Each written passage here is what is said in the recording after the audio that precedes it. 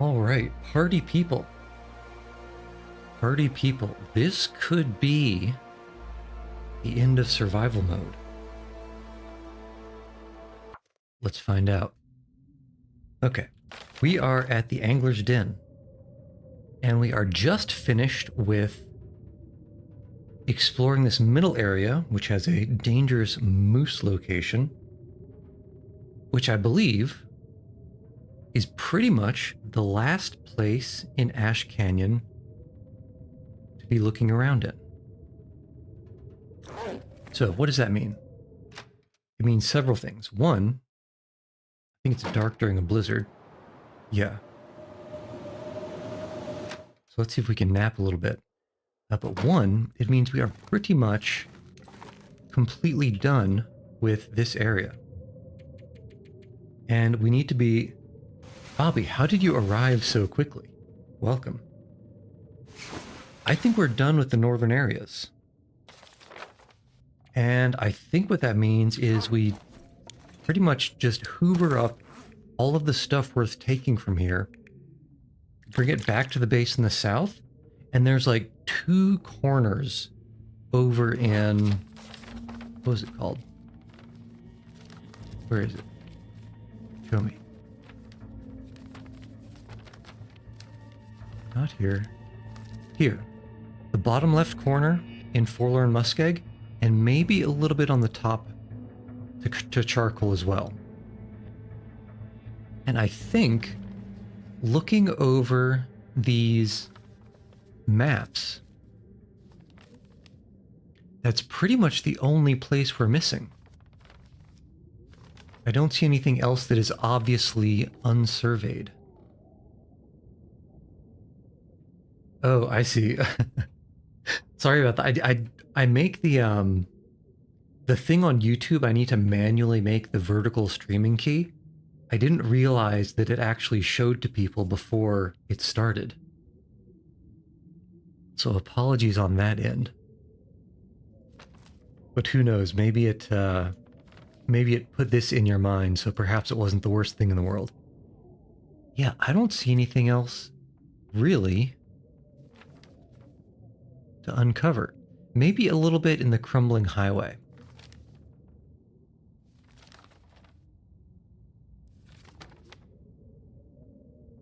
Yeah, there isn't really anything. Okay, so here's the plan. Here's the current plan. We get all of the good stuff. Are you ever going to post long-form vids? I suppose I need to think of what would be worth making as a long-form video first. If I can think up something, yeah, there's no reason I wouldn't try to put one together. But currently, nothing obvious comes to mind. If I had been recording since the beginning of this survival mode, I guess that might not be a bad thing to do. But unfortunately, I don't think I have the footage from the beginning of this. Okay, now, I was hoping to be a little bit closer to dawn, especially because this place is pitch black. I actually don't know where the door is. Okay, that's actually kind of a problem. So, trunk bed. I suppose, well, passing time wouldn't be the worst thing to do, right?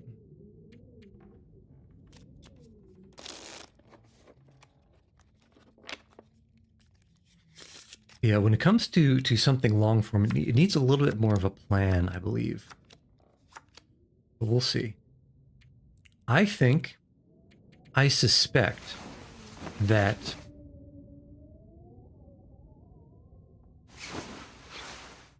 I think we'll get to the challenges today. I think we'll be able to do all the surveying we please and get to the challenges in the survival mode. And maybe those would be a good idea. Something I could, cut together into a more long-form video. Of course, perhaps not the most useful for you, on account of, maybe you'll even see them. When you start a new game or new categories of stream, you can just split your streams into YouTube vids and editing and make a VOD channel for unedited streams. Interesting. Interesting. So I guess like basically take the stream and then edit it down more or less, and then just have raw VODs somewhere else. Yeah, not a bad idea, I think. Okay, so we need to start thinking about exactly what to bring back south. Some things to bring back. Stump remover and saplings. I'm gonna have to leave something behind. Let me just pick all this stuff up just to make sure that I don't miss anything. I'm thinking mostly saplings. Okay, so tools, even the woodworking tools. I've only found one other set of woodworking tools. Let's think about that. What else have we got? Don't need actually whetstones. Whetstones we can take back because they're lightweight. Not really anything else in here, is there? No. Watch 3 YouTube vids live. You can edit it to where you post the 3. I see. And 3 videos are more appealing for... Oh, yeah. Yeah, to the... I guess that makes sense. If there's like an obvious sort of chop up section in a stream, that makes sense. Good evening. Love to see a highlights reel of the Long Dark playthrough like this front one, but it's a hell of a lot of work, sadly. Yeah, well, I suppose it wouldn't be the worst thing in the world if you didn't hit all of them, all of the highlights, as long as you sort of scrubbed through and got most of them. Like I said before, if you make a mistake, who's to know? But yeah, if I was to do that, I'm trying to think of when I started streaming. I think I started streaming... Something's gotta go. Right before I got to the Broken Railroad to do all of the smithing for... I started out with a bunch of arrowheads. And so then there was Broken Railroad. I think then we went up to Hushed River Valley. So we went Muskeg, Lake, Town, Valley. Then we came down, did Bleak Inlet. And then we headed north. And I think that's the order of operations in the stream that I have recordings of. So maybe that, maybe I could do something with, what to expect walking into the northern regions blind. All right, so let's think about what we have in different locations. Angler's Den is the most convenient location because it has no climbing ropes. I think we had a bunch of stuff in the Homesteader's Respite, and we had a bunch of stuff at Miner's Folly. If I recall, I think to remake all of our broken arrows, I think we took all of the birch saplings from Homesteader's Respite, and I don't want to bother going up to Miner's Folly. Alternatively, it might be nice to have something of a backup in case we ever come back. You gotta start a new game, start fresh, and stream. Yeah, I mean, so the current plan, yeah, I mean, I already mentioned, I suppose, the current plan is finish up a couple of things here, and then I want to check out the challenge modes. So let's actually get started going south. What do we want to do a one-shot here? I guess we'll need some food and water. Starting to weigh me Oh, down. also, let's not leave these beautiful, delicious cooking pots. We're not going to be doing any charcoals for a while, so we can drop all of those. What else can we... Oh, I suppose I also have a bunch of pelts that we don't need. Alright. In the trunk. What goes in the trunk? Junk. We'll keep the black bear hide. But the rabbit and wolf pelts we don't need to keep. And all the cured gut we don't need to keep. I didn't realize we were carrying so much reclaimed wood. Okay. The wood can get dropped. In fact, all of the wood can get dropped. Drop all.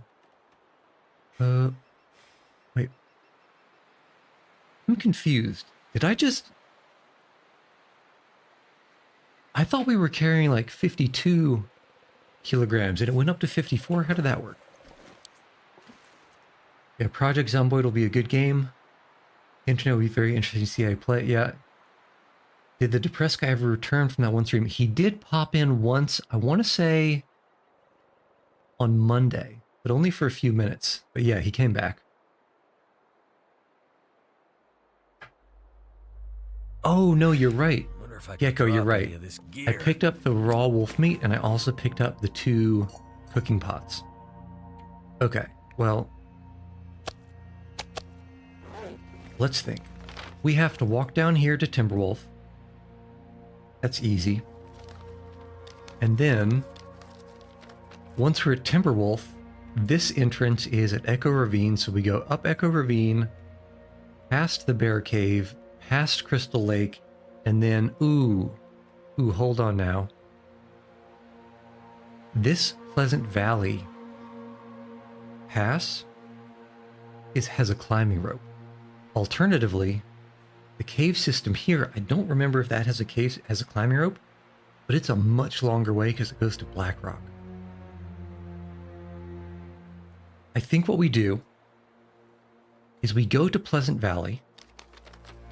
Pleasant Valley is going to pop us out up here. And we do have to climb up and down, but there's a prepper cache right at the bottom of the rope. And we can do multiple trips, so that's fine. Let's just make sure we bring enough food for it. And then we'll head down. We'll go into the abandoned mine, and that will spit us out. Where will that spit us out? It'll spit us out up here in Coastal Highway. We'll walk back to the base, dump all of our junk, and then we'll head over to the Forlorn Muskeg for the final charcoaling. And then one thing I want to do after that is someone mentioned that there was a forge in the Rickon, and I want to go over there. Do I know Medieval Dynasty? The only dynasty I know is Dynasty Warriors, and I don't think that is what you're referring to. So, probably no. I don't think I know what you're referring to.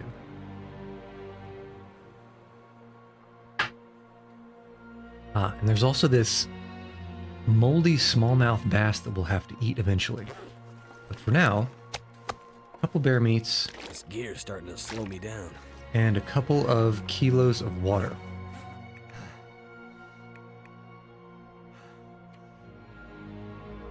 Imagine the Long Dark makes a Mount Everest DLC where you have to hike the Mount Everest alone.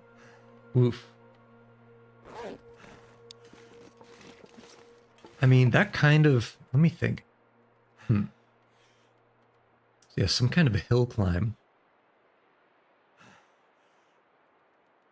It could be interesting as a one-shot, but I feel like it wouldn't have a broad enough appeal to be financially successful for the devs.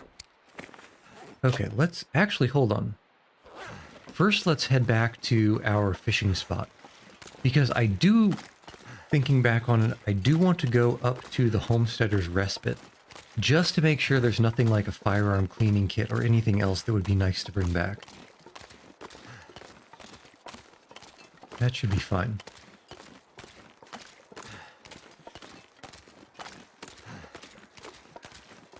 And I actually have been meaning to ask for a while, but I keep forgetting.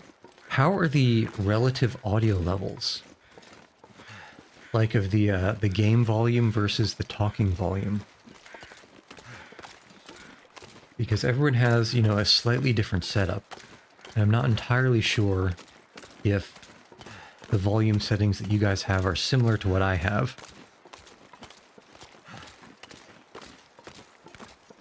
Although I suppose that is somewhat to taste.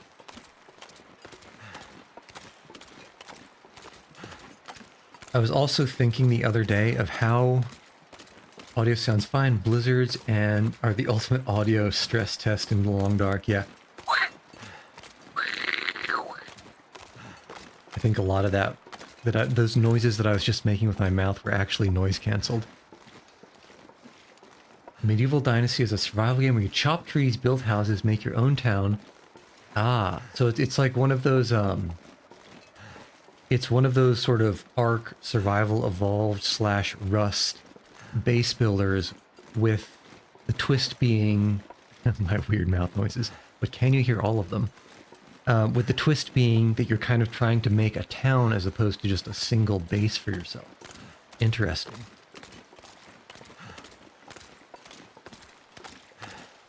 Very, very intriguing, one might say.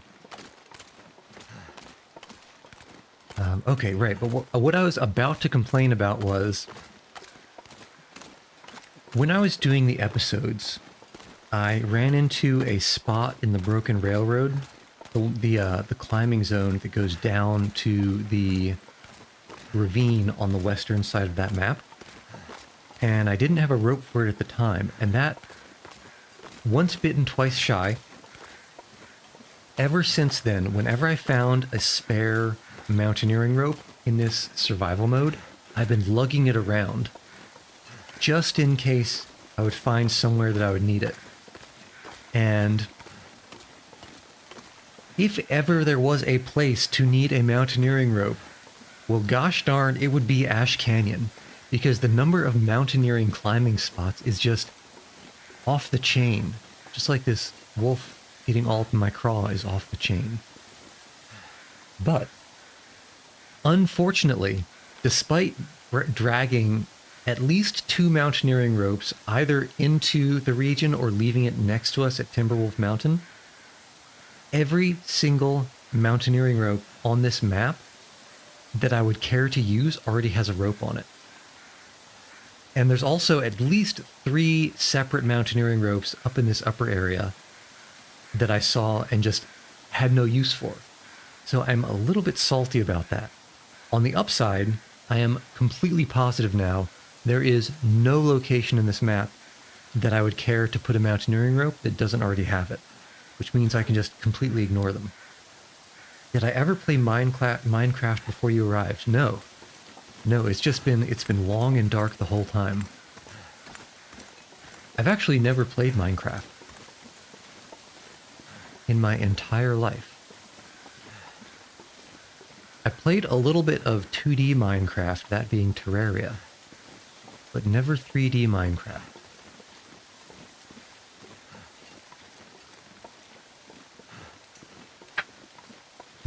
Delicious black coffee.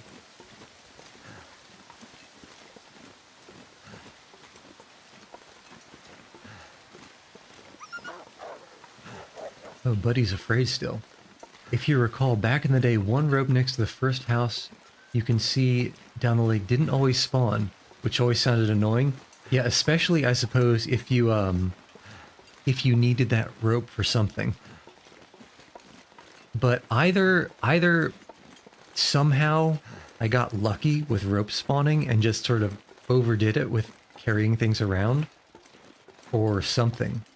Because there's never been a situation where I desperately needed a rope and I had to go way, way far out of my way to find one. I think the sketchiest situation that I ever remember is in Bleak Inlet. If you come into Bleak, there's 2 entrances to Bleak Inlet, and it took me forever to find that this is the case. But if we go to here, Bleak Inlet, there's 2 entrances. One is down in the lowlands through a cave system from Fuller and Muskeg, and one is through the ravine that's between the Mystery Lake and the coastal highway. And this ravine is in an upper plateau area that is only leavable. So this upper plateau, you can only leave it and get down to these lowlands if you climb down a climbing spot that's right by the Pensive Lookout. Luckily, and this may always be the case, but luckily, at the top of the Pensive Lookout, a mountaineering rope spawned. So I was able to just go down immediately. Oh, actually, looking at that map, YouTube, if you ever made a painting started your social media because shorts look like they could at least make $1 from the views. To be honest, I don't know. But I suspect not, because I think, especially for YouTube, I think you need like some absurd amount of views from shorts to get monetized to begin with. So I don't think so. I don't think so. We're doing it for, as they say, the love of the game. And there is a lot to love in this game, as I'm sure you guys can appreciate. Okay. So we did wastefully hunt these wolves before just to get them out of the way. Need 4,000 hours total watch time to get monetized. There's an alternative, and that's mostly from Longform Bobby. I think the alternative is if you get 3 million shorts views. That's another way to do it. Okay, so let's dump a bunch of stuff here. Yes. Yeah, look at how well this fresh bear meat is being preserved. It's uncanny. Okay, but we'll drop stuff. We will drop...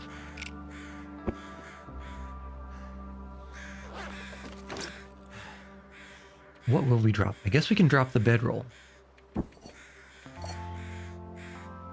Oh, the rope in this location. I see, okay. Drop the tools. I suppose we can drop... Yeah, let's just be super aggressive because I don't remember how much stuff up there would be worth picking up. Hope one day you get at least 10k followers on Twitch, which is really good for... Wait, which is really good not even just for a beginner. I see. I mean, yeah, 10,000 sounds like a very large number. A very large number. Maybe I need to play something super popular like PUBG or COD or something. But at the same time, how would anyone find me in the thousands and thousands of other people who are playing the exact same game? Okay, I'm just being super aggressive dropping things here because I want to be up and down quick. What else can we drop?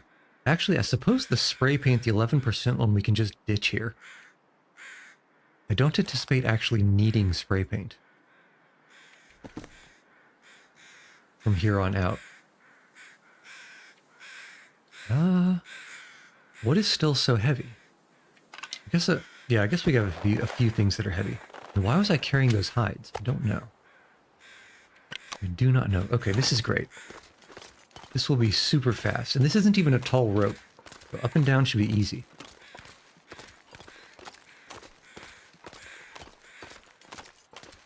Okay. I need to be a little bit more discerning about the things that I decide to make into little short videos, though. I feel like at least half of them are just self-indulgent on my end. Wait, hold on. You can mountain goat up to this ledge here?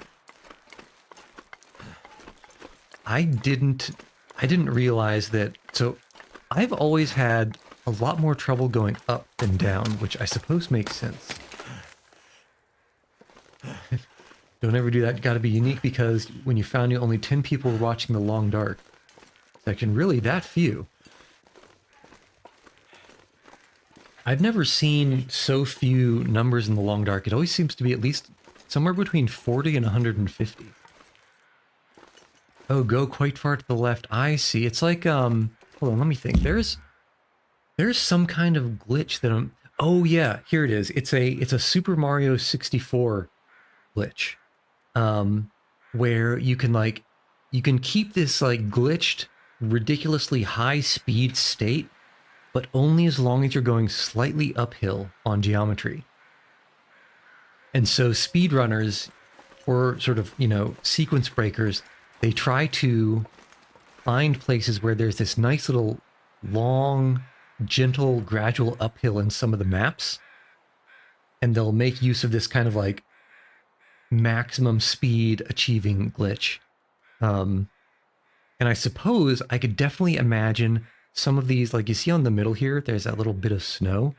I think you can probably sort of sneak your way along those and then switch back and cut along the the rock to get up to the next level, and then again go up the snow and then switch back on the rock. I think if you practiced enough and you were light enough so you didn't break an ankle, I could see that happening now. Okay, let's see. What have we got? Luckily, it's not too dark. Where do we put all of the swag? We don't need the revolver, and just for emergencies, let's actually leave a couple of bullets here. Yes. Okay, actually, if we come back, it would probably be down here. So, you know what? We'll take this revolver and the bullets down, and we'll leave it down in the lower area. Okay, what do we have? Take most of the matches. Leave some of the matches here. Aim is for matches that... Yeah, we'll leave some matches here for emergencies. Other than that, I think we've pretty much got everything from here. Okay. So we did not need to be nearly as aggressive with dropping stuff. On the plus side, I think we can make it all the way back to that lake in Timberwolf. Did you know in the Minecraft world, not even in theory, it's true that you can walk, but it takes over 16 real years. But the Minecraft world is trillions of times bigger than the universe. Now, are we talking about the known universe? Or I suppose it must be talking about the known universe. Because how would you measure the unknown universe? It's not possible, Jim. But to be honest, it doesn't really surprise me, because Minecraft can procedurally generate an arbitrarily large world. Well, not arbitrarily large, but up to whatever number of floating point, I guess, integers they use to not measure, but to index the chunks. Okay, we don't actually need any gut. There's plenty back at the other bases. Each Minecraft block is a meter, which is pretty large, yeah. Meters are pretty large, especially if you're measuring otherwise in terms of, you know, integers. This, we'll get a little bit of wolf meat. That wolf meat for cooking later. We can leave some matches, and we can leave the revolver and a little bit of ammo here. Just for emergencies. And actually, for even more emergencies, let's leave a couple of these hooks. Because surely there's not going to be a lot of hunting to do or fishing to do on the way back, right? Okay. This is good. Ooh.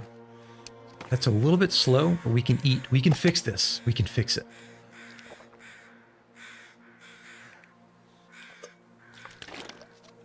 In patches, you can go past the far lands, which is really, really far. Well, so my guess is that programmatically, the way that Minecraft deals with its global positioning is it probably only... How do you even calculate how big a block is in real-world measurements? Well, what you can do is you can drop something, you can measure how far it takes, or how, you know, far it falls in 1 second, and that's assuming that the Minecraft world is supposed to be approximately the same mass and size as Earth. You could use that to estimate G, the gravitational acceleration constant. And so you could figure it out that way. Or I suppose you could estimate it that way, is the better thing to say. Doesn't a Minecraft feather drop as fast as a block of iron? Well, that just means that Minecraft exists in a vacuum and there's no air. So that makes perfect sense, right?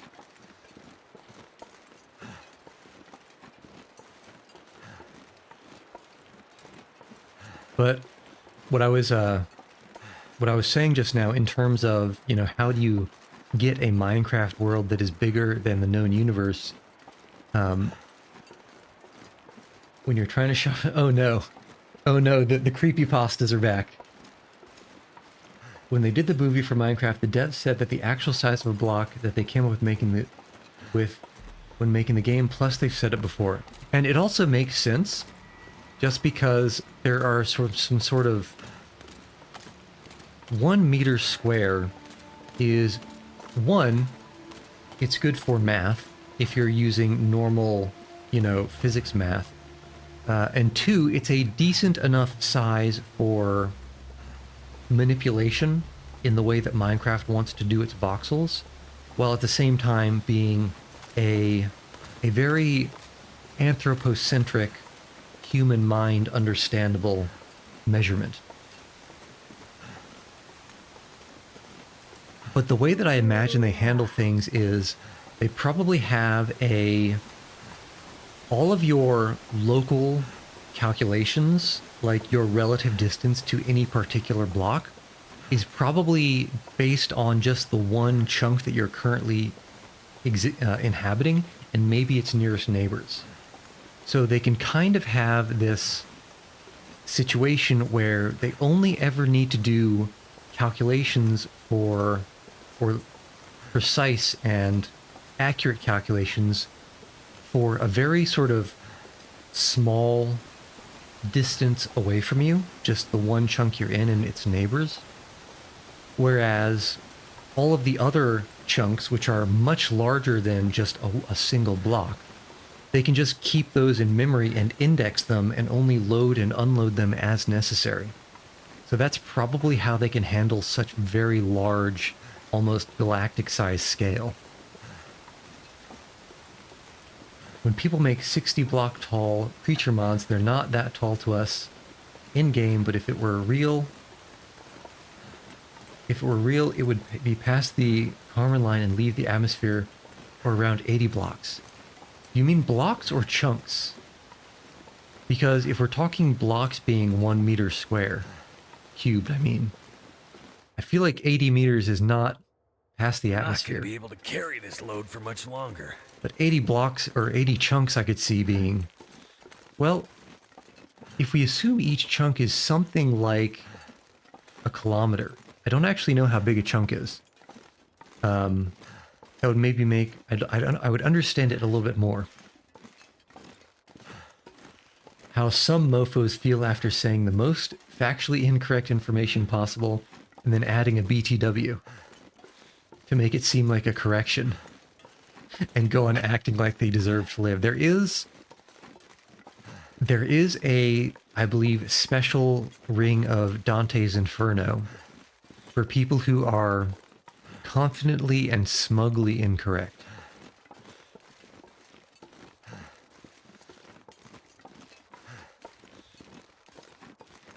And I think I'll be heading there one of these days. Wait, hold on. A chunk is 16 blocks tall. Okay, I thought chunks were much larger. I thought a chunk was more like maybe 500 blocks.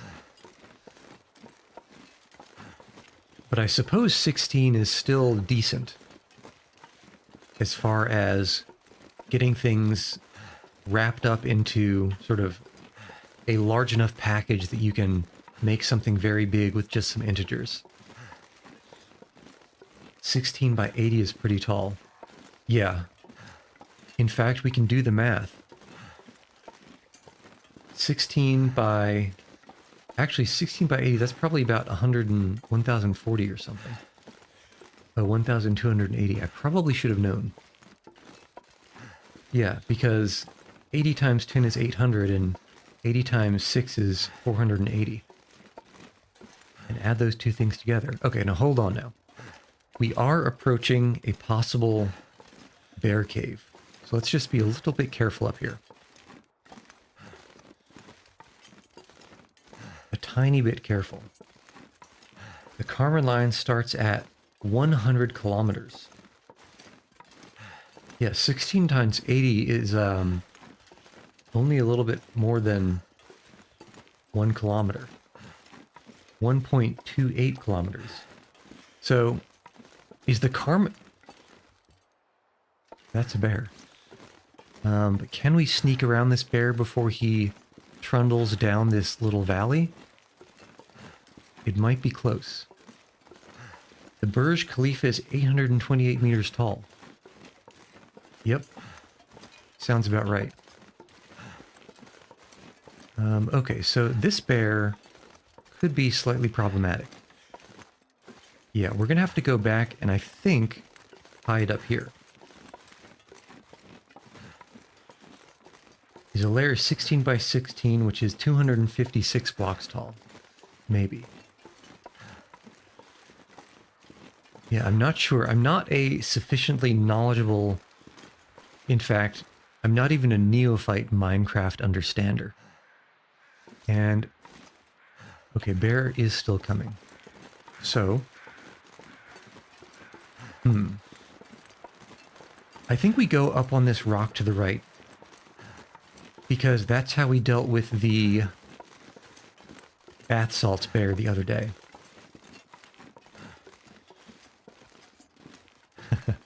We need a Minecraft-obsessed astrophysicist in the stream stat. Well, I can do about a quarter of that.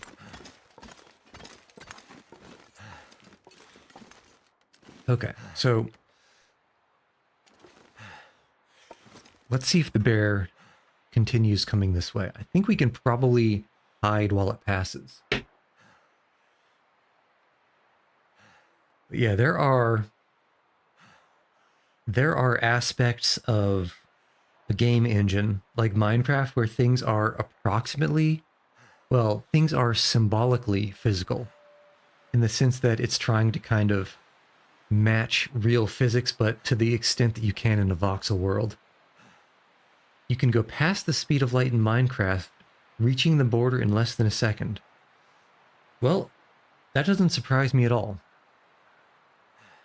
Actually, to the point where I might not even be surprised if Minecraft didn't even have the speed of light programmed into it. It wouldn't surprise me if Minecraft's speed of light wasn't instantaneous. Just because programming that delay would require a not trivial amount of calculation overhead and otherwise just development time to put it in. You have to do it using math and redstone to go past the speed of light. Maybe. Because at that point, you're basically doing all of the calculations that like ray tracing algorithm would do, except you're doing it in Minecraft. So it's like, it's very, very inefficient. Okay, so we hear Mr. Bear burbling, hopefully continuing to walk past. I don't think bears hunt based on scent. I hope they don't hunt based on scent.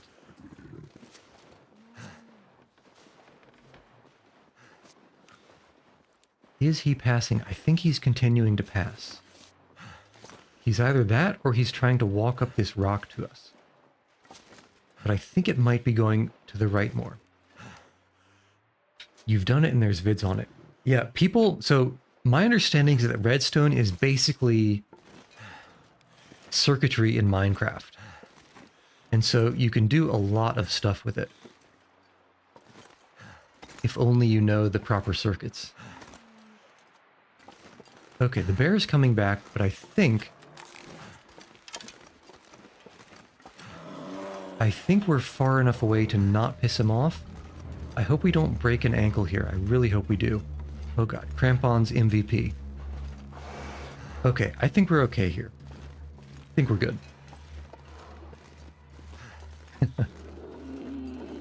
The skinwalker that's pretending to be your cat the last year, so it genuinely has to get rid of you. You see, that's why you need to not put it into a corner.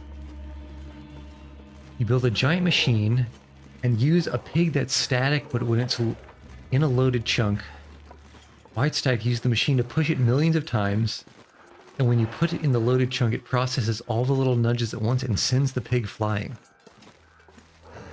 That sounds a lot like the peasant rail cannon that you can do in Dungeons and Dragons, if you guys have ever heard about that. But yeah, you basically, it sounds like you just bank a whole bunch of little motions and they all add up and they all get processed, like you said, at the same time.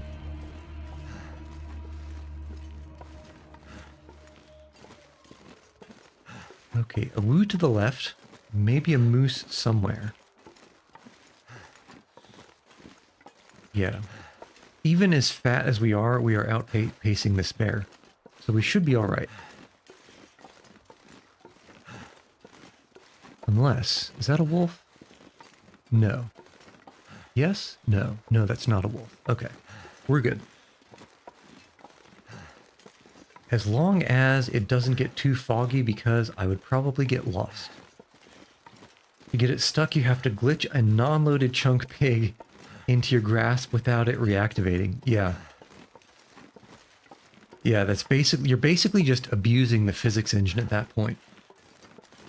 Because like I said, the way they can handle having such a theoretically large world and not have your computer grind to a fiery halt is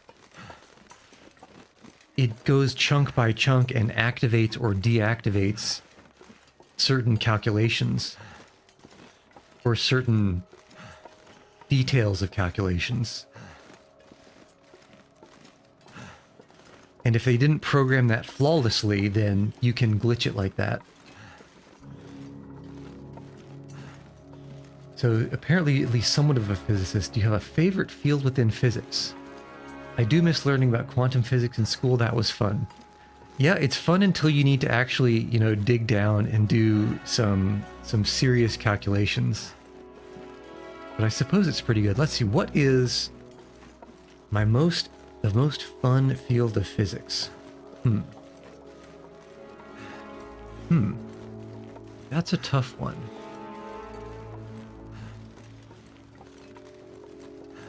That is a tough one.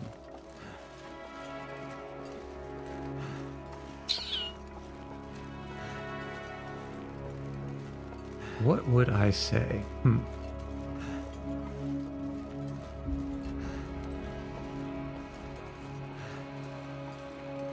I think E&M can be pretty fun. Your favorite thing about physics is you do the insane hypothetical situations. So, ooh, there's a wolf there. I think electromagnetism can be pretty fun, but the issue there is that the math can get pretty insane when you're trying to find solutions. But at the same time, as long as things aren't too crazy, I find that you can very often at least approximately visualize the kind of solution that you're dealing with, even if the math and all the greens functions and everything to get the proper answer are horrendous. Okay, with 2 scent marks, we might not actually be able to sneak around this wolf here. Keep forgetting to eat the fish. So let's see if we can do something about this. How hard it must be laughing just for them to be found dismembered on a random railway 3 weeks later. And he is hunting us. Okay, buddy. Now, we're walking kind of slow. I'm wondering, can we get around him and into the house? Ooh, especially not if we're going to get stuck on a tree. But I think we maybe can. But beyond that, I think that doing molecular simulations is actually kind of fun, just because it's like Legos on crack. It's very complicated Legos on crack, trying to put atoms together in a configuration that gets a result you want. And there are a bunch of different ways to do it, and a bunch of different ways to kind of estimate exactly what the result will be. And it's always a little bit fun to kind of see if you can make a prediction and have it actually work out and make sense. You know, it's kind of like there's some kind of a lock you want to open, and can you figure out how to design a key to fit it? Do you believe in other life in the universe? And if you don't mind my defense, is it might not be smart and the universe is so large and probably out there, but we'll never find it. Now, there are levels to this. And I think this is... Who was this? It's... Is it Russell's paradox? No, Russell is the teapot guy. Whose paradox is this? Is it Fermi's paradox? This might be Fermi's paradox, but that might be something else. The idea being, the paradox being, the universe is so large and so vast. Something's making me feel Surely there's life out there. The paradox being, why hasn't it contacted us yet? Or is it Russell's paradox? I might be completely misremembering the name, but there's some kind of paradox that is pretty much that question. Is there life? If there is life, what's the probability? And given the probability, why hasn't it contacted us? And it's really just... Okay, so it is Fermi's paradox. So, yeah, Russell must be the teapot guy. It really is just a numbers game. You have to estimate how many stars are there, how many stars have planets around them, how many of those planets are in the approximate distance that you would expect to have those conditions for life, and then of those... Yeah, bro's just following us, huh? And of those, how many, you know, have actually had the chance to develop life? And, you know, as long as you have a non-zero probability for each of those things, the probability is non-zero at the end of the day. So it's like, you know, where the life at? Yeah, it seems like Buddy gave up. Because he doesn't know how to open doors, because he doesn't have an opposable thumb, he just has a dew claw. And so yeah, back to the original question. Do you think there's other life in the universe? I feel like it is a probabilistically impossible that there is no other life. But there are certainly other considerations. For example, surely you guys have heard of the Great Filtering. That being, any particular strand of life may eventually, well, one, it may not necessarily evolve to the point where the sort of general plastic intelligence that humans have is necessary, that leads to things like, you know, radios, for example, and the manipulation of the electromagnetic spectrum. But even if that happens, the Great Filtering is the idea that such civilizations may be their own destruction before they have a chance to kind of get off world or perpetually send out, you know, do something that will perpetually send out some radio signals that we could find. For example, you know, putting out a solar powered satellite that just spews out some kind of, you know, welcome to the universe signal. Maybe they nuke themselves to oblivion before that happens. So even if there is a non-zero and perhaps even a non-zero or perhaps even infinite number of civilizations out there, if the Great Filtering is something that hits all of them, each civilization has a finite time where it will be spitting out radio signals that we would even be able to pick up. And if those times don't overlap, then, you know, even if there's an infinite number of civilizations, it could explain there being us not able to hear anything. So the Great Filtering is just Mass Effect. It's even more... Mass Effect would be, say, the Great Filtering on a galactic level, whereas the Great Filter I'm talking about would be on a planet-by-planet level. In 1939, Funny Mustache Man sent a radio signal that went out throughout the Milky Way and past the solar system. Bobby, Bobby, Bobby. Bobby, Bobby, let me let you in on a little secret.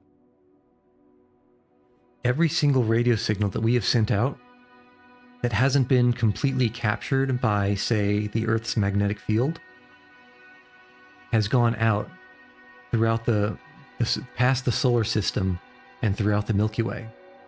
Because generally in space, there is very, very, very, very little that can stop an electromagnetic wave once it has been sent out.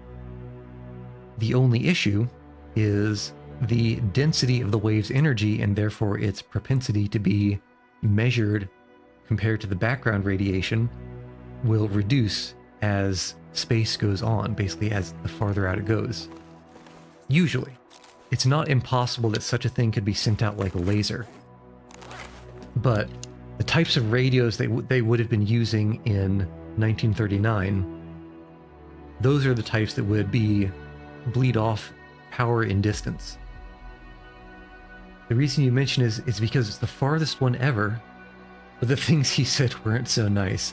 I can definitely imagine. Luckily, I'd imagine anything that would be out there to read it or hear it probably wouldn't understand German. But if I'm going to actually this, I would say actually, ever since the first radios, they weren't particularly, they were really just long antennas that they would, blast some oscillating electronic, current into. And those radios weren't particularly picky as to the direction they sent the signal. So I would imagine actually that the first radio, the earliest radio signals that got spat out that could be picked up by someone were probably decades earlier than that. Because didn't Edison do radio things in like the early 1900s, like 1900? Or was he really just a Morse code kind of a guy? Like a telegraph kind of a guy? You asked earlier, but we're talking about space. Do you believe in a God or science? Me personally, science. Well, it's complicated. Currently, and actually we can probably sleep until almost dawn with this. So let's first pop a quick squat. The more that I think about it, the more that I actually lean towards simulation theory. And in that case, the programmer, or I guess whoever's maintaining the infrastructure, would be God. So it's not the kind of thing you would think of typically as a god, but it's also probably indistinguishable from what people would think of as a god. Man, I always forget to eat the fish. Bad Yuchi. Bad Yuchi. Do you have a keyword for that broadcast I can look up? Only sources you can find are radio broadcasts from 1936 on Reddit and Instagram, which, yeah.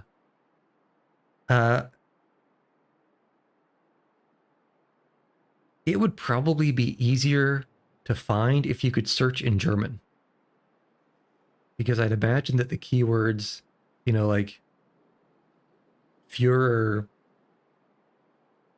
Sprechen, Radio, Telegram, Geschäft, or something. Something silly like that. Okay. It is kind of nighttime. Actually, hold on. We do need to wait until dawn because there may be some saplings in here that we want to bring back. So let's pass time for a couple hours and then sleep for one more. But yeah, to give you a less rambly answer, I think it's not necessarily a spiritual belief in a sense, though you could cast it as such. But my current belief is that there is probably some layer of existence that perhaps our science cannot directly touch and could only infer. Because, I mean, if you think about it, even, for the longest time, you go back far enough and you ask the question, well, what happened before the Big Bang? And even still, we don't have a good answer for that. And I'm just thinking probabilistically, there are arguments, and I would call them moderately strong arguments for this sort of simulation theory that I'm describing. Ooh, we'll definitely take the flask. Return the flats. Okay. Airline food. We can leave all the airline food. We can leave the distress pistol. We can also leave one of these revolvers behind. You know what? Part of me is actually kind of regretting not making a whole bunch of survival bows back up in Ash Canyon and kind of sprinkling them down in different places on the way back. But I suppose if we leave a sapling and some guts, well. No, it's more complicated. So instead, we'll leave this revolver and a little bit of ammo. First, we'll load it.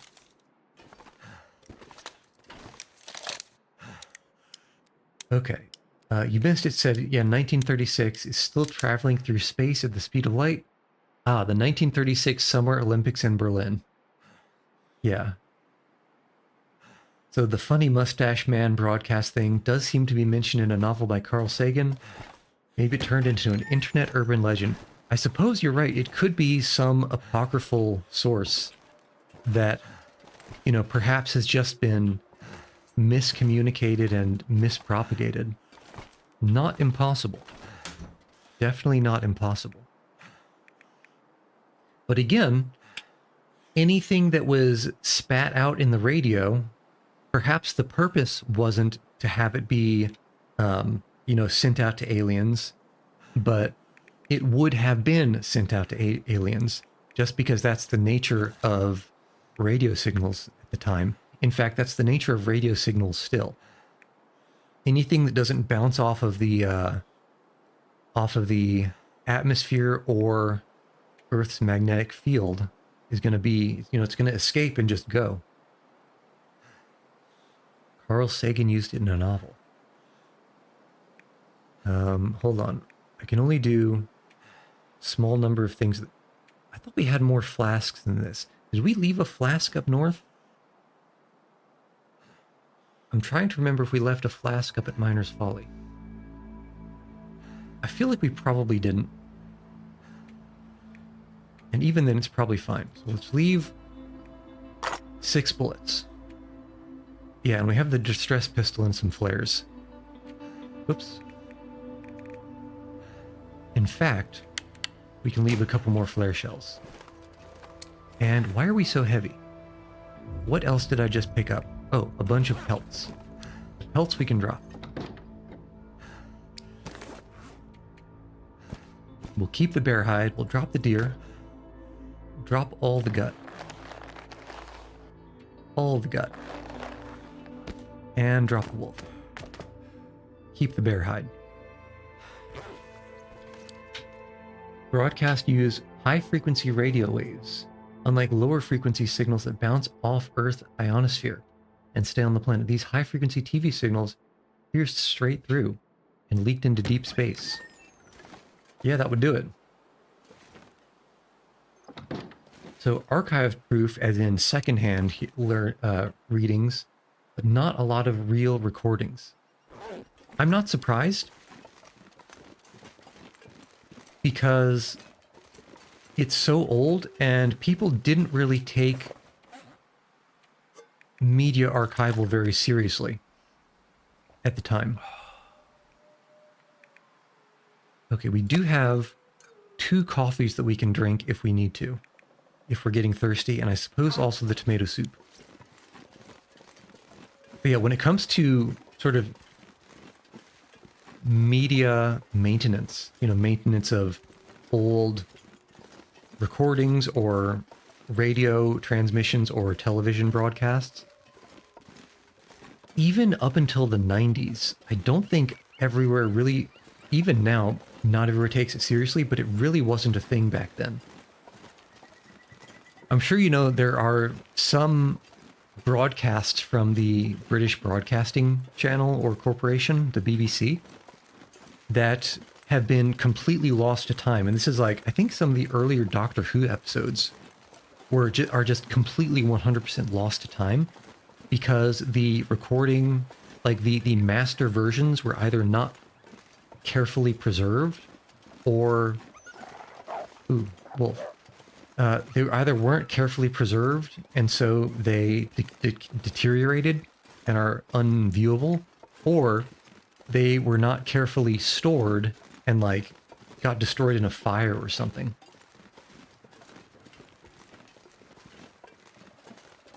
Okay, right now I am looking for one, this wolf not to be chasing me. Buddy. And two, I'm looking for the fallen landing gear, which should be somewhere in this direction. It might even be over there, because that's where the exit is. We'll never be able to get the signal back because of the book Contact.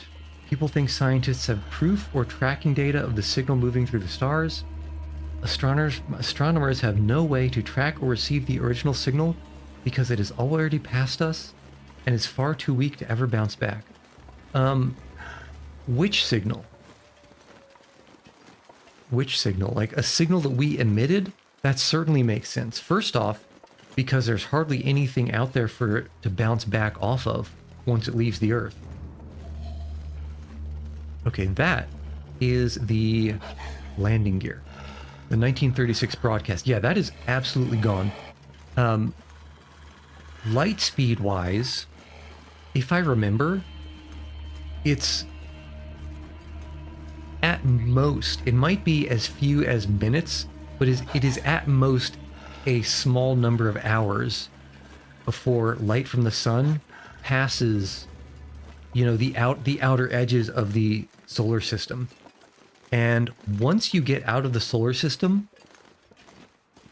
the size of, first off, I think the nearest target is like probably, it's probably at least a couple of light years away. It's going to be like, what is it, Sirius? No, Sirius isn't. Sirius, the dog star, is not the next closest thing, not the next closest star. What's the next closest star? It's on the tip of my tongue. Something Proximus? No, I'll think of it probably in about 20 minutes. But basically, once the signal passes the solar system and, like, you know, Uranus, there is close enough to literally nothing for it to bounce back off that I'd be comfortable saying there's literally nothing for it to bounce back off. So, you know, that broadcast is completely gone. It's not coming back. Skim the entire Wikipedia article for the ionosphere, and it doesn't mention the tiny mustache man once. Neither does the wiki article for very high frequency transmissions.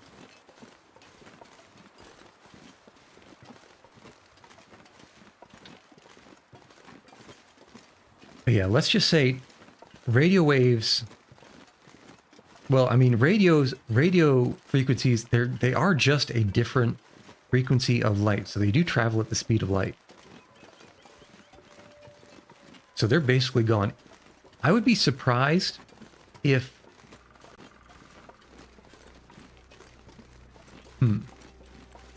I suppose we could probably ungarble a signal that bounces off the moon. But anything else, I don't think we'd be able to retrieve it. Even Mars, even Jupiter. Don't trust Wikipedia, son. They are not accurate for about 70% of stuff, because I can literally edit the article right now and make it say Fortnite. Yeah, the only thing Wikipedia is really worth a damn for is sufficiently obscure math or science topics that people don't really care to vandalize. And it's especially not reliable for anything that is even tangentially political.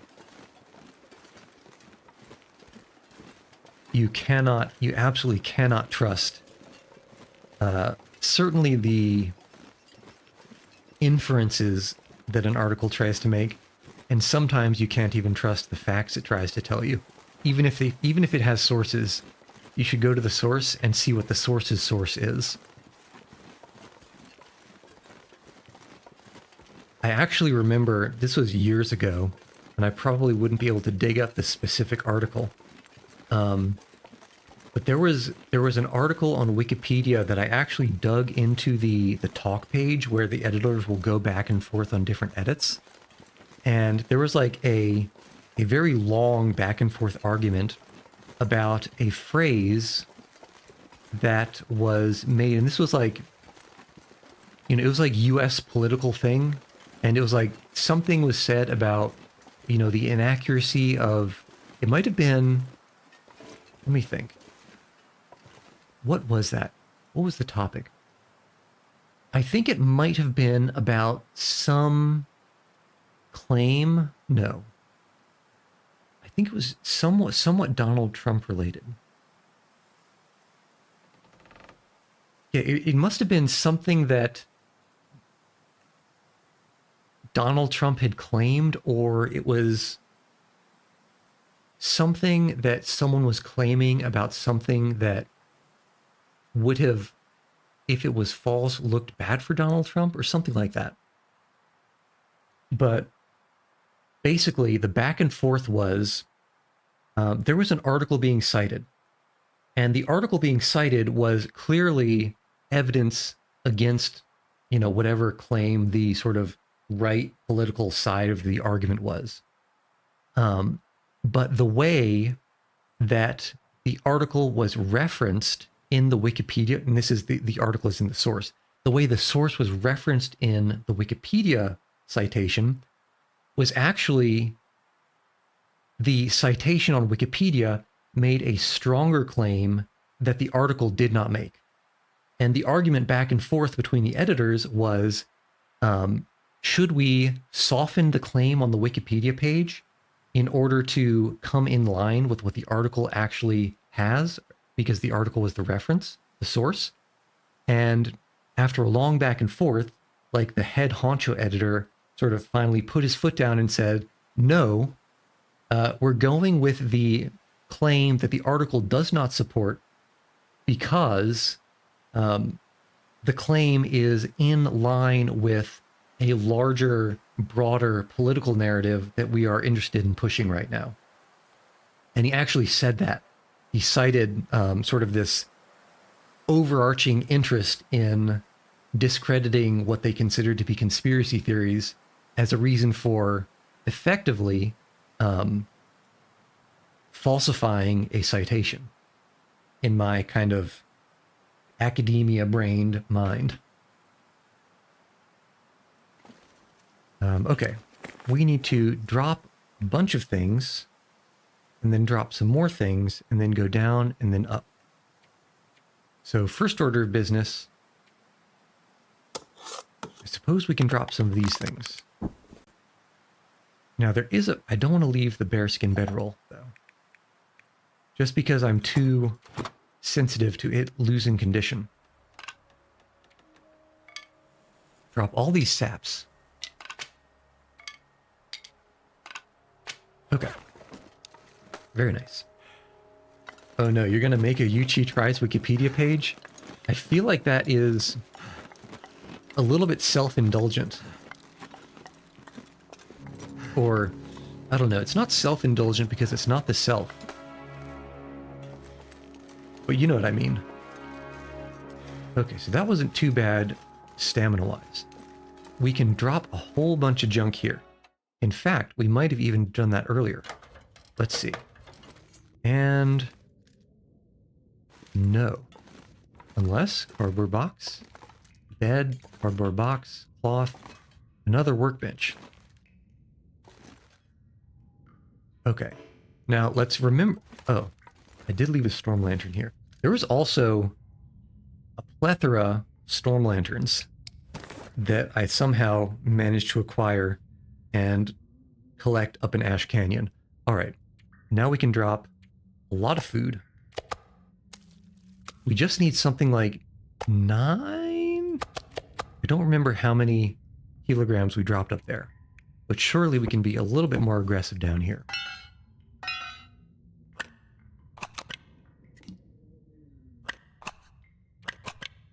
You're making the page right now.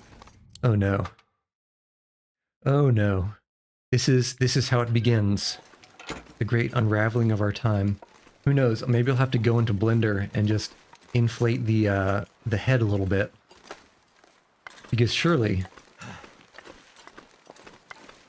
I'll let this get to my head. The fame. Actually, I don't even know if you could make a Wikipedia page, because doesn't Wikipedia require some kind of secondary sources as sort of some kind of evidence? I don't think they let someone just write something.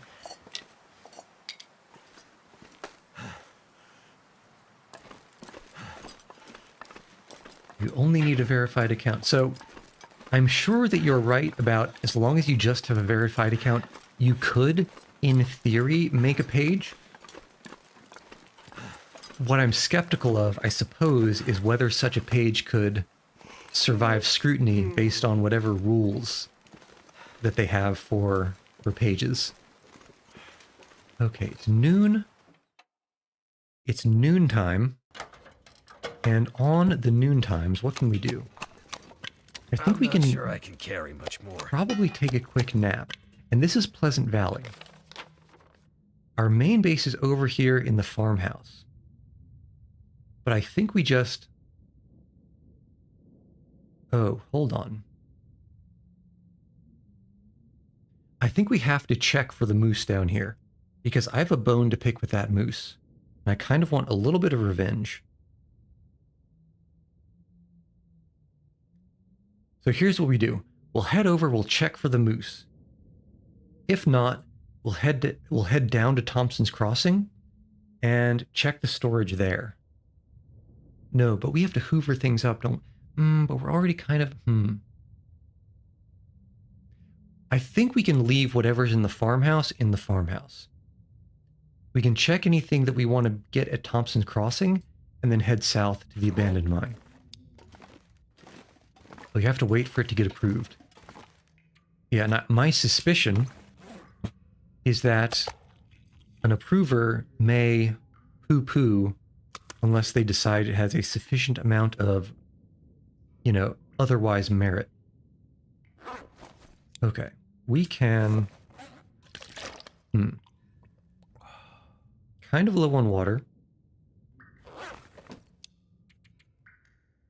We'll sleep for a little bit. 4 hours, maybe a couple more hours. Yeah, it shouldn't take too long. As long as we're not super close. This is kind of close to dusk. Sleep for 1 more hour. We should be far enough from dusk that we don't have to worry about getting very dark. Here, okay. Yeah, this should be okay. Fatigue-wise and light-wise. Yeah, it says it's almost dusk, but this is like, that sun is practically high noon in my opinion. So we'll head down to the road, we'll take a right, check for the moose. And if the moose is there, we battle.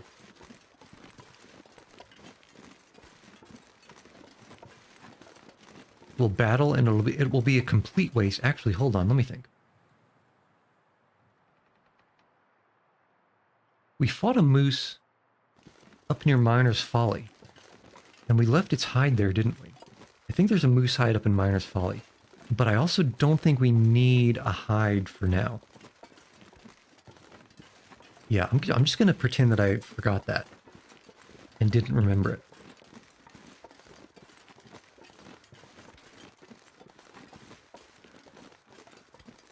Oh no. It'll be done soon. Well, good luck whenever you decide to submit it. Personally, I don't have the highest of hopes for success. I suspect they'll say, nah, dog. But who knows? Who's to know? In the words of Julia Childs.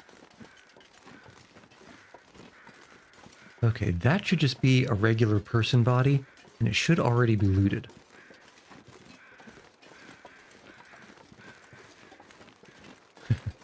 Or you make the Yuchi Tries website. Well, one of these days I'll get around to something like that. But I don't think I'm serious enough about this yet to do that. So I don't think that is quite a requirement at this point.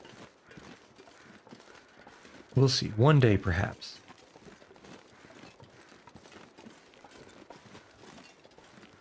One day, in the far-flung future, a cat makes a website.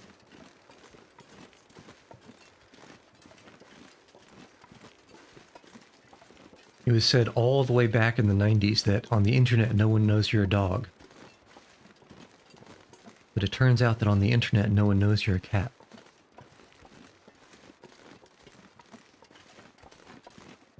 What do you guys think the over-under is for this moose to be here? I have a vague recollection, and it should be something like pretty close to that, or maybe a little bit past that burnt-out house. I have a vague recollection, and don't quote me on this, but a vague recollection of coming back here after the moose attack and the moose not being here. So I really do not know what to expect. It seems like the mooses are somewhat itinerant, in the sense that they'll go places. Oh, the places they'll go.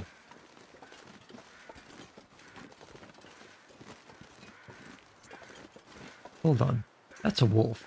Why is there a wolf over in the moose location? Certainly there can't be a moose over there. Certainly.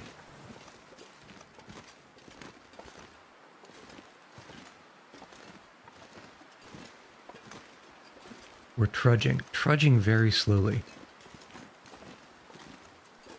Yes, we're getting a little bit of color in the clouds on the horizon. That means that the dusk is coming. All right, so that's a wolf that we can see through the trees. That is also 100% the wolf location, not the wolf location, the moose location.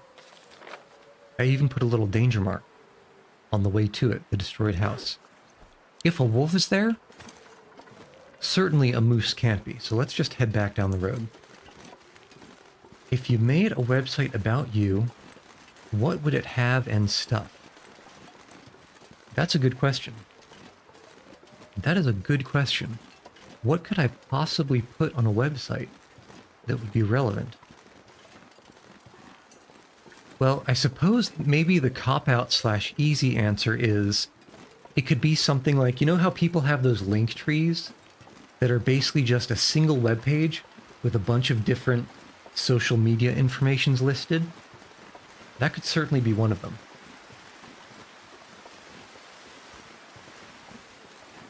That could certainly be one. And I suppose, you know, like a larger streamer might make some merch, right? You know, like I have been in my time an aficionado of the Linus Tech Tips, and you know they've been around forever, and they're pretty big, huge in the tech space. So I imagine that, you know, they have basically an online store. So you could do some branded online store stuff. Using your university library access, because Wikipedia is so bad, I found zero proof that Tiny Mustache Man's 1936 radio broadcast was the first to breach the atmosphere or achieve any other new impressive thing. You see, that's what I'm thinking. So think about it this way. There are two aspects of a radio broadcast. There is the emitter and there's the receiver. Now, I think I think the bigger clue here is the receiver. That being the sensitivity of the receiver. Ideally, you would want to have a very, very sensitive receiver, and that's because you'd be able to detect a weaker signal. And in the terms of a radio broadcast, that would mean you could detect a signal from farther away. And that's a good thing, right? So we want to have more and more sensitive receivers. The first receivers, I would imagine, were not very sensitive. Because basically just the technology, either the antenna geometries or the antenna materials, would not have been very good in the beginning.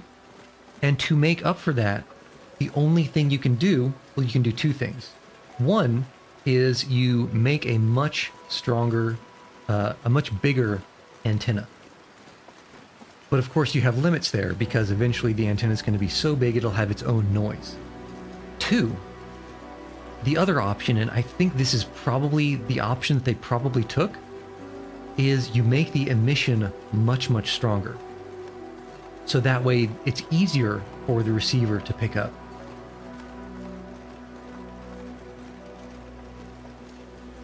Combine those two things. Actually, it's just the one thing. It's the second thing. And the result is that the early radio transmissions were probably extremely strong, to the point where I wouldn't be surprised at all if they just accidentally got spat out through the atmosphere and were able to breach, I guess, whatever, reflective properties it had on whichever frequencies they were transmitting. Could you hypothetically make a broadcast at home that could reach miles away? Yes. Yes, that's basically what ham radios are. But according to, this is assuming, of course, that you're in the United States, there are regulations for the power that you can use to emit your frequencies. But I think, so this is like ham radios and walkie-talkies are regulated if they're above a certain broadcasting power threshold. I think if you have good conditions, you could probably, and don't quote me on this because I'm just going from the little that I know about the strength of commercial radios. Ham radios, 100% easily you could reach miles and miles away. But ham radios need a license because they're strong like that. But I think if you have good conditions, you could get a commercial walkie-talkie that could reach miles away. So that's good atmospheric conditions and also good ground conditions. That being like you're not in the bottom of a valley. Like if you've got a long way and not a bunch of trees, not a bunch of like buildings or power lines or things like that that are going to be bleeding background noise into the air. I think you could make a broadcast at home. If you wanted to, you could probably also rig up a rudimentary antenna to broadcast yourself, as opposed to getting a commercial walkie-talkie. Oh, and what do you know? It's golden hour. The perfect time to shoot some old-timey films.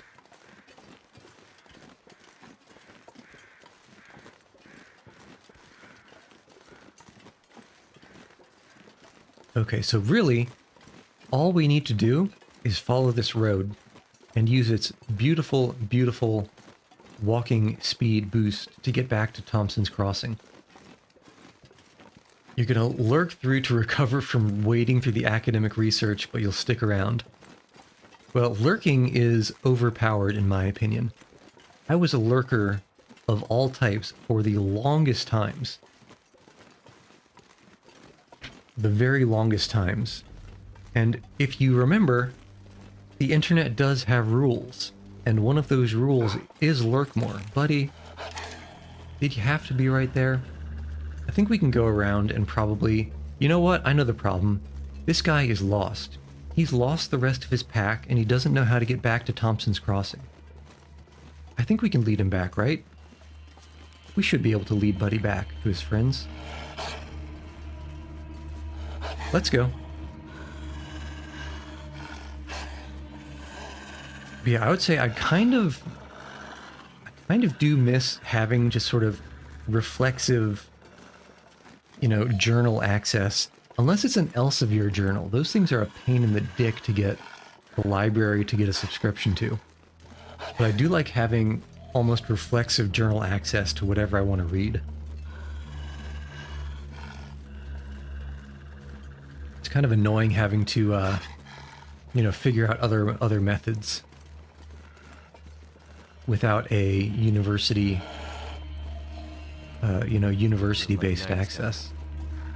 Very convenient if you need it.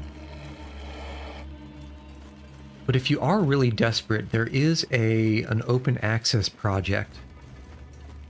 I don't know if they're very up to date on journals, but they're an open access project for, you know, like scientific books and other published work.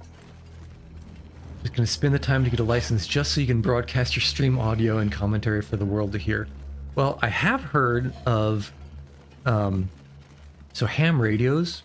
They're kind of, my understanding is a ham radio is sort of the strongest non-FCC restricted kind of a broadcasting equipment that you can get. I've heard of, and those signals I'm pretty sure do bounce off the atmosphere. And I've heard of cases where if the weather was quite good, ooh, hiccup, and you had a particularly like on the high end of power setup, that you could actually say broadcast from California and send and receive messages to, say, Japan. I think they will go that far if you've got things just lined up right, but I don't think it's a sure thing at all. And I did look into getting a license a while back. I think you need to do a little bit of studying. It might just be a paper test about, say, like some of the restrictions and some of the history of ham radio and, you know, citizen radio broadcasts. But don't quote me on that. I suspect there isn't a practical aspect. It should be pretty easy to get, and I think it only costs $40 or $50 for the license.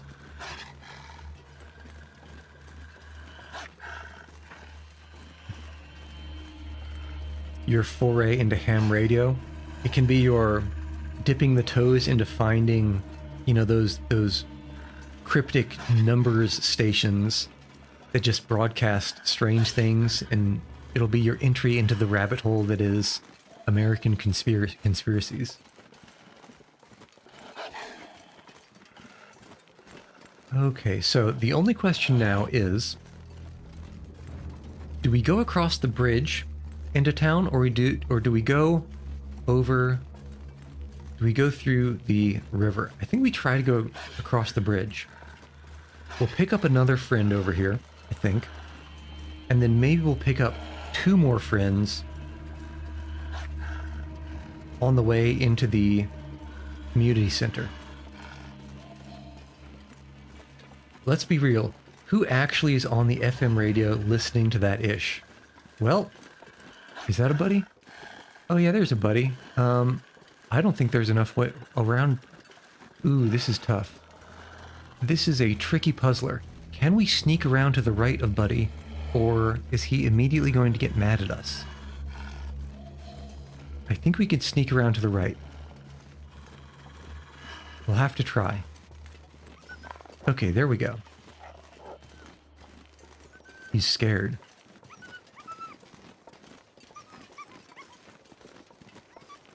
But as far as listening to FM radio, people on road trips with older cars, they're going to be the FM radio listeners.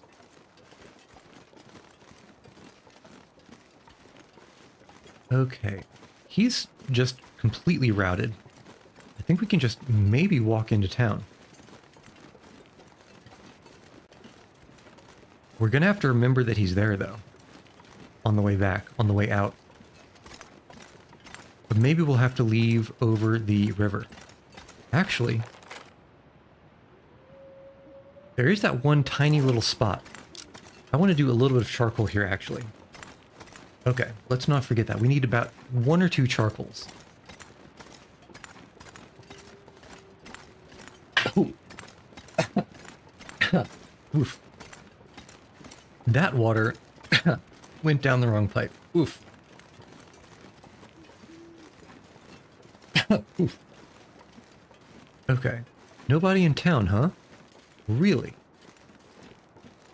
This place is notorious for trolling me, though. Alright, anyway. There's certainly got to be some water here. I'm gonna have to leave. If we're something lucky, behind.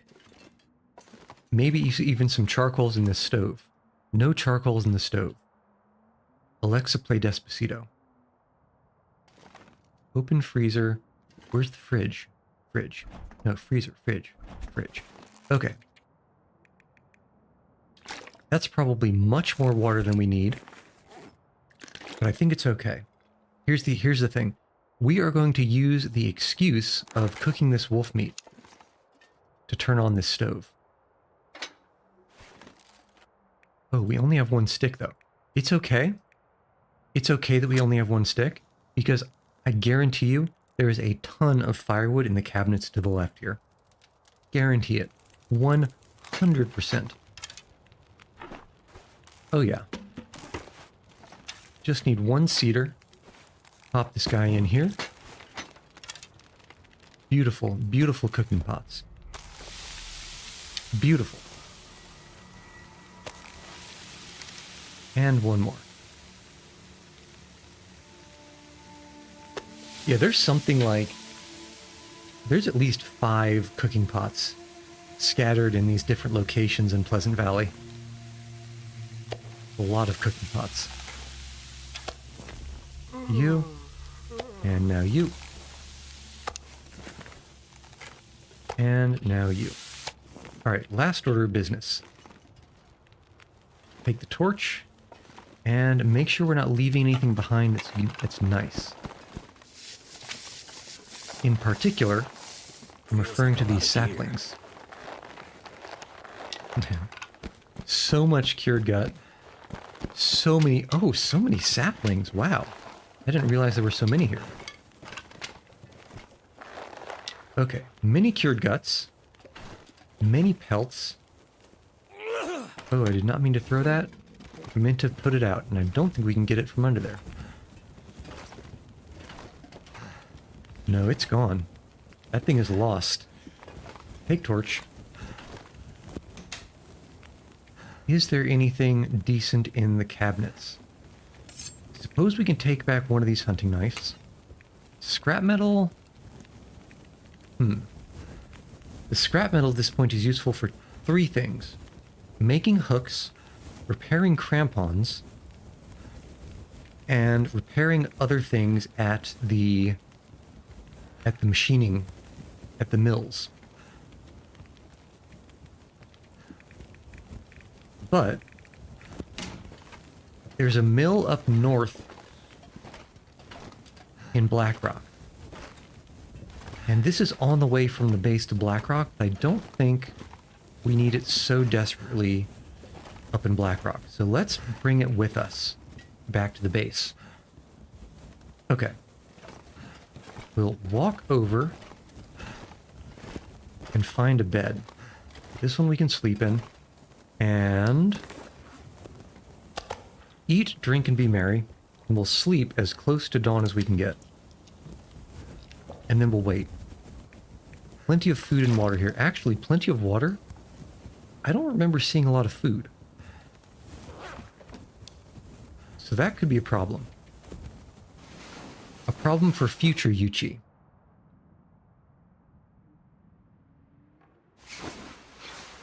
Alright, of course, it's got to be the middle of the night, right? Actually, it's pretty close till dawn. We might even be able to get away with just 1 hour of faffing around. We couldn't. So now we'll sleep. We can't sleep. So we'll faff around again, and we'll sleep 1 more. Because I hear a blizzard outside. I definitely hear a blizzard outside. And it's not the kind that you get from Wendy's. Alright, The wind has died down. We should be okay. Delicious. Okay. We don't need a billion wolf pelts. We'll keep the bear. Might even keep the deer. We'll see how the weight goes. But we certainly don't need a billion wolf pelts. The only thing that's good for is repairing our wolfskin coat. And that's kind of okay right now. All these saplings. Let's think. An extra knife, that's nice to have. I've actually got half a mind to leave this hatchet here. Do we already have a hatchet? If there isn't a hatchet in these cabinets, I'm leaving a hatchet here. And there isn't. So, keep that there for a rainy day. We'll bring the lantern fuel because there is a... What's the word I'm looking for? There's a storm lantern that we should be able to use to get through this cave. And that... We can drop that soon. Maybe outside. Because that torch is ruined.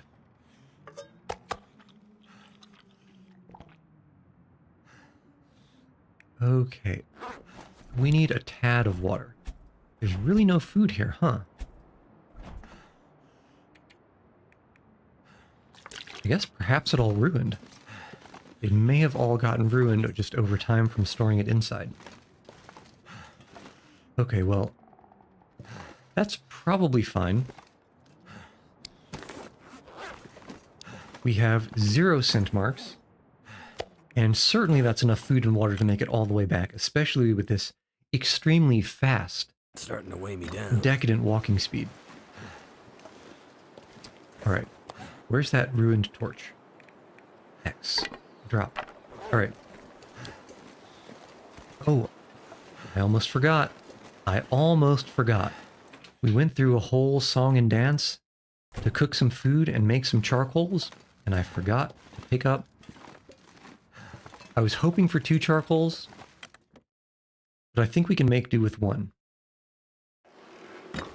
Alright. Head out. No scent marks means we shouldn't be hunted. And we will go... I think we want to go to that... Yeah, there's a place, there's a break in the road heading north on the right. And I think that leads to a rabbit pasture, or a rabbit grove. That, or a little bit farther up the hill, is exactly where we want to pop this charcoal. I'm pretty sure I know where we want to do it.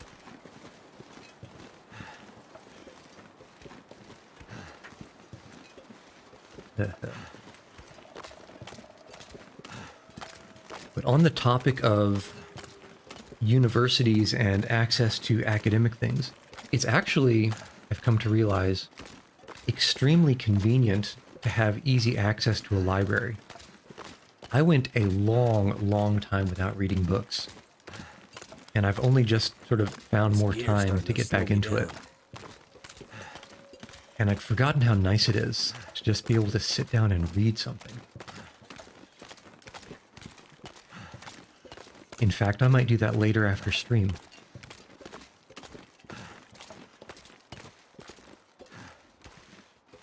There are a few things I've been meaning to start reading, or reading properly.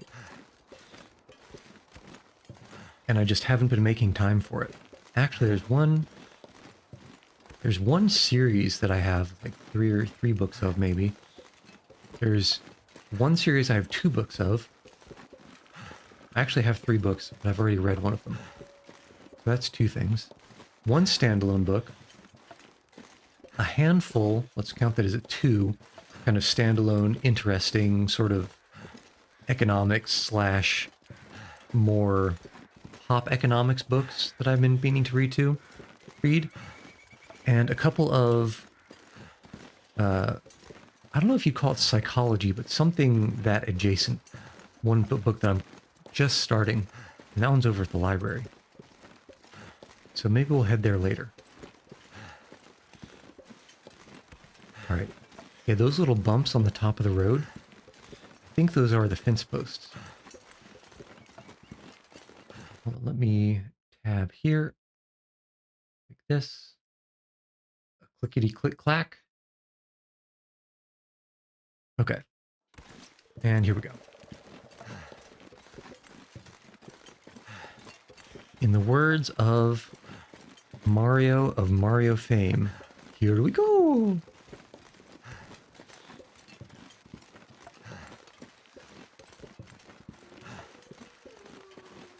Man, I remember the last time we headed up this way.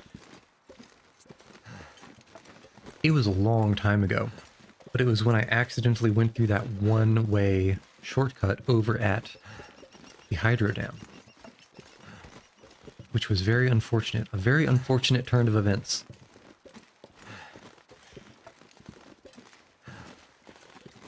Yeah. Despite this, I think saying danger, danger, do not go through. No trespassing. No trespassing. Due to the unfortunate increase in the cost of ammunition, we will no longer be providing a warning shot. I think over here is exactly where to pop this charcoal.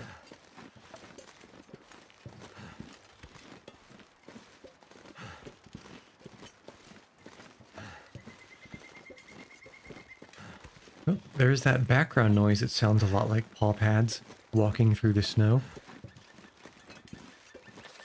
Yeah, where is this? It turns right. Could this be at end of the road, maybe? No, because there's no vehicle here. So we are probably... Although this does look suspiciously road-like, we're, I guess, looking for reishi mushroom. If we find reishi mushroom, I'll know where we are. That's not exactly it. Yeah, I'm pretty sure we are somewhere south of end of the road, maybe right around here. Let's get a little bit past this bend in the road. Maybe even up in those hills there. We'll pop this, the final char of Pleasant Valley, and we'll have to be content with whatever happens.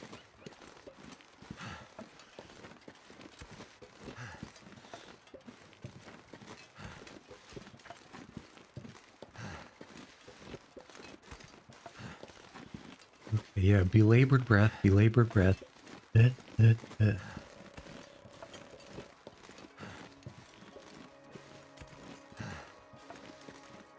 I'm not going to say it. I am going to say it. There shouldn't be any wolves on this path all the way up to the mine. I'm very confident. Some would say inordinately confident. Okay. If I thought that I could walk up that bit of snow and get on top of that rock, I'd do the charcoal there. But I think this will have to do. Fingers crossed. Nice. A little bit farther south than I intended. But I'll take it. I'll take it because it's clear. I can just look with my eyes and there's nothing but cliff over there to the north. Or I guess it turns over and becomes end of the road.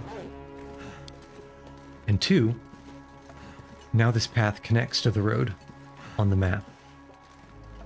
So that's good. We go to the...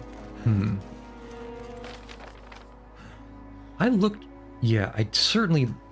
In the episodes, there's a prepper's cache up here. I'm sure that I looked for it earlier, because that place is fully well charcoaled. So it must only be there in the campaign, right? Right? We'll take another look from this cliff up here. Probably not going to see much from the fog. But you never know. Never do you know. Alright. What can we eat to get our weight down just a little bit more?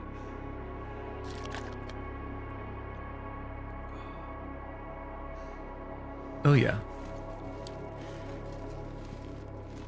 Now we are under 10 kilograms overweight. And it probably and I know I've said this before, the carry speed probably, or the walk speed probably reduces slowly as you approach 10 kilograms overweight, but after 10 kilograms overweight, it really, at least by perception, it really reduces fast. All right, that's a torch. Don't need it. Yeah, ooh. Buddy over at Thompson's Crossing. This is, you need to be a little bit careful on these hills. Despite it being an intended path, some of these bits are steep enough to threaten an ankle break. And they threaten it very menacingly.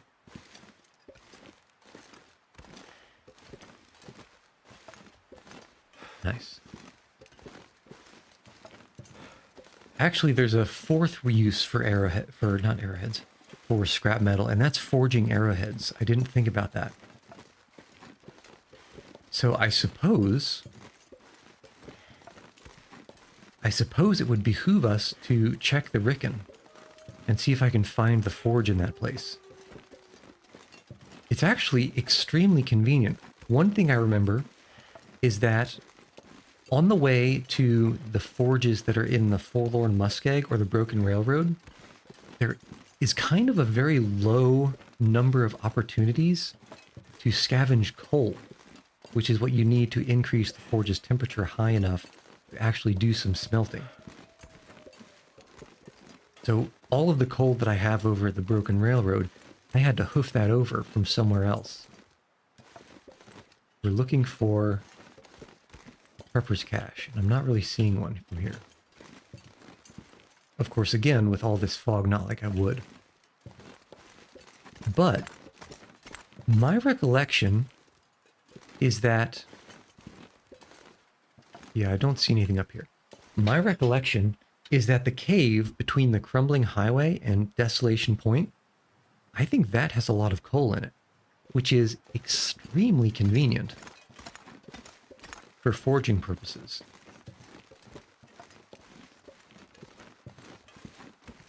Okay, so just a bunch of stones.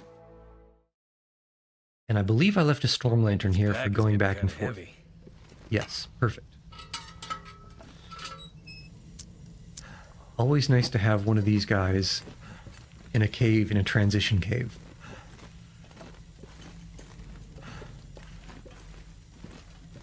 Because the transition caves can get hella dark.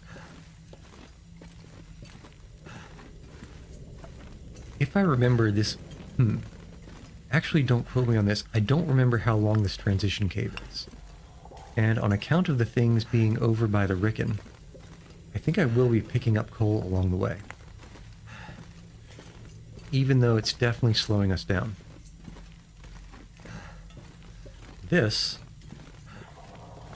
okay, no, the other way is the dead end. This way is fine. Yeah, this transition is a little bit longer than I remembered. And that over there looks like a coal. That's even more coal. This is kind of a pretty good haul here.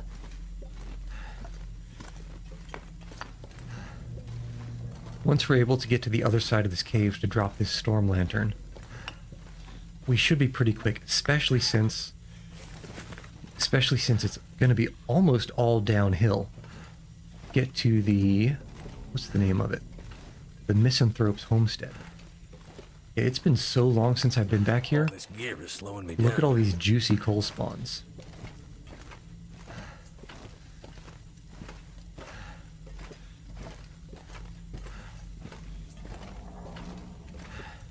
Oh yeah.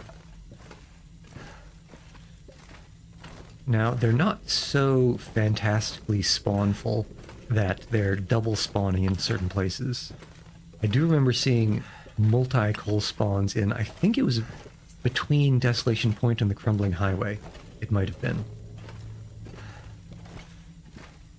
And that was lucrative. Ooh.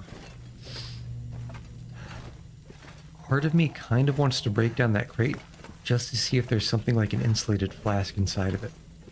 But thinking back on things, I was at the top of Timberwolf Mountain, and I was breaking down those big crates in the downed airplane, and I thought that an insulated flask fell out of one of them. But thinking back on it and on the position, I'm thinking, and maybe even hoping against hope, that the insulated flask was actually on the ground underneath it, hidden between two things, kind of wedged and not visible until I broke down the big crate above it. I'm hoping that's the case, because if it is the case, then that means I don't have to break down every single damn crate that I find, in the hopes that there's something nice inside. Because that would be a lot. Because the crates take a long time to break down, and especially if we're in this dark cave, and especially because I don't think you can actually break down a crate in the dark. Every time I remember trying, for example with the hatchet, it said something like, you need light to use this tool. So that would be pretty expensive in terms of burn time on this lantern. Now, is this a dead end, or is there a cheeky way through?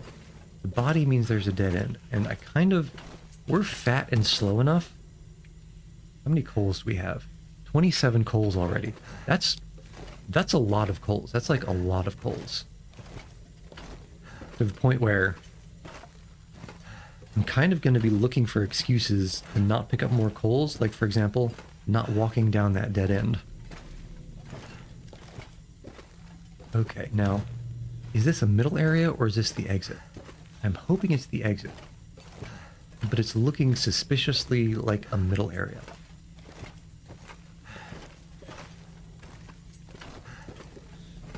Middle area with 2 exits. Okay, well, here's what we're going to do. We're going to drop all this coal, and I feel like I don't remember there being 2 exits here, so perhaps I missed it completely earlier. Let's see if one of these is a dead end. Might be, might not be. But it's certainly extra walking. I see. Okay, that's a dead end, so that means this probably T-junctions. It's probably just a donut. Yeah, is this the T-junction?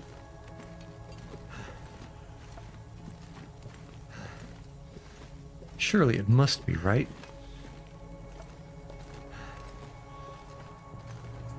Once I see the slightest little bit of a hint that there's... Yeah, there's the exit. Okay, so it does just T-junction and then donut around. I kind of don't remember going all the way off to the left here, though. Let's head over there, see if there's anything there. Just real quick. If there's something that I've already searched, I'm going to be so mad.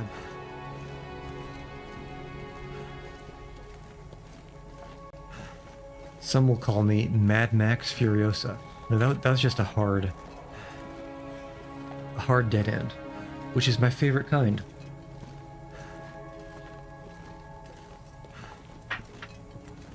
My favorite kind. Alright. Now we pick up an infinite number of coals. By infinite, I mean 27.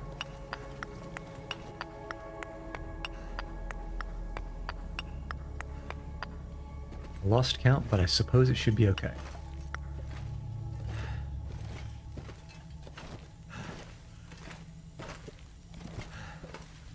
And one more thing we can do to get a little bit more weight down, especially with this coal situation, is we can fill this lantern back up. Because we're spending so long in this mine, we've already burned probably about a quarter. We started with a little bit lost, and we're just over half. Probably burned somewhere like it, something like a quarter or a third of the maximum fuel.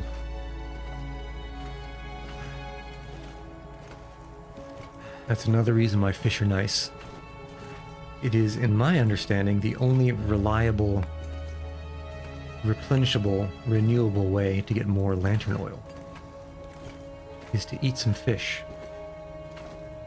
And I think we can go the rest of the way by eye.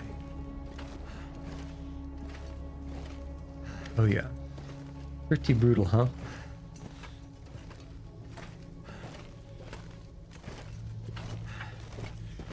The brutality of it all.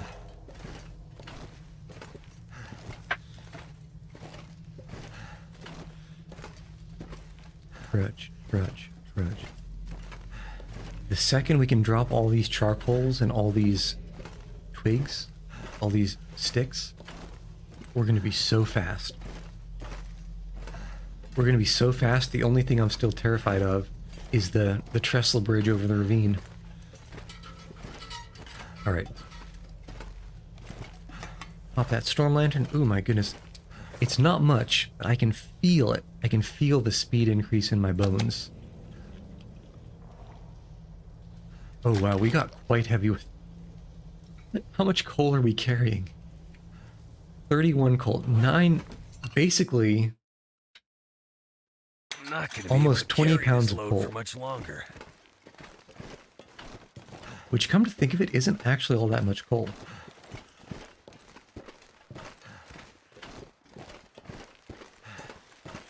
Alright. It's noon. We got a sunny day. If we were in the position to do it, we could start a fire with the magnifying lens. Now it's just a matter of walking down. We are here. Just walking straight down past the log sort to our house. And I think that cut should be pretty soon. All this is downhill, so it should be fast. Even the bits that are steep, with our pro crampons and our downhill cocaine speed, I think we should be pretty good.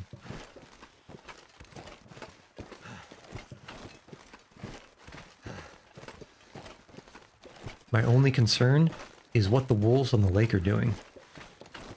Or the wolves on the frozen bay, I should say. Is what I meant to say.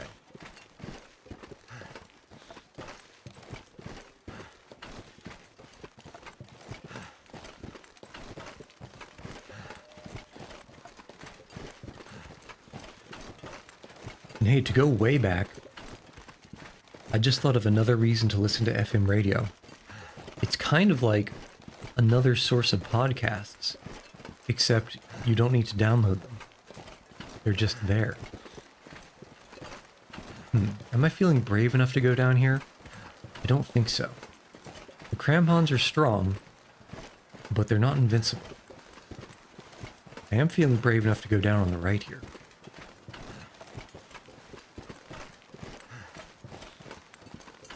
Which ought to be just fine. I hope. Yeah, this should be good. Yes.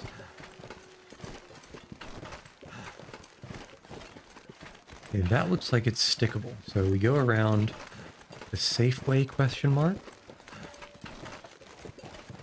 There we go. All right.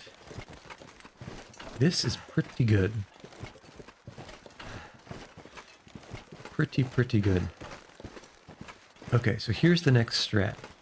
Strat is, we hope that that rock down there is flat enough to stand on, and then we hope that the slope below it is not so long. This, okay, it's barely flat enough to stand on. That was a close thing. I saw the northern edge here and thought, no way. Okay. But surely with our crampons and this speedy downhill situation, we should be okay here. Yeah, and actually we can even rest here. Not here. Back up. We can rest here. Okay, good. I don't know if it's just like a binary reset on the timer, or if there's some hidden behind the scenes gauge that refills as long as you're not standing on something that's too steep. Come on now. Come on now. Come on, there we go. So, while I suspect it's a binary switch, I think that it doesn't hurt to just stand for a few seconds in case it does happen to be a gauge. Just because breaking an ankle or breaking a wrist is such a pain.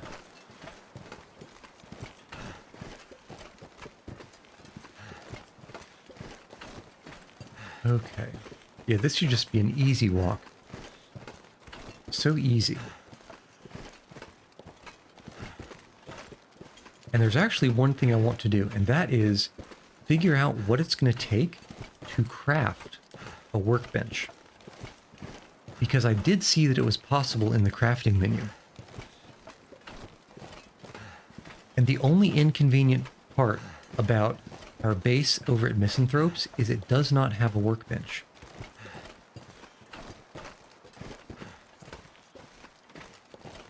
And in order to get to a workbench, I need to walk all the way over to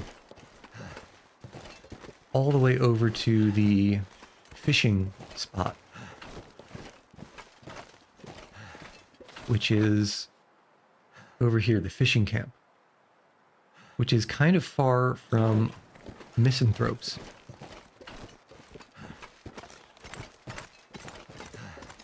Actually, I don't think there are any wolves right here, so we can go and look. What does it take to make a workbench? It takes 15 cedar firewood, 1 workbench vise, which I don't know how to deal with. I don't think I've found one of those yet.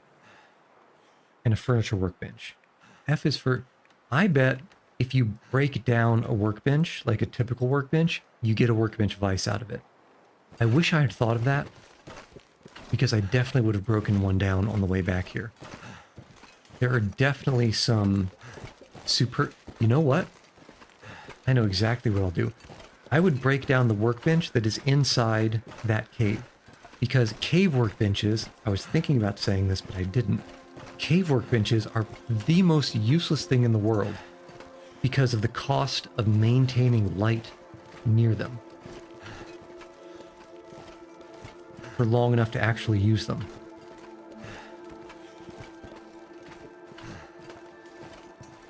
Okay, so we have another plan. We definitely have another plan.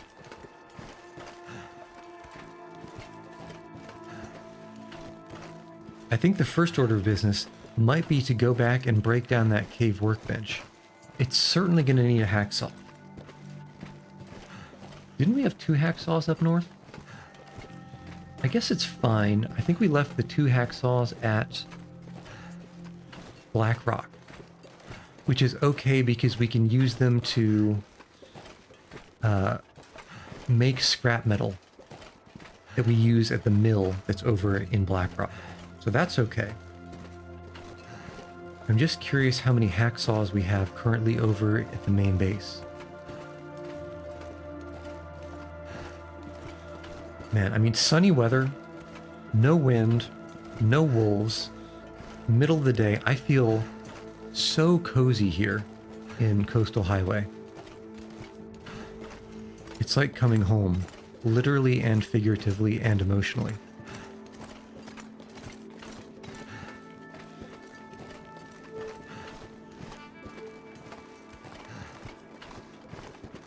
The only thing I need to not happen is for a pack of wolves to spawn on the ocean, not the ocean, on the ice right in front of me. That would be the only thing that could ruin my day.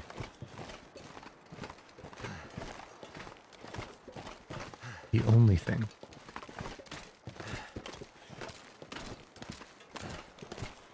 I'm trying to think. There might even be a useless cave workbench on the way to Desolation Point. I think that place has one of those sort of interior rooms with a workbench that you would never actually lug the firewood and whatnot to use. Oh, you know what? I forgot to fill the storm lantern. Rip. Oh well. Surely we'll never be going back north. And even if we do, we can go back and forth at least a couple of times, as long as we're not too slow. with the amount of fuel that lantern still had.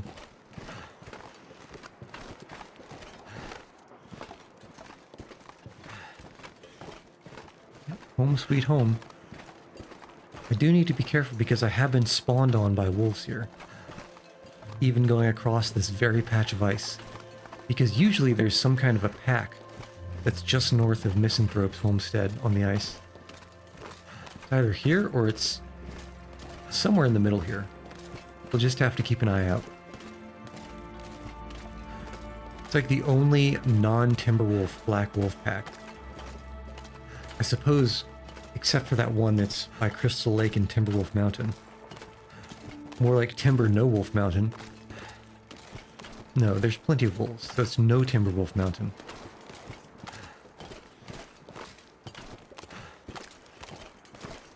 Okay, let's finish up eating whatever we can. We are getting close to the point where we're going to be losing carry weight. Actually, we're already losing carrying weight from fatigue. So let's just be a little quick. A little schnell.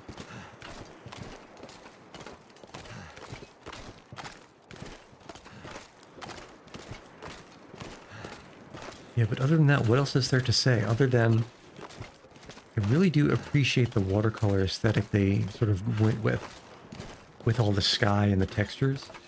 I think it goes quite well schematically with the medium poly meshes that they have. My understanding is that the team that made this is quite small. So I think this is actually a very, very good choice given the resources they had available to them. It's definitely something to keep in mind if you ever want to develop a game on this scale. You probably are going to be better served not going for photorealistic, because even AAA studios will blow tens or hundreds of millions of dollars chasing that dragon.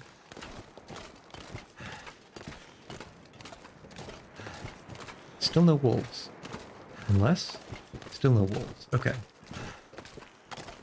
I think we should be safe.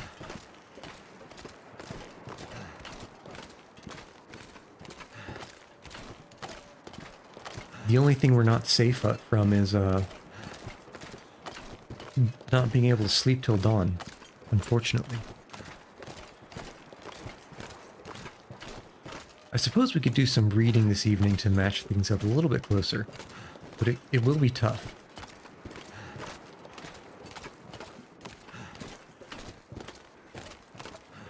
It will be tough.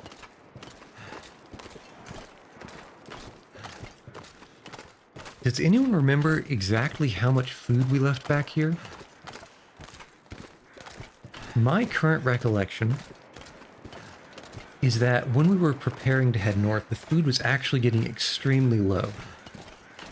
But I think we hunted one last bear before heading north and maybe even cooked all of its juice. So I am hoping that we're pretty stocked up on food.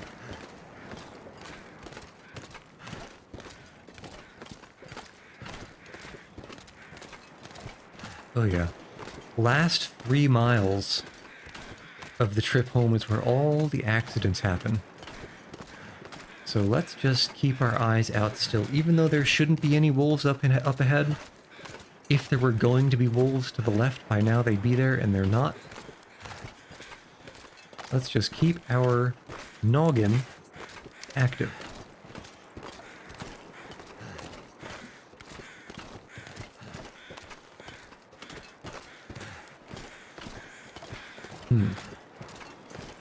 Actually, you know what? Let's not take the trouble to head back north. And I say head back north, I mean go back to the cave and see if we can break down that workbench to get a workbench vice from it. Instead, let's put a pin in that, and if there is a workbench in the cave on the way to Desolation Point, we'll pick it up there. We'll break that one down. We still, if we do make a workbench, well, one, we're going to need to figure out what it takes to make a woodworking bench, And that's probably going to be a whole bunch of wood. And then we're going to need 15 cedars, I think it was. 15 cedars to make a workbench. Each cedar weighs half a kilogram, so that's not too much. But 15 cedars is... We'll have to break down at least 5 cedar limbs to get it. And so that's going to be a long time, because each one is going to be something like 45 minutes to do. And it's also going to be at least 10 condition on a hatchet. So we are hoovering up whetstones, but I do want to check the hatchet situation and what kind of numbers we have for those. There should be a bunch, because I have been picking hatchets up off of the beach for a while. Okay, there's one of our friends. There's usually a bunch more of them. Okay, we'll pop inside, see if we can grab a save, because you never know when the game will crash. This pack is getting too heavy to carry. All right, car batteries. That's good to know. These things are all cured. Actually wasn't too much to cure. So, also cure bear hide.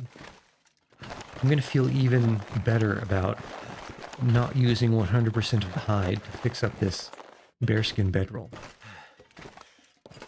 Okay, but for now, we'll drop all the pelts.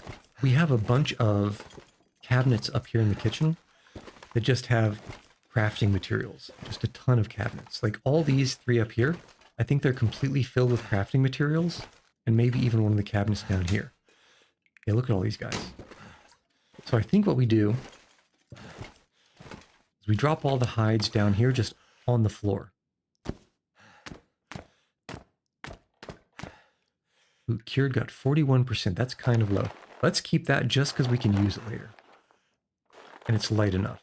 Yeah, 16 cured gut at 94%, 8 at 97%. Very nice.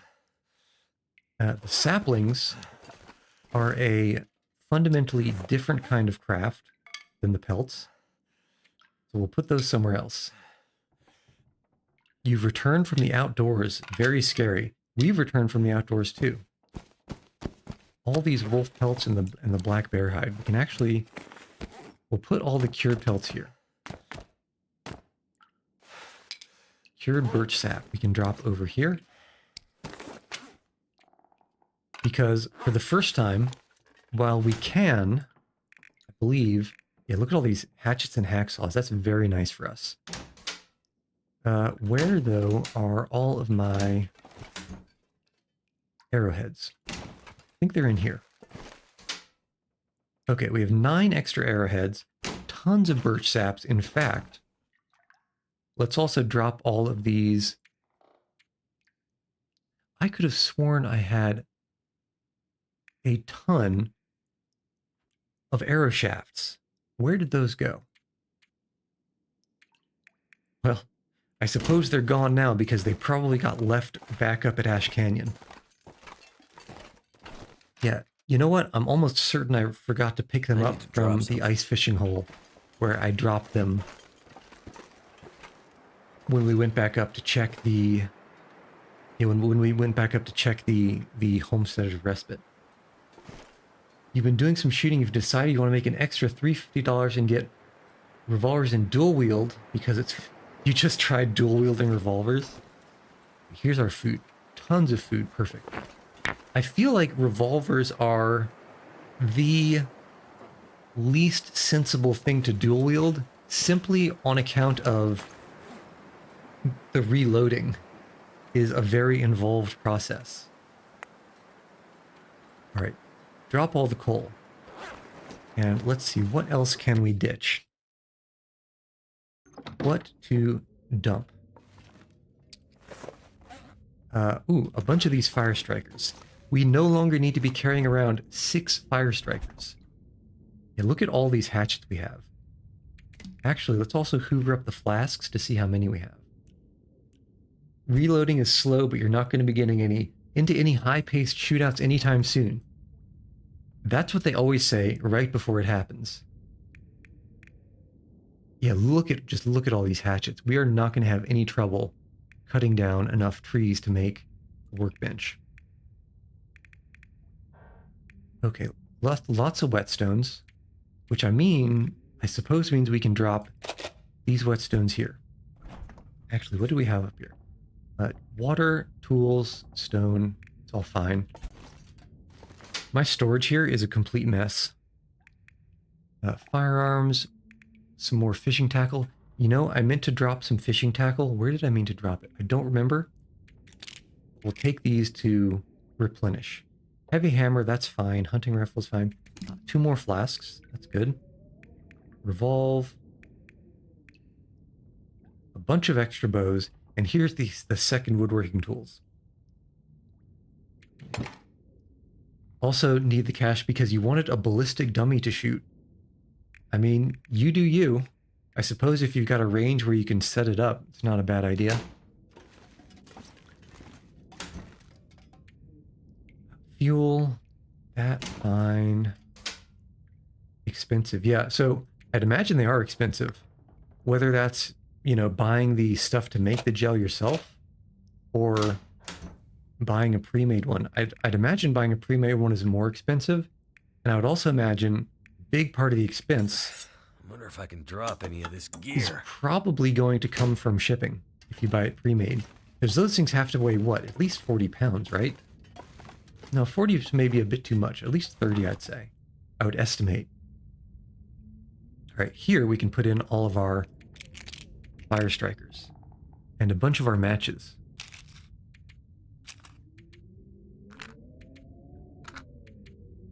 Yeah, that's pretty good.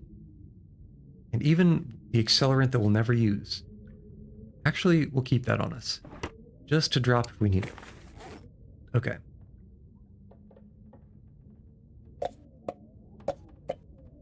Medical. Medical is pretty okay, except we don't need all these energy drinks. We probably only need at most 1. So do I have any energy drinks anywhere else? Or maybe the better question is, where was I stashing the medical? Probably here. You're on the site. Head and shoulders is 300, but a full torso and head is 1,115. Does the head and torso also come with, like, ribs inside? Because that, I could imagine, is really boosting the price. But yeah, even a head and... You know what? I bet 1, 2, 3... We have 4 flasks here. I feel like we probably dropped some flasks somewhere else.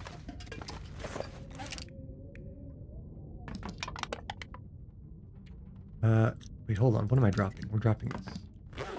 Okay. All these flasks.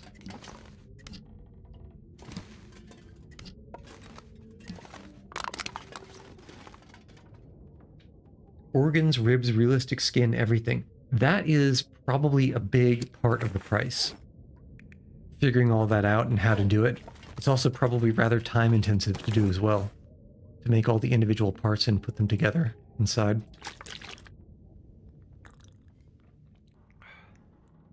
Okay, what else can we ditch? So these, the hacksaws and the... We'll keep 1 hacksaw. And we'll also keep 1 hatchet for now. I suppose we can drop the extra knife. Not anticipating needing it, but you never know. Also, the woodworking tools. We don't need both of these.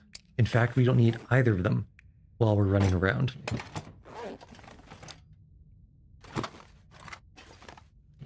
Oh yeah. Food-wise, we can put coffee aside. Full body, legs, hands, arms, basically an entire body, yeah, for 6,000. Wow. It's expensive. And I would imagine a large part of that price is that they don't do very much volume. They don't sell a lot of them, I'd imagine. And so they kind of need to make the best of, you know, they need to make it worthwhile keeping that as something they create. I was about to drop something, right. I was about to drop most of this coffee.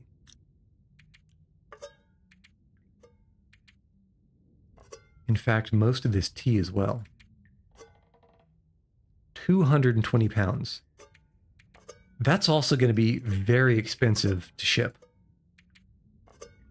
if you think about it. In fact, I wouldn't be surprised if at least $100 or $200 was just the shipping. Would not surprise me one bit. Now let's drop the tin, and we'll drop that.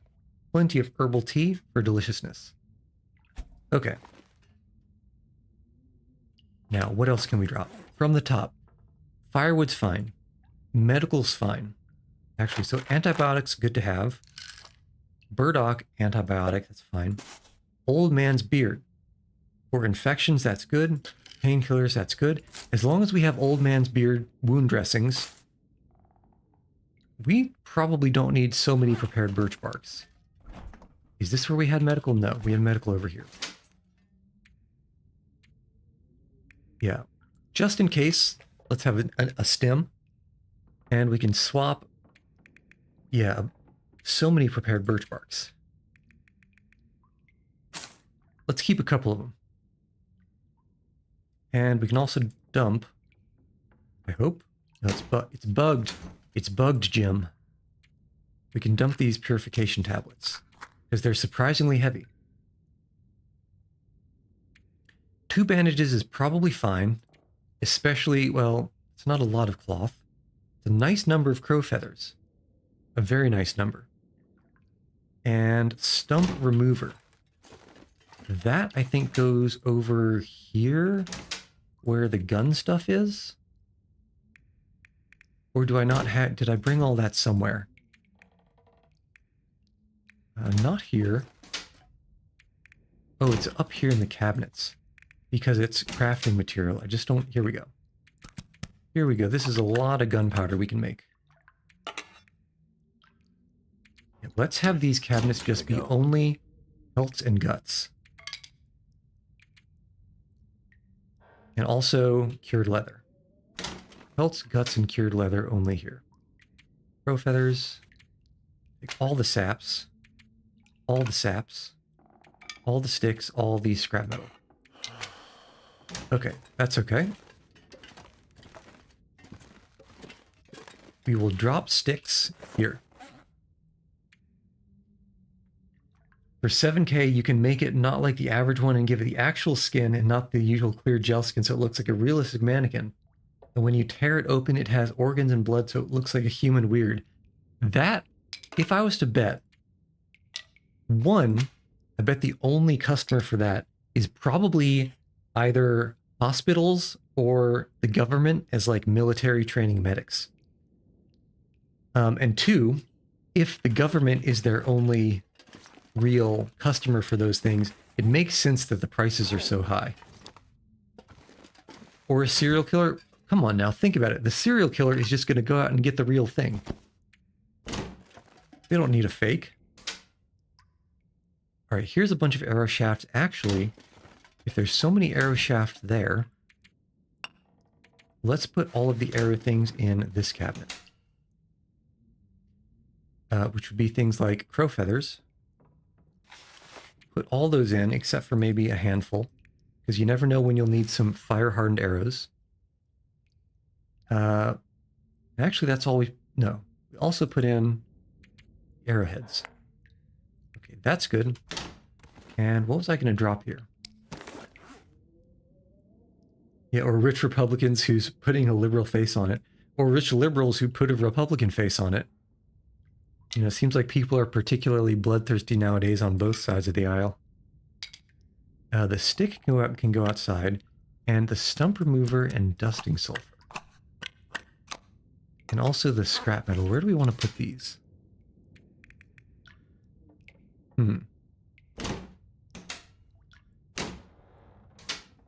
Open back up.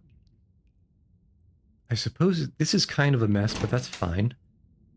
This is also kind of a mess, but it's also kind of fine. Well. I guess we can... Oh, wait, hold on. I saw a branch. All these birch saps. all these maple saps and scrap metal.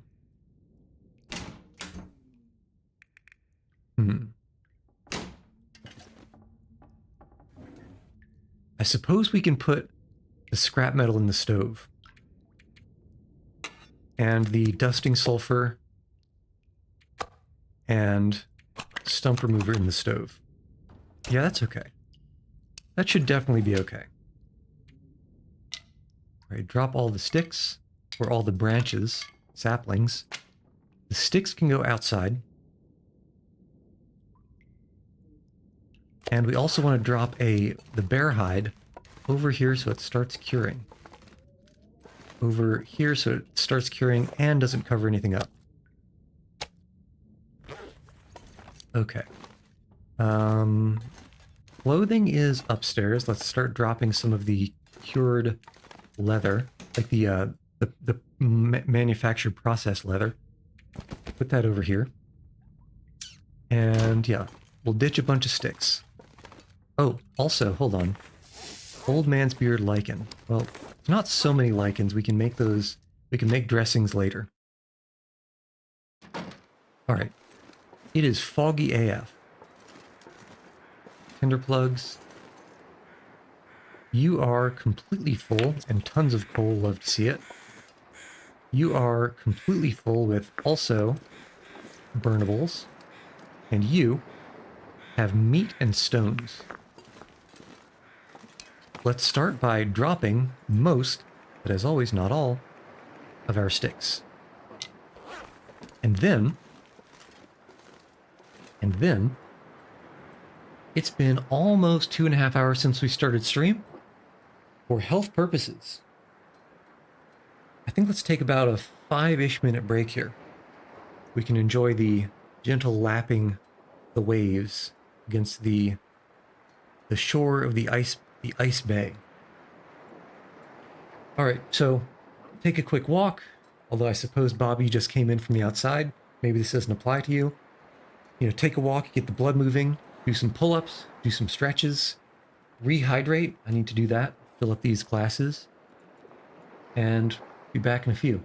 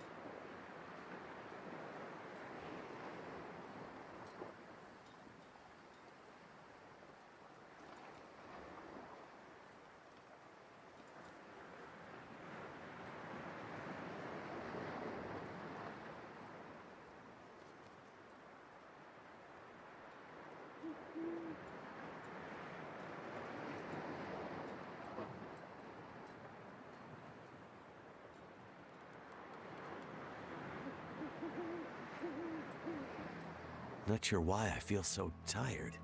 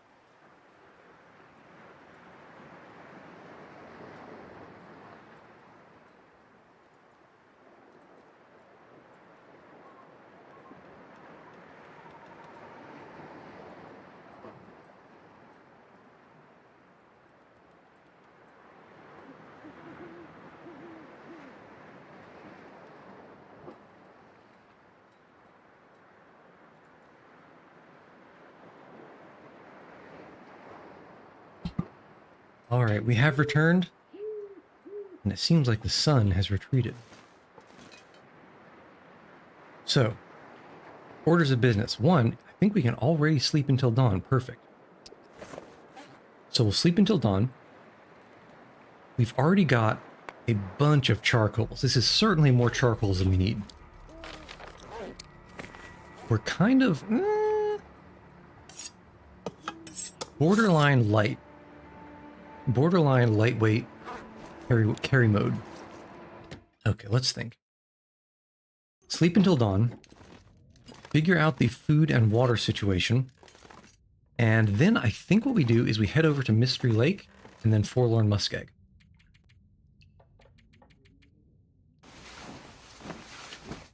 Now, on account of certain weather events, there's a non-zero probability that we get a brownout / blackout situation.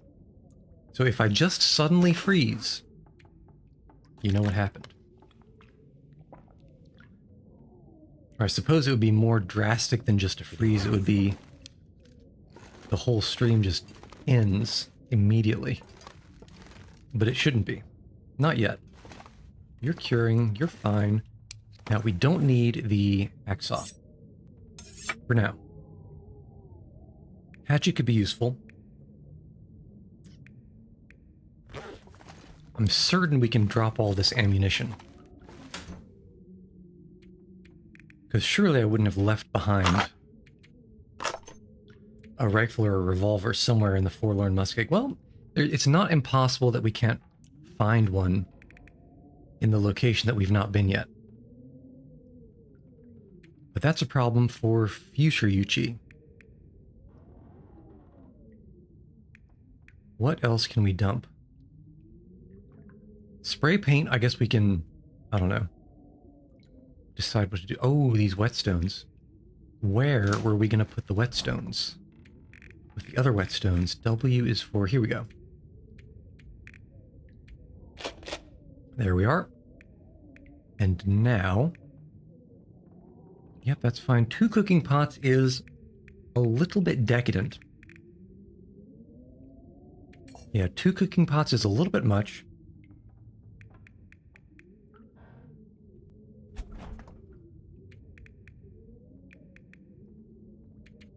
Yeah, so now I think the only thing left is get some water, get some food. Yeah, we could get a bunch of food. And move out. Decepticons roll out.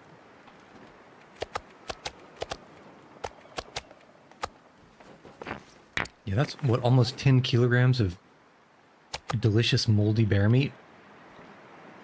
I guess it's more like 8 because some of these are not full.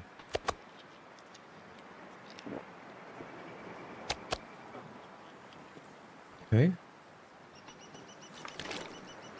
Great. Actually, let's drop this MRE inside.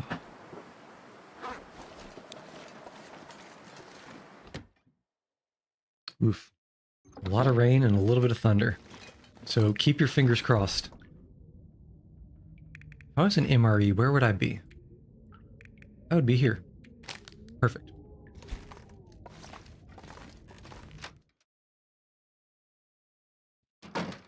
Really, all we need to do is get to Mystery Lake. Because halfway there, we have a base. But at the same time, I don't anticipate really needing to stop by or anything or pick up anything.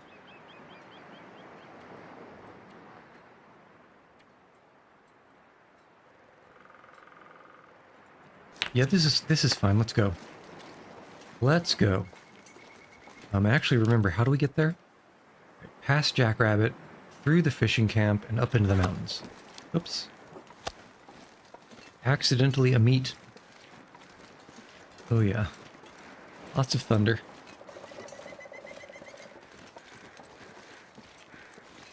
Oh. A very good deal of thunder. Oh, there we go.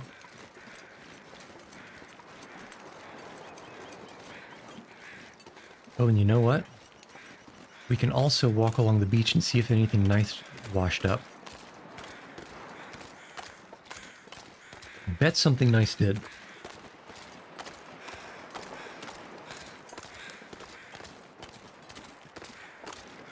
Man, it's really raining here.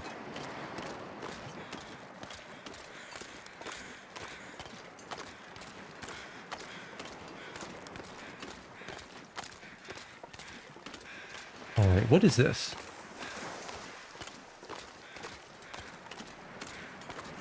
Oh. Okay, just a bunch of junk fish. Actually, these fish are pretty big.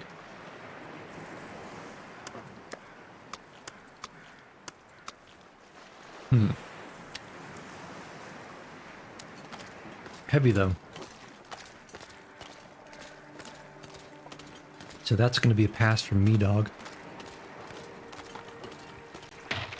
Locker's empty. Alright, what you got over here? More fish? Man, usually next to these paddles there's something nice like a fishing line or something. But I guess not. Not this time anyway.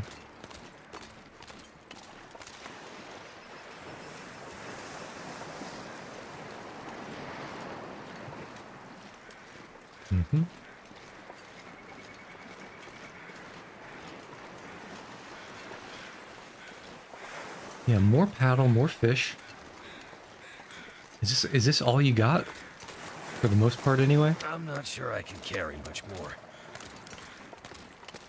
Okay, firewood. I guess it's alright. Always say yes to a birch bark. And a cloth.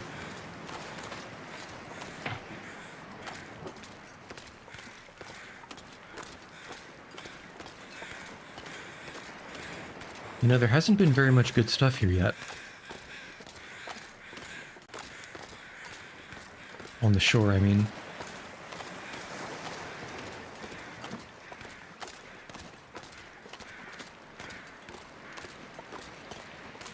But hey, it's free, so what can I really complain about? Other than possibly falling into the ice accidentally.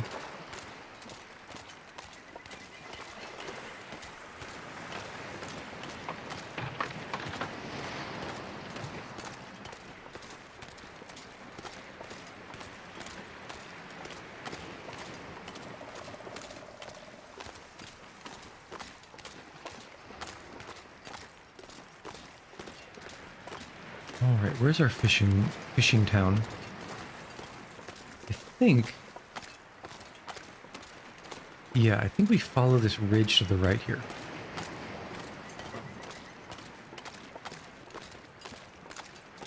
One cent mark. I suppose we do have a bunch of meat on us. Alright, what are you? Ah, interesting. Now, it doesn't make much sense that scrap metal can be washed up onto this ice shelf, but it is what it is. And because I do enjoy finding a scrap metal, I'm not going to be complaining.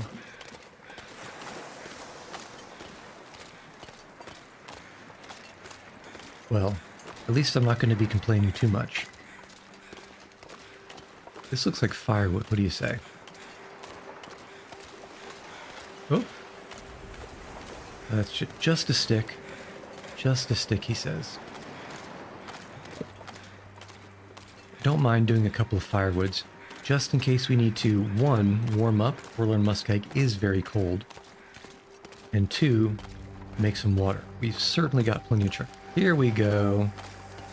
Yeah, this is the good stuff. This is what I like to see next to a paddle.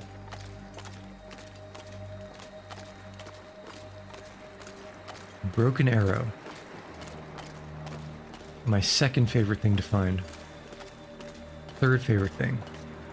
It's unbroken arrow first, hatchet second, broken arrow third.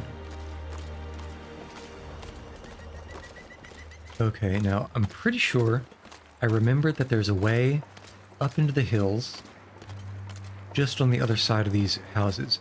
There's definitely a way around to the left, but I think that's longer.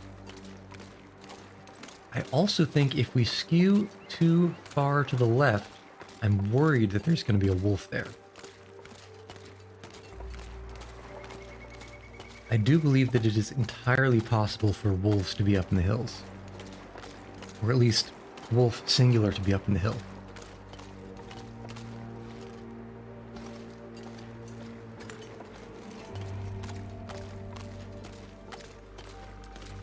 Alright. That doesn't look walkable, so let's go under and around.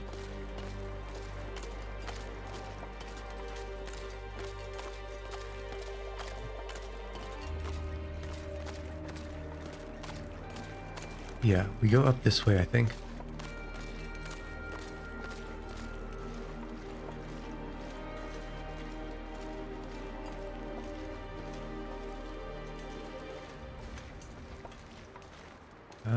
Can I please walk over a little bit of snow?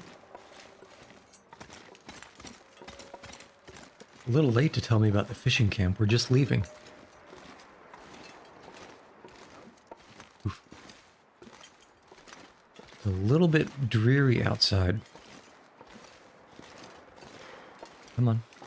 There we go. Yeah, I'm pretty sure that there's a decent chance that there's a wolf somewhere in this vicinity.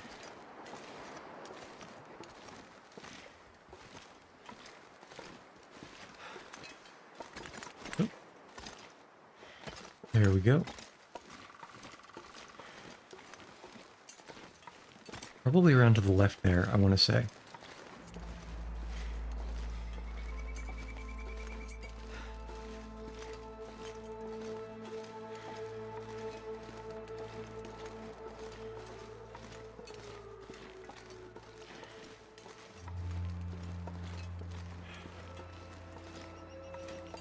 Yep, I hear the awoo. But is that just the one far away Awoo? Or is it masking a closer Awoo?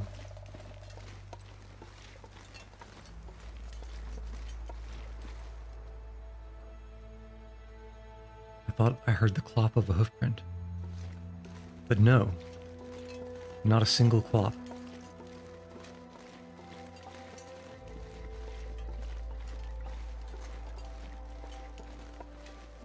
Alright, unfortunately, not seeing any wolves here does mean that I think the wolf I heard is probably on the road ahead of us. Keep getting trolled by this guy. We'll see when we get there.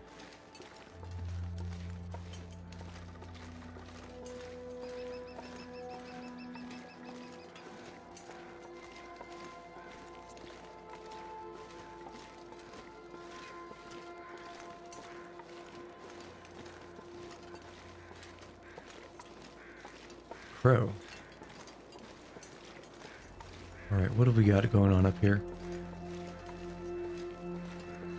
Nothing. Okay, so maybe the wolf is down in this valley to the left.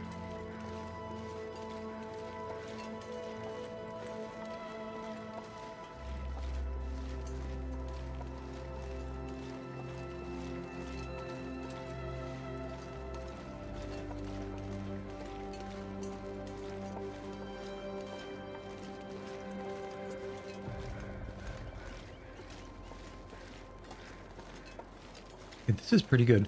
It is taking time. And I'm just thinking about how far we have to go. Maybe we spend the night in the camp office by the lake. I guess we'll see when we get there. Exactly how close to the evening it is. Because I'm just thinking about the Forlorn Muskeg. If we turn north and charcoal up north first...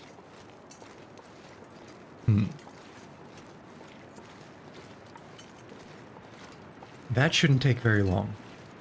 But the other part... And that sounded like a deer? Question mark? Oh, what was that noise? Was that a deer noise or was that a moose noise? Who honks? Surely there's not space for moose up here, right? What is that? Okay, it's a deer. Alright, let's head over to my least favorite place, the ravine, and prepare to very precariously walk across some train tracks.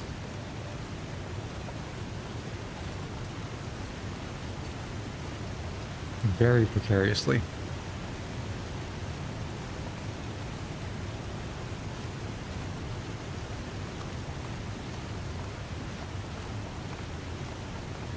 That's the wolf I heard.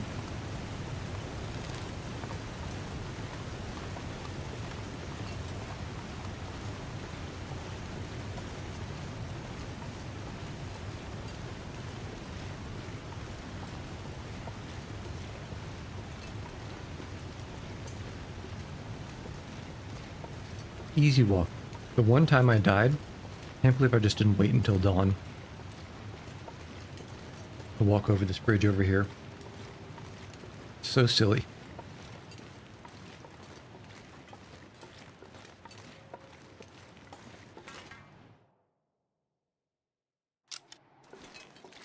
Alright. Now, certainly, there are no predators in this entire region. The only predator is gravity. And it's bad enough.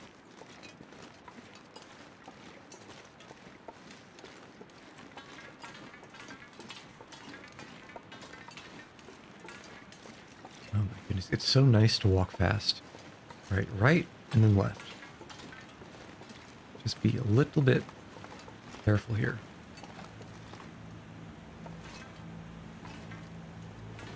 Oof. Oof. What is that bump to the left? Jeez. Or bump to the right. Okay. Feeling good.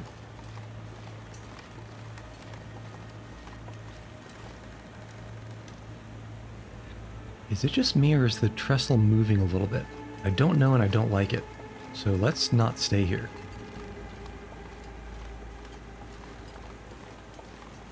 Let's also be very careful crossing over to the fallen tree trunk to cross the ravine. We don't break a leg again because of invisible walls. Invisible walls, the bad devs crutch. Like, oh, I didn't design this level properly. Let me just do something that makes no sense. And probably mess it up while I do.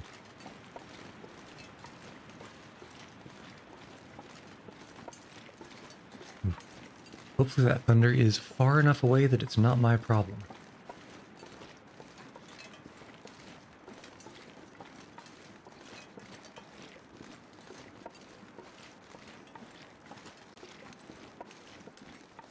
Okay, what have we got?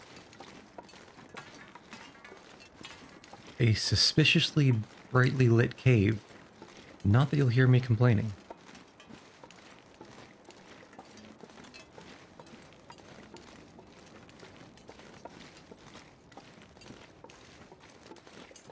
Actually, I'm just thinking about the fatigue cost in traversing. Oh, that was kind of close. The fatigue cost in traversing from, say, base to Mystery Lake. And we're almost down. We're down a little bit more than a quarter, maybe a little bit less than a... No, it's just a little bit more than a quarter of our fatigue.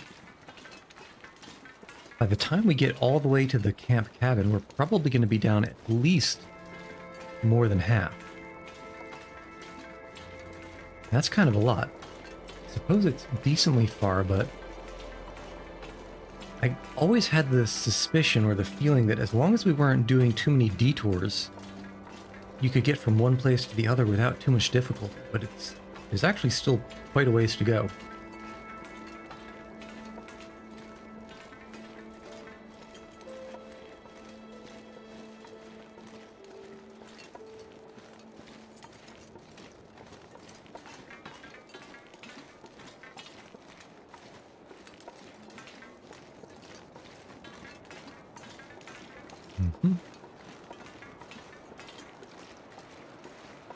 But honestly, after Ash Canyon, I have zero qualms, zero fear about crossing a tree trunk that is spanned over a ravine.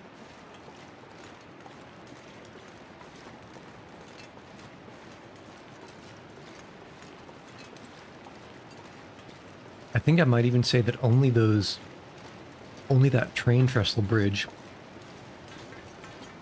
the broken bridge that we just crossed, that might be the only thing that I like worse than those freaking...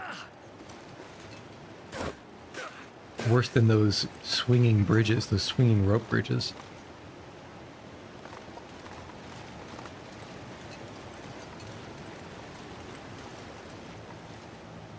Okay, let me up. There we go.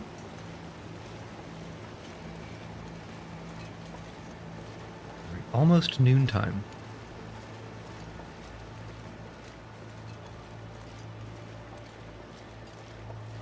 Where are the deer at?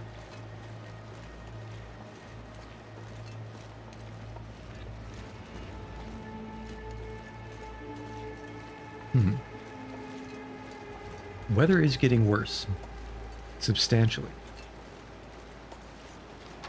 Across here.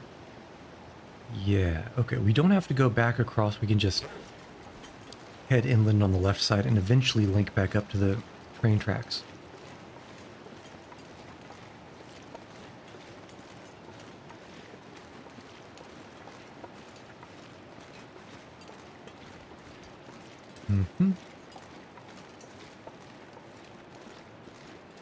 I'm not sure whether or not this overcastness is threatening a blizzard. It's maybe a step towards it, but there's no wind yet and there's no fog. So I'm pretty happy for now.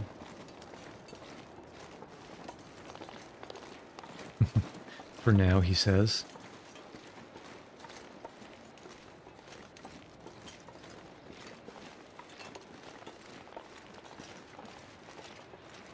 All right, come on. Give me the train tracks. Okay, deer, not moose. Just because it has antlers doesn't mean it's a moose. Although you should probably always assume that it's a moose first. Just for defensive purposes.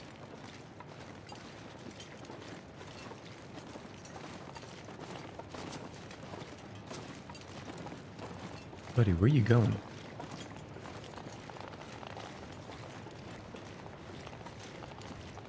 Alright, here we are. Here we go. Closer than I thought it was. Oof. Every time there's lightning outside, I'm flinch thinking that it's going to kill my power, which wouldn't be great. As far as things are concerned, that would not be one of the best ones of all time. It wouldn't be one of the worst ones. But it also wouldn't be one of the best ones. Alright. We'll eat and drink a little bit. And we'll be careful because there's at least 3 places along this path that may very well have wolves. Actually, another thing. If we cut left here, I think maybe there's some bits over here that I haven't charcoaled. Let's actually go left. And if we have to put some wolves in their place, so be it. But let's be prepared to do that.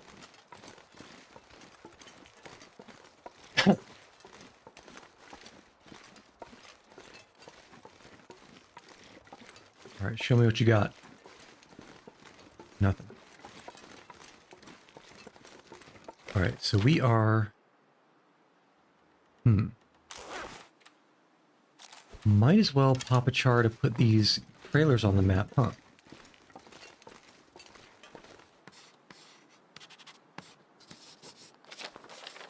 And it didn't even work. Well, that's fine.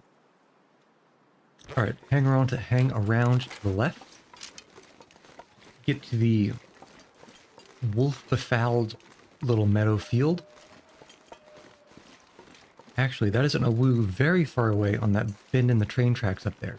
Maybe, hoping against hope, perhaps this is the way to go to avoid fluffy obstacles. Except there's one right there. So let's maybe try to sneak by him.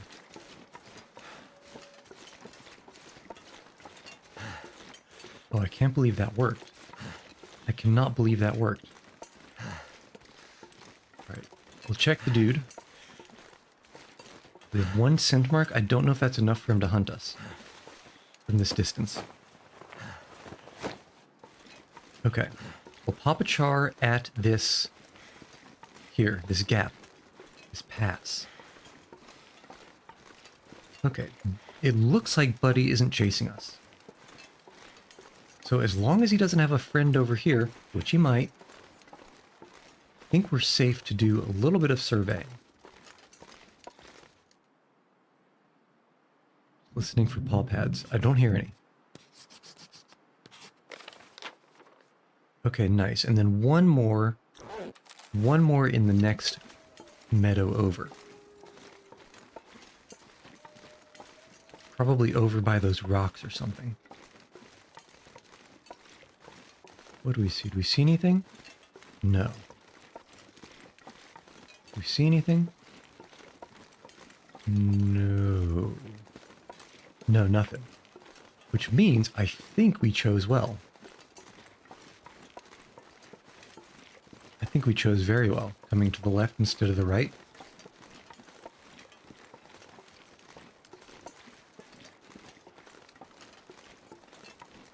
Alright, show me what you got. You have a simple arrow and a rifle cartridge. I would prefer the arrow over the cartridge any day of the week. Well, not the days of the week that I have a rifle and not a bow. I wouldn't prefer it on those days.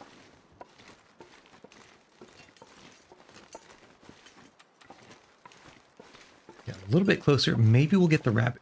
Ooh, ah. Maybe we'll get the rabbit grove and the hunter's blind if we pop right here.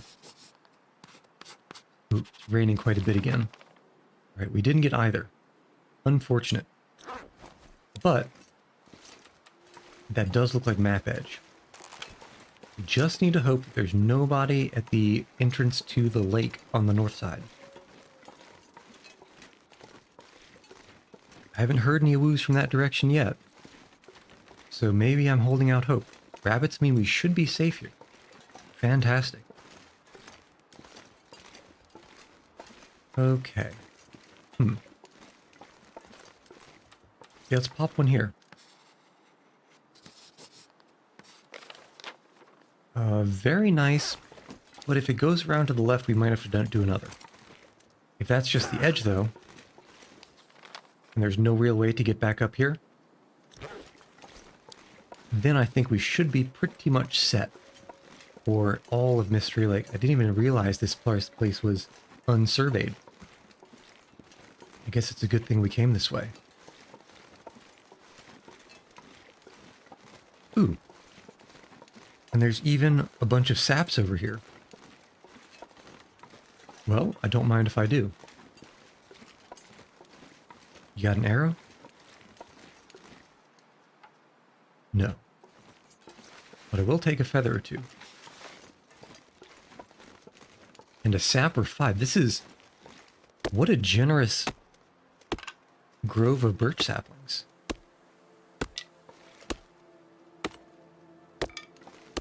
And we can actually drop all these at the camp cabin. Because surely the multitudes of saplings that we have over at the Misanthrope's homestead is enough. And just to fill this out, let's pop one here. Okay, that was nowhere near where I thought it was. But that's also fine. It's also very fine. Because I suspect that there's probably not a way to get over here. I remember this being something like a cliff. So let's just head back. Back to the mid-base.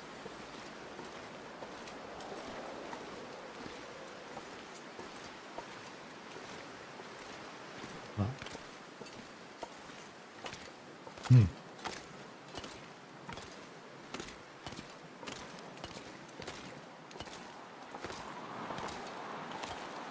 I still haven't heard any kind of a woo over in this direction. So maybe we're good. That is an awoo. And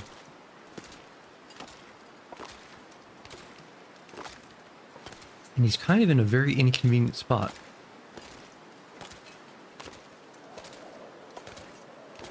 I think we can go around. He's skewing to the north.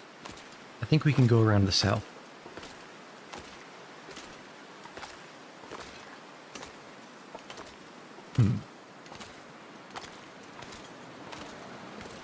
Yeah, this should be doable. Yeah. If we can go to the left of this rock here, it's absolutely doable. If not, it's probably still okay to go around to the right. Probably.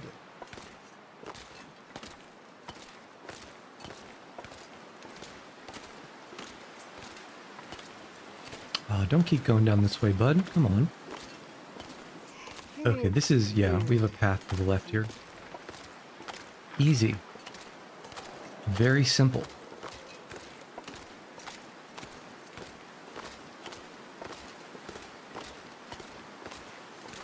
As long as he doesn't catch scent of us, which, with the wind's direction, he might. But actually, that's still okay, as long as we can get around. Yeah, he is moving with a purpose. I think he's already hunting us. Yeah. Yeah, but we're far enough ahead that it is A-okay. A-okay. Or as some would say, A-o-okay.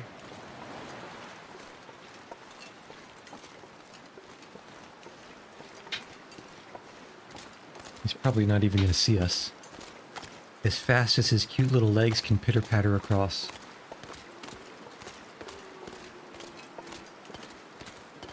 You got played, son.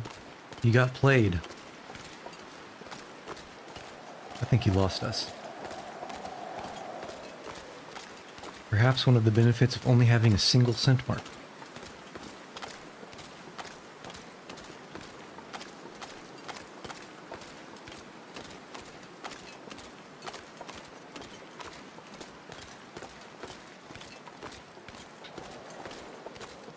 Wow.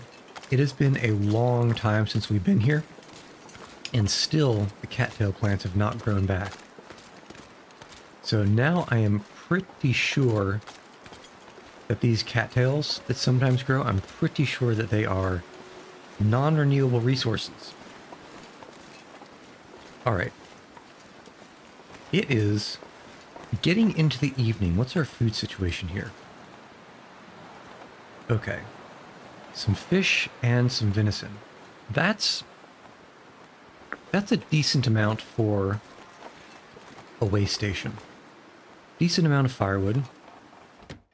What have we got inside? We have... could be more water. Cloth.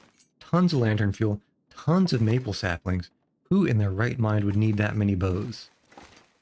What else? I'm gonna have to leave something behind. Bunch of cured stuff. Wolf and deer. Suppose it makes sense based on the location. Anything else? Sapling, sapling, sapling. Let's just consolidate a little bit. Firewood can go outside. Stump remover is not really useful here. We'll put a pin in that. Dusting sulfur, again, not really useful in this direction. The closest place to use it is in Bleak Inlet.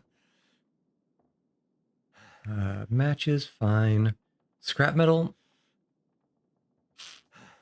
If we're going to the Rickon, we can bring the scrap metal with. Simple arrow is fine to leave here. But maybe you want to leave it in the one. First off, we don't need to leave 11 of them with a bow that's only 31%. And second off, probably don't need 11. Let's swap bows, actually. And leave maybe 5 arrows. And a couple beaters. Okay. Oof. Windy, dark, rainy. Feels like a lot of gear. It is a lot of gear, Mackenzie. Oh, this is a lot of hides. Pick all these guys up and put them on the ground so they're a little bit more visible to see. Whetstone can stay, Storm Lantern can stay, you never know when you'll need it. More firewood can come out. Don't need all these firearm cleaning kits here. All the sticks can come out. A little bit of water inside is fine. And it's meh for medical, but I guess it's fine. Oh my goodness, we're limping. We're limping over here. Revolver can go there, and then all of our pelts can go on the rug. And my oh my, do we have a bunch of them. Hides, deer hides, so many deer hides. So many rabbits, so many wolves. Actually, a lot of wolves. Like a lot. Guts go with guts. And you, alright. Green saplings can go on the ground to cure. You're cured, you're cured. And you can go in the cure pile.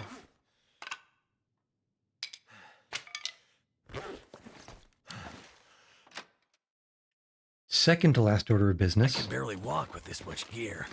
Drop all of the extra firewood out here. Drop you, and ooh, that is a lot of cedar. And a lot of coal. Let's keep one coal just in case we need to burn something in the muskeg to stay warm. But otherwise, you know what? Could probably, if I had an extra cooking pot, I'd leave it here. Let's see if we have any recycled cans, because otherwise I'm going to want to leave one behind at least for water generation purposes. Okay, here's one. Because this place isn't great on food, but it's so close. It's so close to the lake that it's easy to get fish. We can take these charcoals. There we go. Okay. That's a good situation. And now, yeah, I think we just read to align when we wake up with the dawn. Which is maybe 4 hours? Actually, we're probably not going to get through all those because reading is thirsty work. Dark out here. Time to look for shelter. Can't focus on research when you're thirsty. I beg to disagree.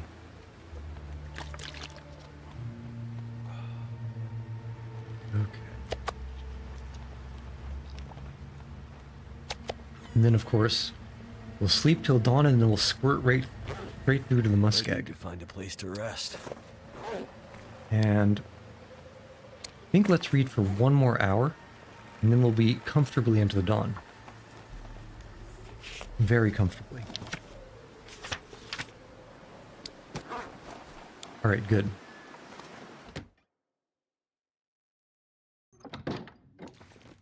Actually, I do want to pick up, we're going to need more water. And there's no point in leaving this leader in the file cabinet because I'll never remember that it's there. We go back. I don't think there's room on the first floor for the bearskin bedroll. But I do remember that there are beds up this way.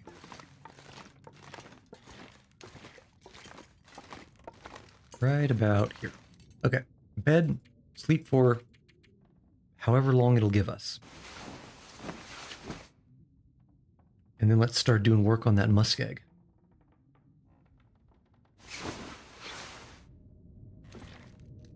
Oh yeah. A little bit of dehydration damage, you know how it is. Such things happen. It is the way of the world. Let's also drop that dusting sulfur and stump remover. Because maybe we'll pick it up on the way back.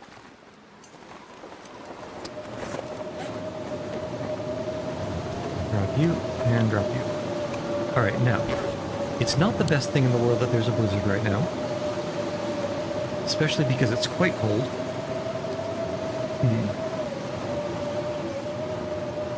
And especially because really, well, one, we're not going to be able to do any surveying as long as the blizzard is here. And also, really, the only shelter in the muskeg is that train. There are train carts about halfway through the map, which are it's kind of a walk in a blizzard. We'll see. I think we'll be able to survive long enough that we can maybe outlast this blizzard.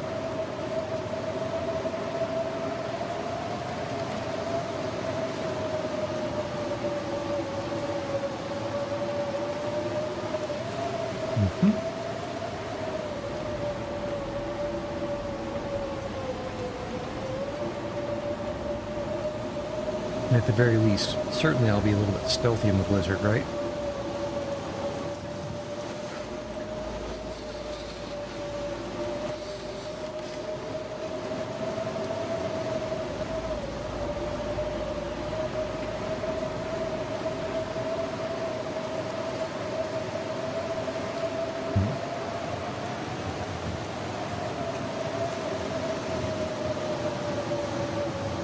Once we get to the muskeg, there are really only 2 things that I'm thinking about. First thing is there is a bear somewhere in the north. I don't know exactly where its roaming grounds are, but I've seen it in the northwest.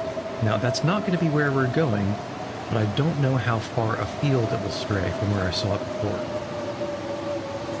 The second thing to think about is down in the southwest, Some place to escape this cold. where there's kind of a broken down homestead.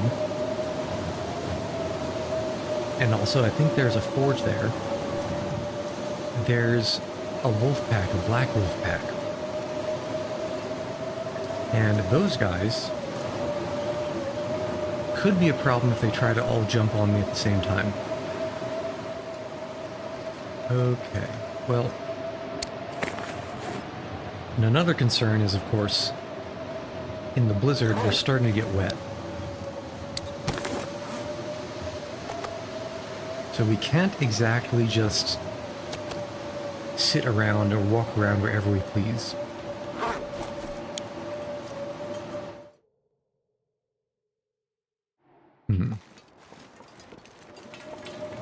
Yeah, with this blizzard here, we're just gonna have to follow the train tracks and get to the train car.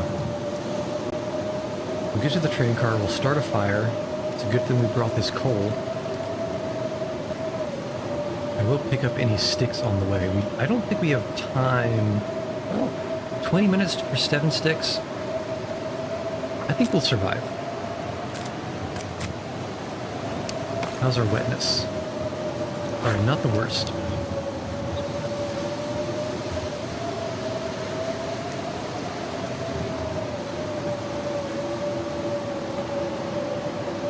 Actually, I think the blizzard's already letting up. Because otherwise the fog wouldn't be lifting here. Perfect. Okay, that's good. Let's see if we can warm up maybe in a windbreak. Or we can just start a short little fire.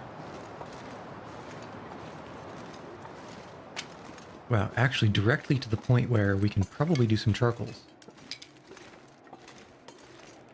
It settled down that fast.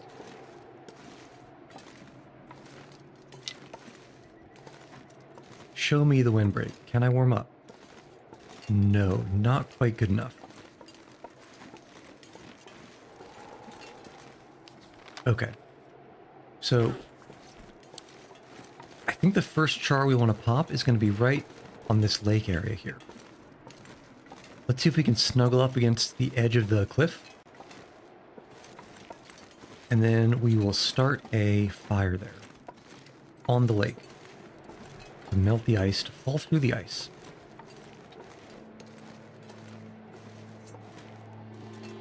Mm-hmm.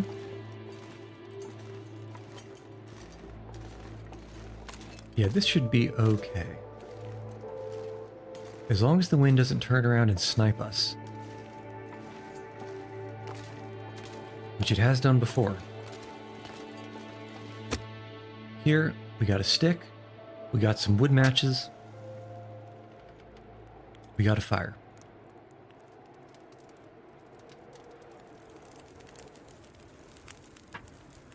Okay, but do we just have sticks? Come on.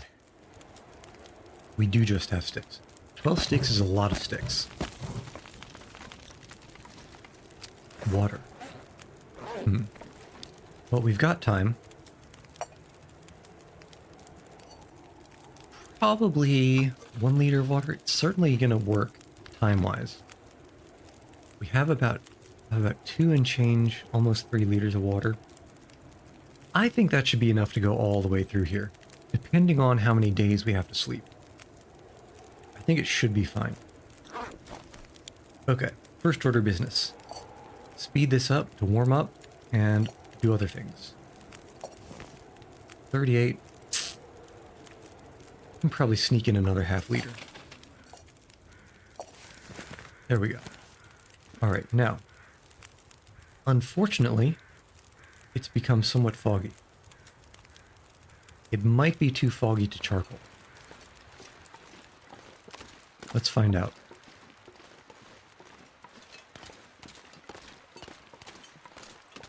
Certainly not, though, right? Certainly not. And? Great. Love to see it. Oh, that's pretty good, too. I am content with calling that the map edge. It might not be exactly, but I'm content. Because there's really no way to go to the left over there. So now we head up, follow the cliff on the right side.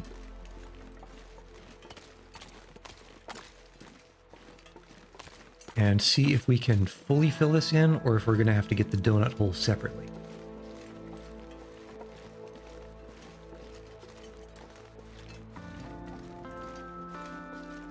Is that just a tree limb, or it is just a tree limb? Many tree limbs, actually. And this over here looks suspiciously walkable, like we can go up to this cliff top. And if we can, that's where we want a charcoal. If we can't, then I suppose we can just charcoal from kind of high. But we are over encumbered a little bit. We can't stay on steep for forever.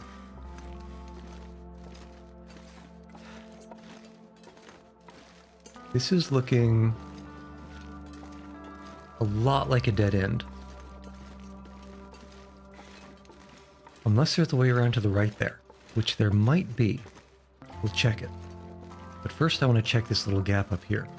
It might be too steep, because after all, what could possibly be back up here, other than more invisible walls?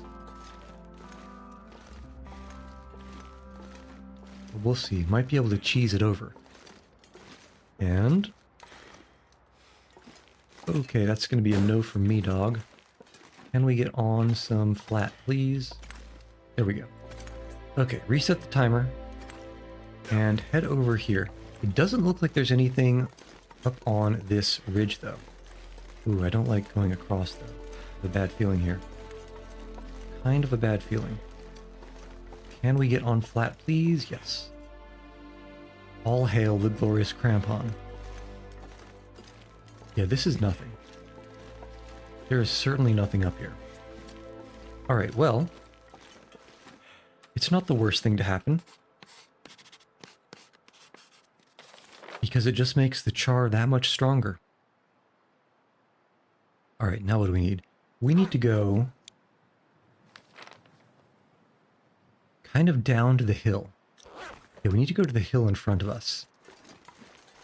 Because otherwise, if we head north immediately, there is going to be a gap, and we can zigzag it. We can zag the zig.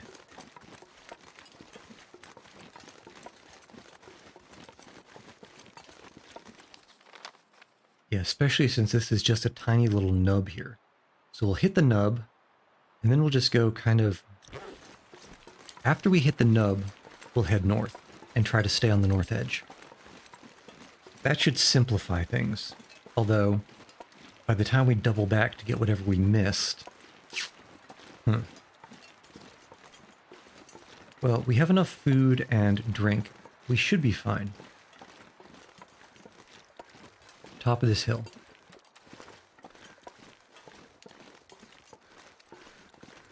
And then we'll head over and see what all the hubbub is about over there. The crowbub.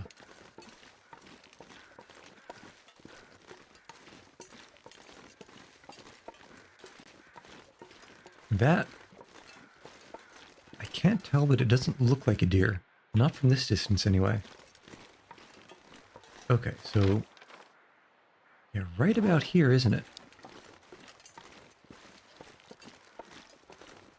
Let's see what we get. And? Perfect. Actually perfect. Head over, and this water... I think is the next spot. Actually, we'll go this way. I suspect I'm a little bit turned around. Well, not turned around, but... I think that is more south than I think it is. That direction. Alright, the closer I get, the more it's looking like a deer. How are we on food? 1, 2, 3... 5 kilos of bear. I think we'll harvest this guy's meat. Yeah.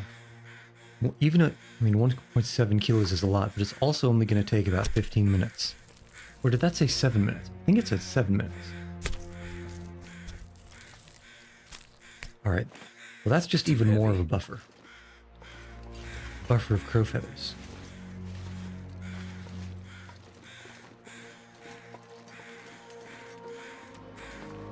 And let's not go too far over here before we snap a char. Well, that little rub marking there under the cursor, that's kind of ominous. Is this a moose location? Do we have to worry about moose here?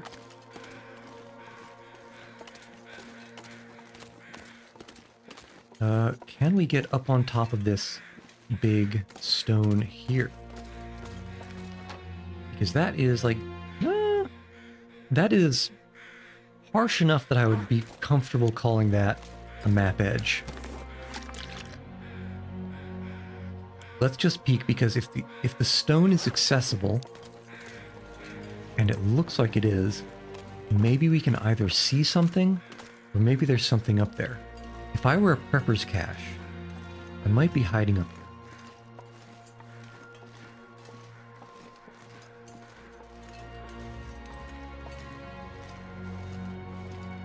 And in the off case, I actually suppose it's an on chance that there's nothing up here. I suspect we can also go down the other side and not lose too much time. All right, let me up. Let me up. Oh, God. You've got to be kidding me. Goddamn geometry. I'm always extremely terrified whenever that happens. All right. Fine, be that way. Should probably make some more bandages, though. One bandage is not a nice amount of bandages to have. All right. I don't see Jack up here, which means that was a complete waste.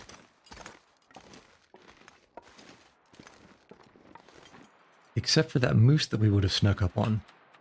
So that was a complete not waste. You know, sometimes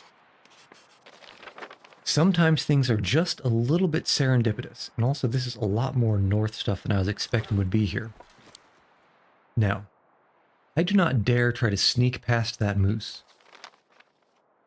And I think the moose is right about here. But if we go around to the south, and perhaps there's probably not a way up onto that stone.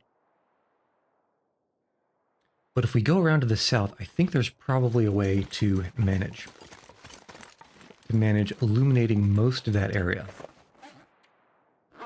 We're about halfway down on charcoals. In my opinion, this wasn't even enough hill to break an ankle on. I'm almost certain it was just that busted geometry messing things up. Yeah, you know I saw it. I saw that little moose scratch mark. I knew there must be something here. The good thing we didn't walk around that corner into it. Jesus. That would have been a problem. That would have been a serious problem.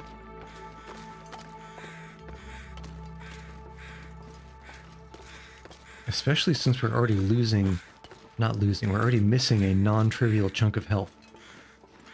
Could have been very bad. And that looks like geometry that would be over a cave. If it is, we'll charcoal there to put the cave on the map. If it's not, we might charcoal there anyway.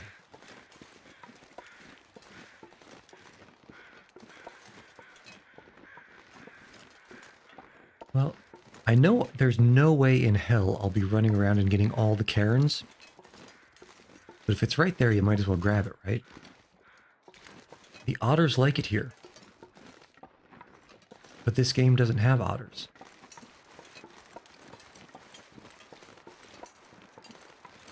Okay, I think the worst of the rain where I am is tapered off. We shouldn't be at risk of a power loss anymore. Could end up being useful. Don't really need any of those except insofar as I can make cloth and cured leather out of it. Okay. It's not a proper cave, but it's good enough to charcoal. Yeah, as long as we can get a little bit around this rock, we'll be able to fill the rest of the area where the moose is without going towards the moose.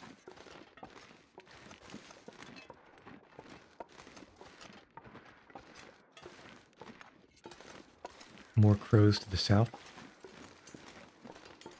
Probably nothing worth looking at. You never know if something interesting pops up. We'll see.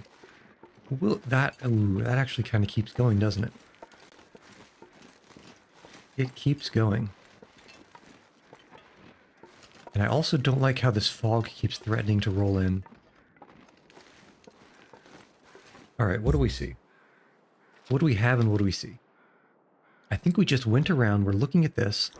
We need to go, maybe...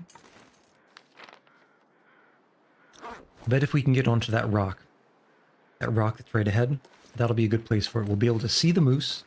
It should be too far away for the moose to walk up on us. Should be. I hope it is. And perhaps going up this way will even lead to a radio tower. There should be a radio tower somewhere up in the middle here. I remember that from the campaign. I thought it was more like more south.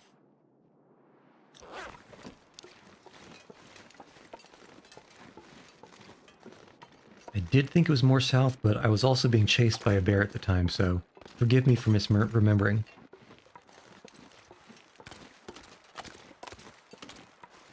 That's a wolf.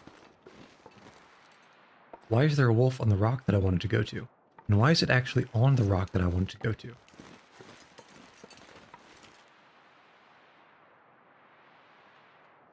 Is he coming? Or is he going? We have 2 scent marks. Surely he smells us. What are you doing, bud? What are you doing, bud?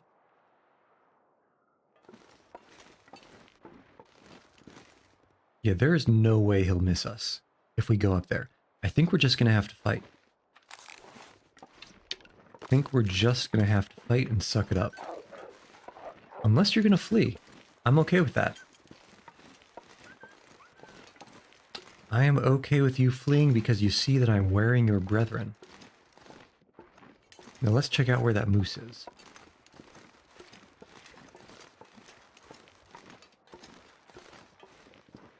I hear you're hunting, bud. Pop. Well, on the plus side, well, on the downside, the arrow broke. On the upside, the arrow broke, so we don't have to chase that wolf. Alright, if I was a moose, where would I be? I should be right over there. There I would be. Okay, I think that he is too far away for us to worry about. So, cross our fingers, we close our eyes, and we can't map and... Of course the damn fog rolls in right now.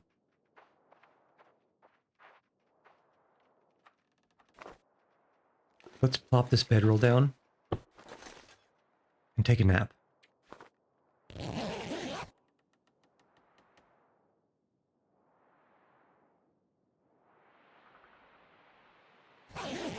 And what do we see, what do we hear? Even more fog. Great. Just great. Oh, I spoke too soon when I said that there was no more lightning here. Alright, what do we got? Still some bad fog. Just have to hope. Hope we don't roll an Aurora with the moose this close by. I have a feeling like that would be a bad time. This fog just doesn't quit, does it? I suppose another thing I could have dropped somewhere is all these firearm cleaning kits.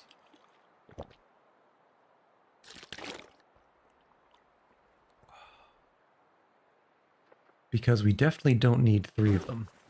Not that they're particularly heavy. One short nap at a time. Come on, fog. Damn you.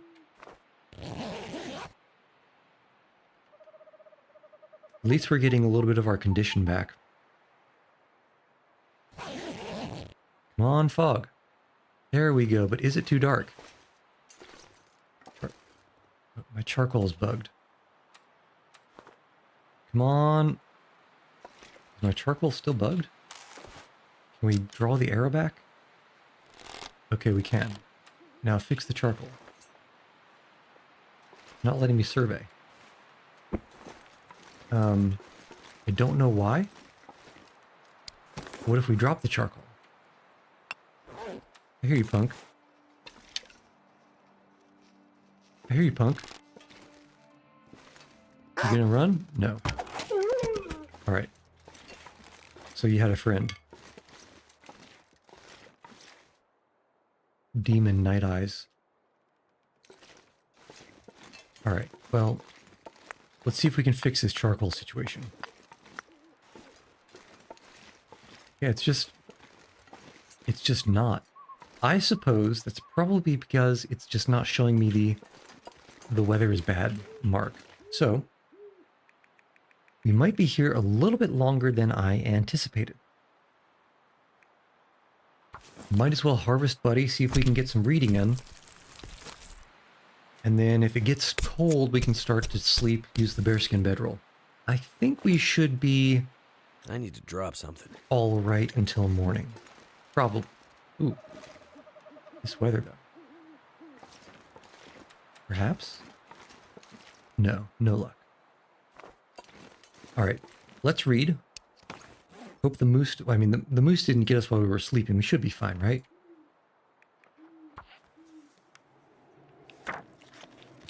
Sounds like a little bit of wind has arisen. But I suppose not.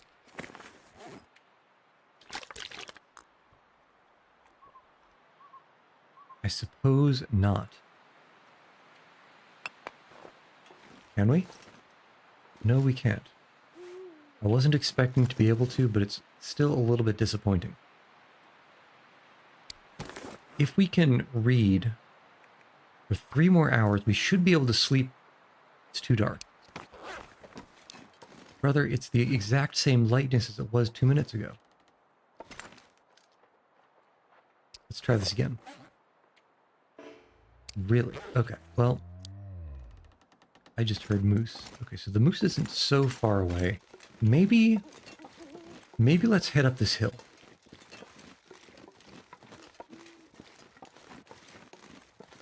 I think we should head up the hill. If there's any firewood, we'll take it. And probably even use it. Cooking would be a good way to pass the time. But otherwise, we just have the one pole. And a few sticks. And I'm not seeing much firewood at all, despite all these trees around. Over there, maybe? I'm not sure if I saw something on the ground. It could have been rose hips. Could have been a scrub brush. Ah, stick. Perhaps it's a scrub brush.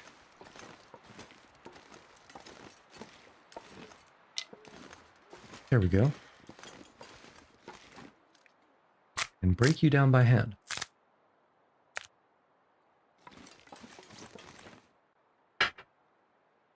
How's our weather? Still foggy AF.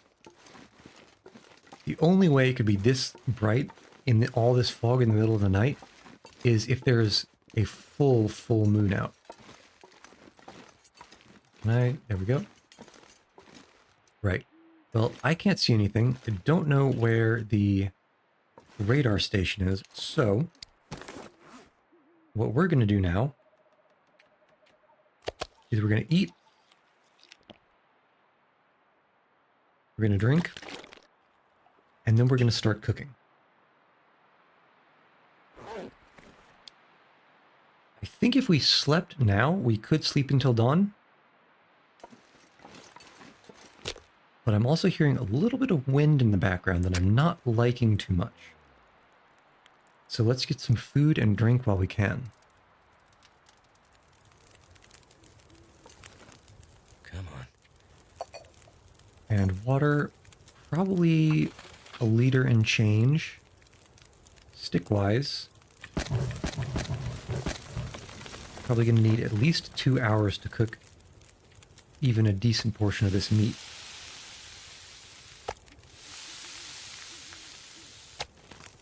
Right, place more meat. It's the meat place. And then we double cook, because we will definitely need it. Might not even be able to cook all this meat in one go. What do we have? 3, 4 left?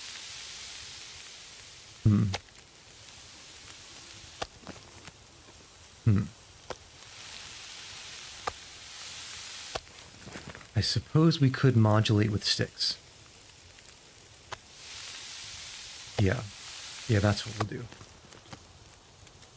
All right, 39 minutes on you, which means we probably just need 2 more sticks. 40, 38, 4. Yeah, that's fine. This is going to be okay. All right. And now we can actually sleep until noon, which, with any luck, will be long enough for this fog to blow over. Because even if it got light, that fog would not give us a good time. Fingers crossed. I don't like this ominous music in the background. But nice. Very nice. We get some of these chars. We take a look at a moose from far away. Oh yeah, this is a very, very nice view distance. In fact, I don't even see the moose anywhere. Perhaps I scared it off. I am terrifying. Up. And any moose? Any moose? Hey, what's with this stalking music? At any rate. Okay, that's exactly what I was hoping to find. Exactly what I was hoping to see. And the second thing, we look up the hill here, is... Oh yeah, that is definitely too steep to go up. And there is definitely nothing around on the left there. So this pocket is complete. Let's head over to, I guess, the horizon right there. That skyline. That's going to be our next spot. Yeah, we really did need more water, huh? Definitely did.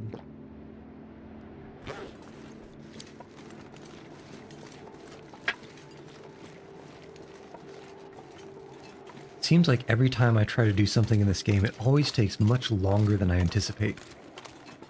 I thought surely, you know, the 8 kilograms of bear meat we left the coastal highway with would be more than enough. Overkill for coming out this way, doing all the surveying and coming back. But we ate almost half of it just to get here. We don't want to go too far inland. Yeah, maybe not all the way over to the horizon, maybe right about here-ish.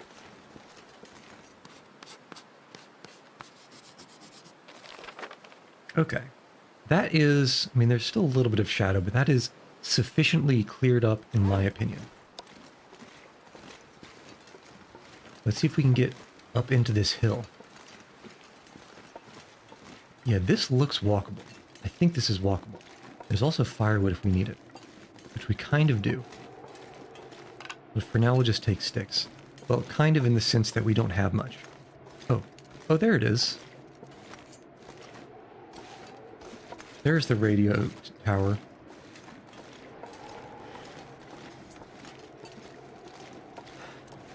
I was actually kind of getting worried about missing it at this point. It's both simultaneously kind of where I thought it was and also kind of not. Oh, no. No. We do not bump up against tall geometry, steep geometry. because that destroys what... Oh, come on now. That destroys whatever meter timer times out until you break an ankle. Is this... Come on. Seriously not walkable? Ooh, come on, let's get down. There we go. Maybe if we go around to the right. Certainly this looks walkable. Really? Come on now. Really? Oh, shh. Where's Buddy? Oh, and he's behind us. How did you even see us, Buddy? I guess you were hunting. We have 2 scent marks after all. If that's not a way up, I believe I remember a way up around to the left here. Yeah, I don't think Buddy could follow us over that difficult terrain. But I am a little bit worried. We are moving into what I would consider to be possible bear territory.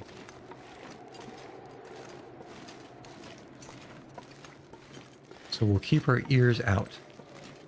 Our ears peeled and our eyes out.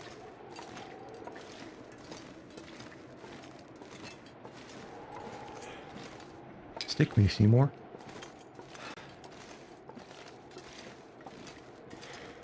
Yep. Can we get on the rock? Yes. And around and flat. Okay, this is where I actually think I did exactly... Let's listen.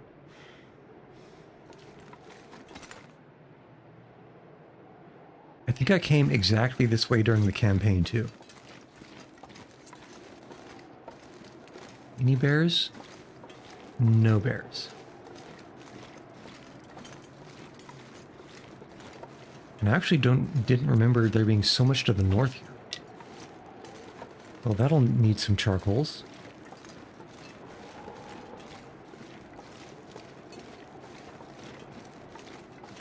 All right. Finally. Finally, we reach the radio tower. The shortwave tower. That doesn't... I mean, maybe it's a shortwave tower, but it doesn't look too much like it. And again... Oh, there's a laptop here. Interesting. That kind of makes me want to wait until there's an aurora. And we could break down all these boxes to get reclaimed... Oh, hello, there's a body here. To get reclaimed wood.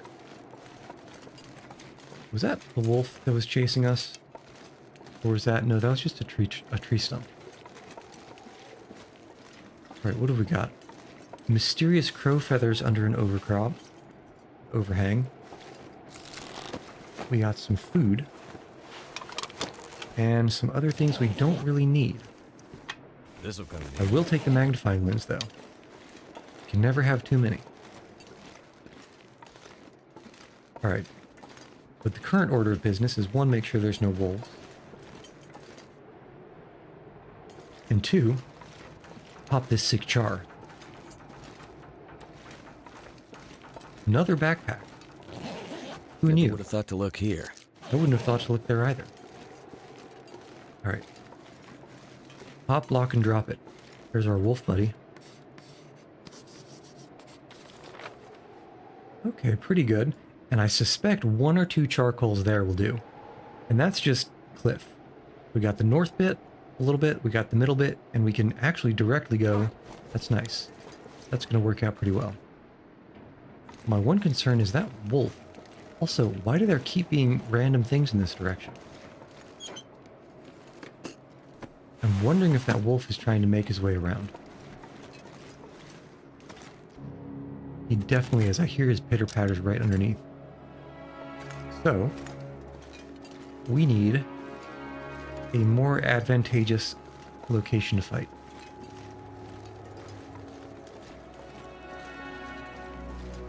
Which hopefully includes better sight lines than this. I think this will do. Yep, I hear you, punk. I hear you. You're quick, huh? And pop.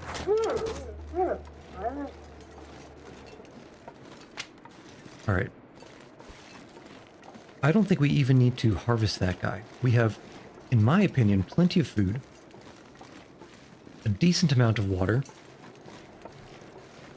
In fact, the only real excuse would be to maybe gather some firewood, get even more charcoal, and wait and hope there's an aurora tonight.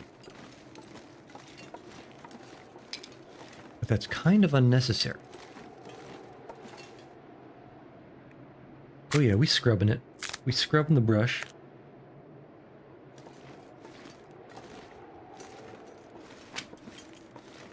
And surely there has to be something interesting over in this corner, right? Let's see.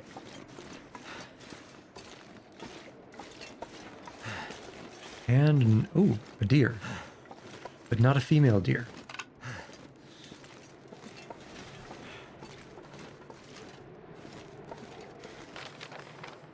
But we have pretty much surveyed this. Let's see. 1.3 kilograms.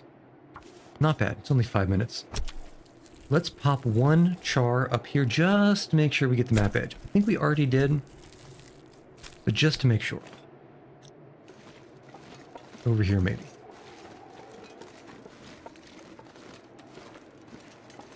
And then,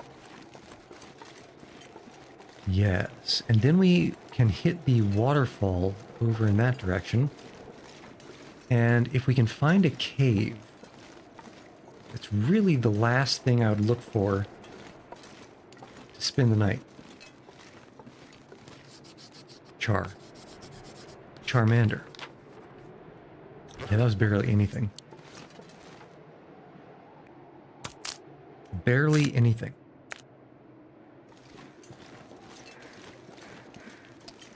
Okay. Getting kind of heavy. If we can find a cave, we'll come back for the wolf. If we can't, we'll just go. Maybe. Maybe. Might as well sprint. Although it doesn't really do much of anything, so it's probably not worth the fatigue loss.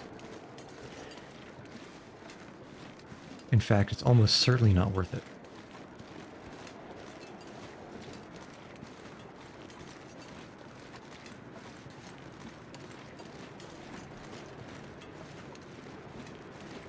Whoop. Click. And yeah. That'll do it.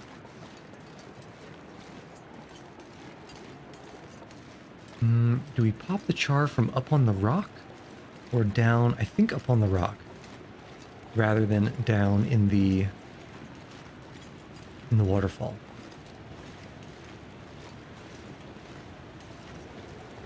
Alright, we're walking over here. We're walking Christopher style.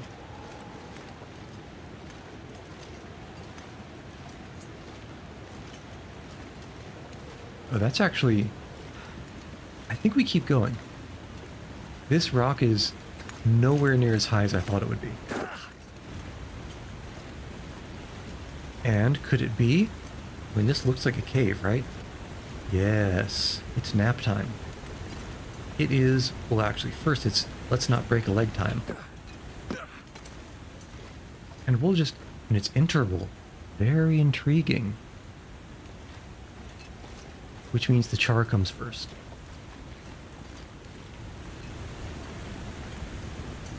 And actually, this is suspiciously enterable, or walk-upable. Could there be something behind the waterfall? There's only one way to find out.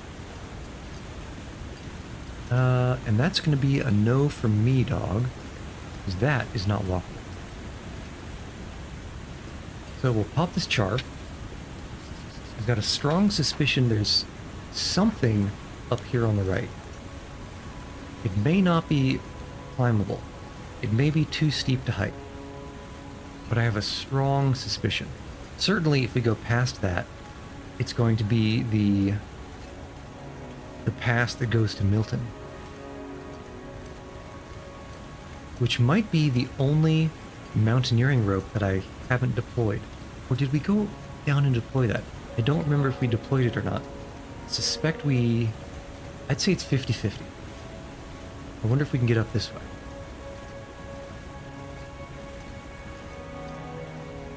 Okay. Oh yeah. Oh yeah, this is... Now up there, that might not be walkable. But let's see how close we can get. Because I wonder, can you climb around this? And this is looking steep. Oh yeah, that is definitely not intended. 100% not intended. Okay, to the cave, drop all the firewood. To the wolf, acquire all the meat. And then we combine those two things.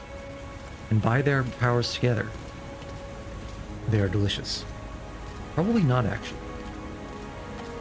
I think carnivores are not supposed to have a particularly good taste.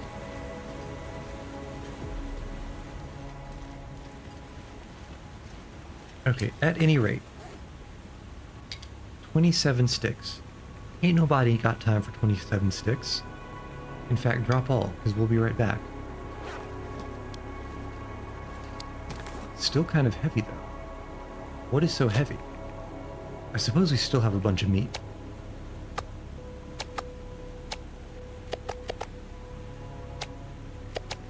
Okay, now we can move fast.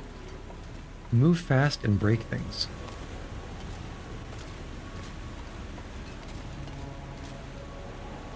Might as well sprint. We're going to be spending the night, so no loss. In fact, it might only be gain.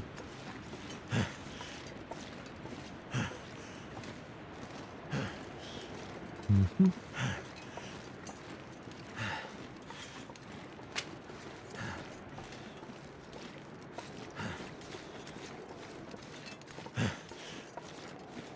Alright, where's Buddy? Here's Buddy. Ooh. The thunder doesn't end.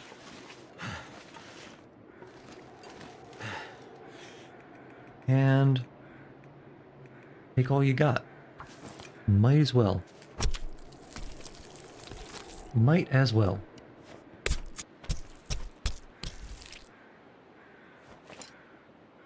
I might have to drop some gear. Alright, looking good. In fact, you know what? First things first, we pop a char right outside the cave to put it on the map. Second thing second, I suppose we could drop some food and water here, couldn't we? Have it be a little bit of an impromptu base. Not the best position, it's kind of out of the way. But it's also not that inaccessible. It's said to cave, not to cave system, so I don't think it leads anywhere. I've been wrong about that before, though.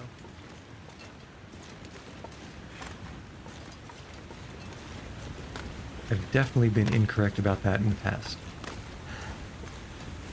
Alright.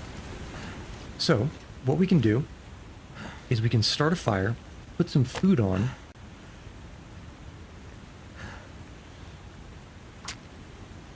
We'll put some food on. We'll put a bunch of these sticks in. We can pull a couple of torches and head inside and see what we can see.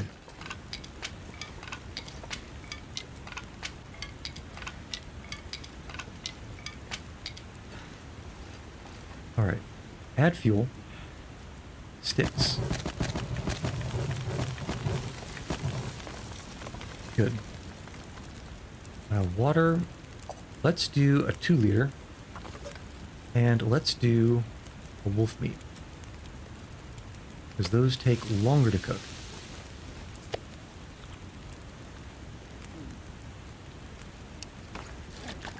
And just prepare ourselves, food and water-wise, to enter.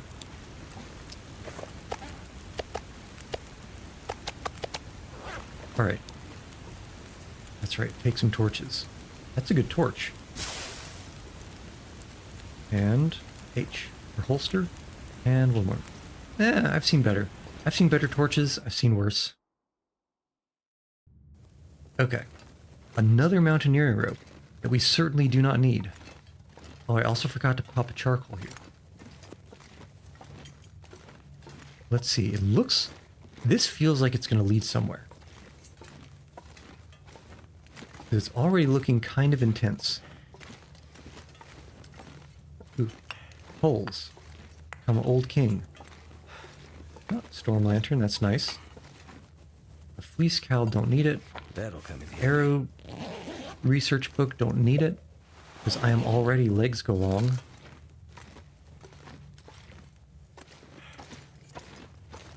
Alright, we're opening up. What do we have here? I was kind of hoping that would be a dead end. It's looking a little bit more involved than I was anticipating.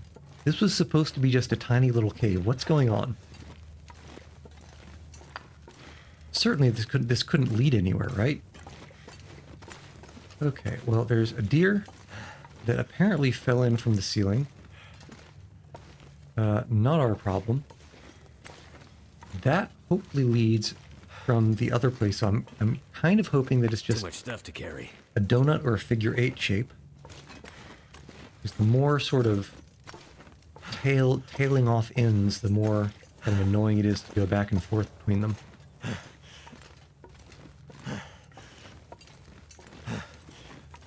Okay. This keeps going. It keeps going and it keeps going. And it exits somewhere. Damn it. I was hoping exactly this would not happen.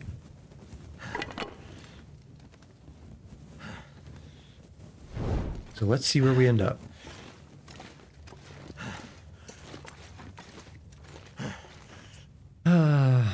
Where are we? Come on now. More Forlorn Muskeg. This must be interesting. This must be the upper region. Right? Surely this is the upper region.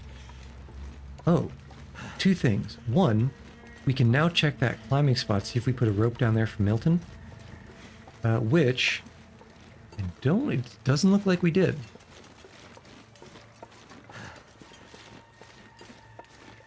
No, we definitely did not.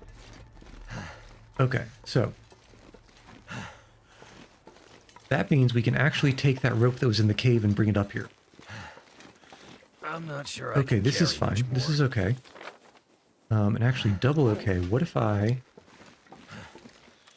popped a quick char right here?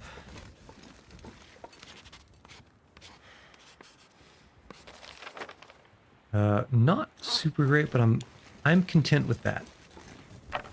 With this upper region being completely mapped.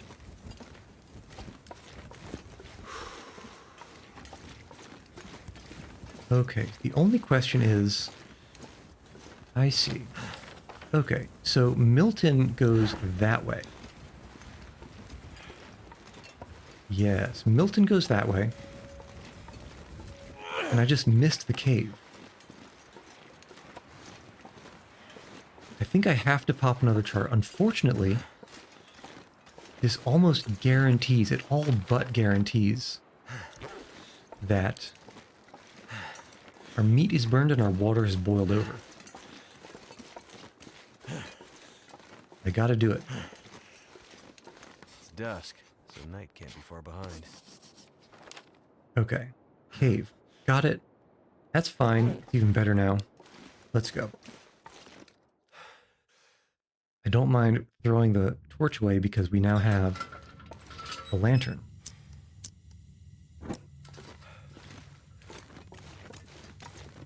And I believe we also have a bunch of lay down. lantern fuel we can refuel this with. Because it is kind of low on that front.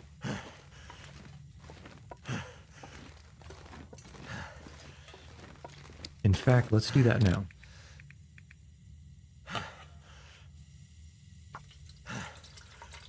Refueling a lit storm lantern. Certainly nothing bad could happen.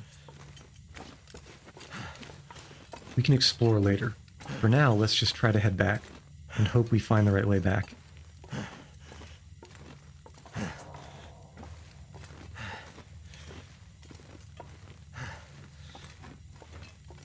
I think I recognize this. I hope.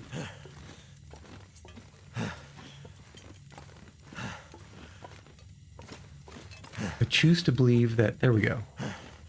We've recognized this campfire. We can take the charcoal from it. One lonely charcoal.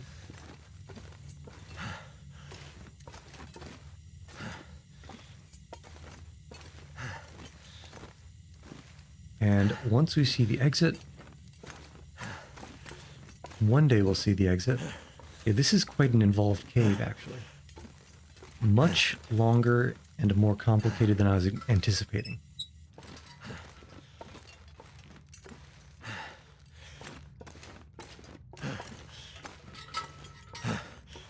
All right, we're back. Let's see how screwed our... Oh yeah, it did get burned. On the plus side, Drop any the of this water didn't gear. boil off. It's a, I don't know. Do we have a tin can? Not directly, but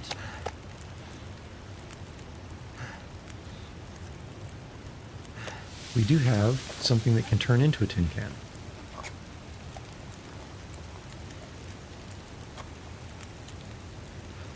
Oh yeah, this is big brain play here. Now we can do double duty while giving the meat the preferential cooking speed. Alright, certainly we can use a couple of these coals.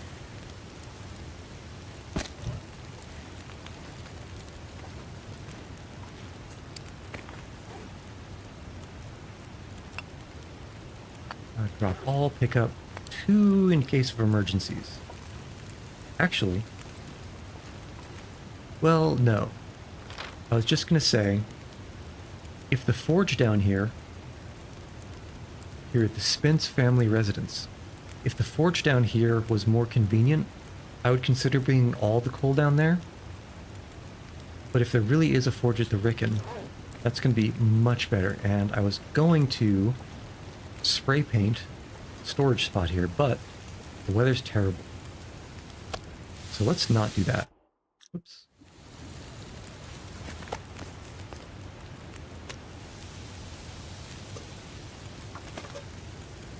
Cookity cook, cook, cook.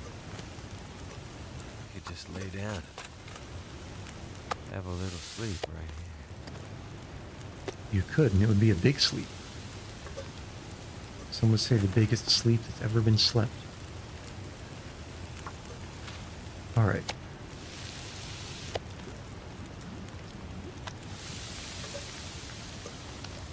Yeah, this is good. I'm starting to think, based on the weather, we are probably not getting an aurora tonight.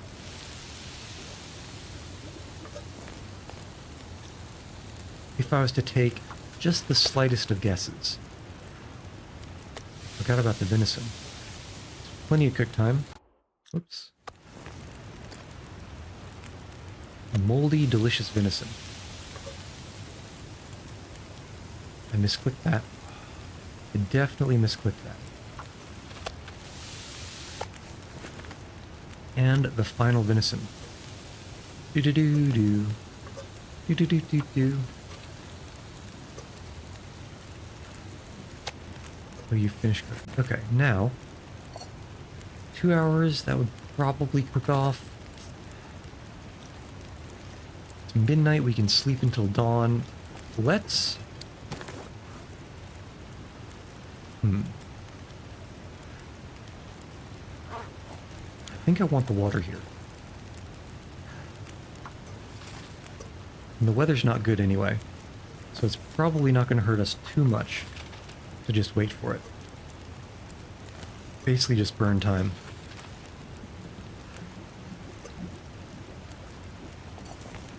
This gear's starting to slow me down. 59 minutes. We can do probably 1.5 liters here, and it should cook and finish boiling, and then the fire will die. Okay, so we do not need 11 liters of water. Drop most of this. Might even drop a chunk of this food. In fact, I definitely will. We'll do With all the deer and bear, I think we're okay dropping this much wolf. Alright, next order of business. Head inside and nap.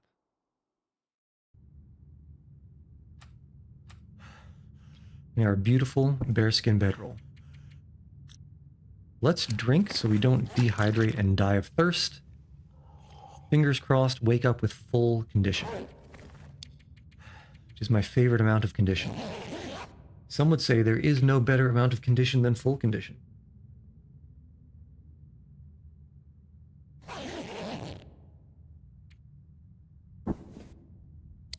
Alright. Well, if it's not full, it's close enough. I could eat anything right now. Eat anything like this delicious wolf. I also didn't realize how close we were to starving just now. That would have been bad. Not the worst, because we can drop a bunch and we're not too over-encumbered, but still not great.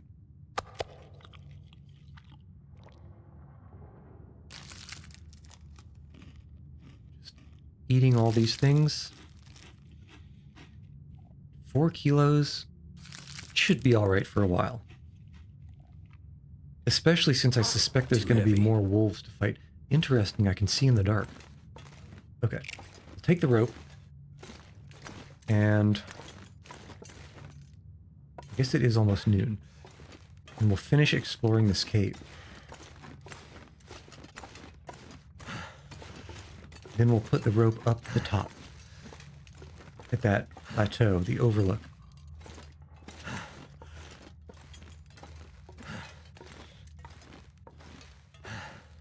But until then,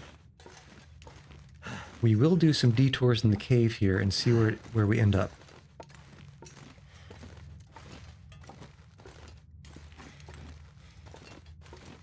Which, if I remember, means go right instead of left when it is available.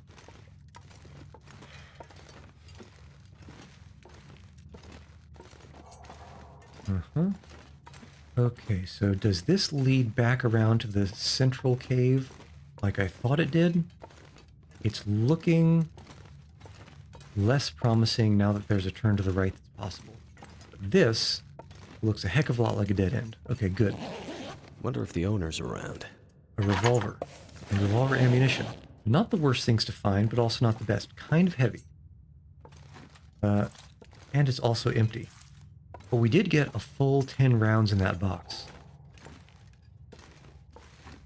Which, really, could you ask for more? Not really. Okay. Is this the main entrance? The main room? Yes. And there is really only 2 exits. Okay. Okay, so all of the detours have been explored now. Although I am kind of curious if it's possible to get up on that ledge. If I've seen this type of room before, I suspect they might be reused Skyrim style. Perhaps there's a way somehow. I mean, it's not like there's anything there, so why bother, right? Yeah, not worth the trouble.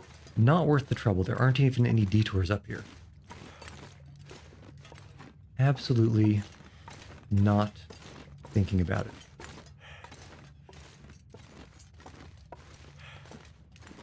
There we go. I can practically taste the mountaineering rope deployment.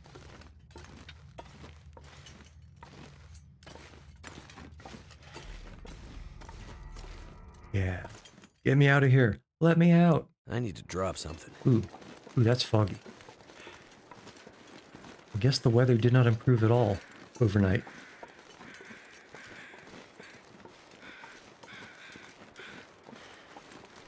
It occurs to me that there is no way in hell that the laptop that's underneath the shortwave radio tower it could not possibly be still functional. Covered in snow. Every time there's an aurora, it's going to warm up and melt some snow and get just completely waterlogged. Alright, just skew to the left. And eventually we will find our climbing spot. So much birch. Was this birch really here when I came back here last? when I was just up here yesterday? I don't remember seeing it. Alright, there's our rock.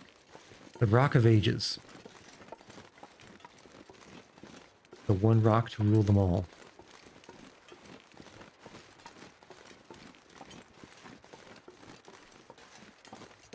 And now, I mean, I don't know if I would even call this a shortcut deployment, because if you think about it, as long as you can make it through the cave, which is like, you know, from here to, I guess it's over here past the waterfall, it's a long cave, but it's not a very long cave, and it's not long enough that I would consider preferring a climb of a mountain rope to just a quick little walk. Effectively a quick little jaunt through a cave. I don't know what the map designers were thinking when they made that one. Especially if the most convenient way to put a rope on that shortcut is to find the rope in the cave.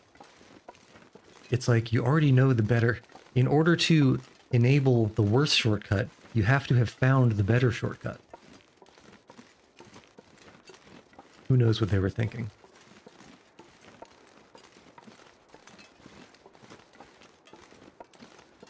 Following these footies.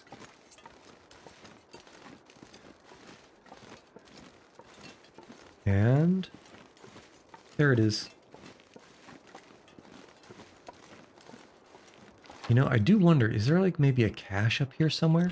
Because that place on the left does look kind of cheeky and useless otherwise. Over here somewhere? Probably not worth the trouble. Probably not worth the effort. I'm gonna have to leave something behind. Head back through the cave. See if we can, I mean, at this point, I want to pop another charcoal to put the cave entrance on the map, the one on the lowlands. So, if we don't get really lucky with the weather, we might already be slated to stay the night again. Which I suppose isn't the worst thing in the world. We have a bunch of water, and that's plenty of excuse to start reading that book again.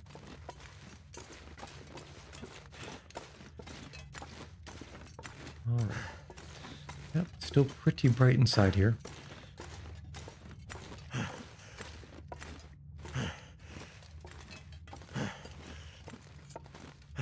Also gives us another excuse to roll for an Aurora tonight.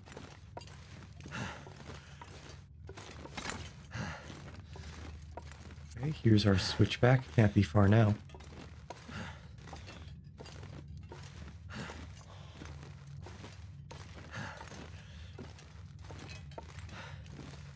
Come on, we like to move it, move it.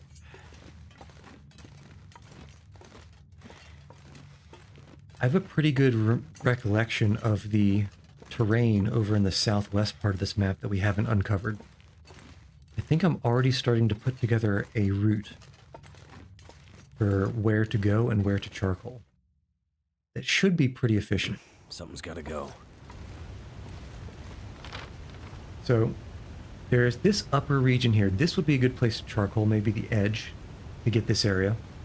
And then, I believe, either over here or over here, this whole place on the left, it's an upper, higher area that I think you can only access from down here. But there's another shortwave radio with an overlook somewhere over in this left area here. It might even be by these cedar limbs. So we're going to head up there, charcoal on the way back, and eventually we're going to end up at the Spence family residence. And that should pretty much put a pin in the Forlorn Muskeg. Need to remember that guy though. Is the fog burning off? It might have burned off enough to put this on the map. Perfect. Alright, that's on the map. Let us... I'm of two minds now. Yeah, let's stay the night here. And let's also not forget to pick up non-potable. Are you sure? Are you sure that didn't boil over? That should have had plenty of time to boil off. That's annoying. That is very annoying. I suppose we can leave it here. Water bottle. It's hard to tell the difference. Let's leave it by the fire. As a hint, you need to boil this still. Okay, so let's read. See if we can roll an Aurora. First off. I think it got extremely foggy again. It did. This place just loves fog, man. What is this? 1 hour? And couldn't get the second. But it's also fine because should probably be starting the naps anyway. But certainly with all this fog, we're not going to get an Aurora. As unfortunate as that may be. Fog is lifting a little bit. Let's see if it continues. Let's see if it continues. Not really. It's sort of plateaued.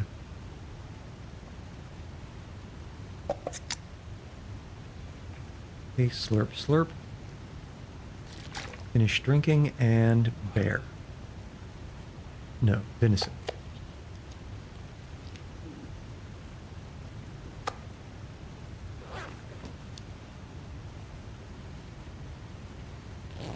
Do 2-hour increments on these naps. 2 hours is a brutal, an absolutely brutal amount of time to nap, though. Okay, so... well, the weather is completely cleared up, but I think it might be a little bit too late for an Aurora. I did not mean to travel. Why did it travel me?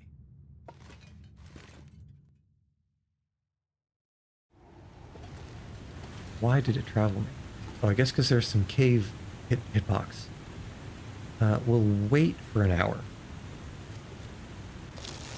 If I hear anything, I can stop. We'll wait for another hour.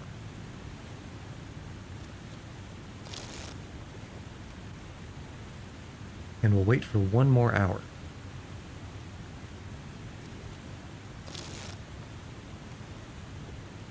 Okay, no luck. Sleep for 2.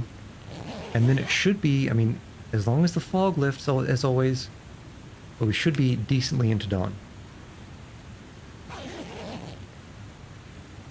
Feeling good about it. Yes, very nice. Okay. Let's make sure food is okay. We got 3 kilos and change. I might have to drop some gear. Actually, what are we carrying that's so heavy right now? I feel like there's probably something we can drop. Bow's fine. Actually, in case the bow breaks, it's kind of a good thing that we got this revolver. So let's load this up just in case we run into many more wolves than we can handle. Alright, that's good.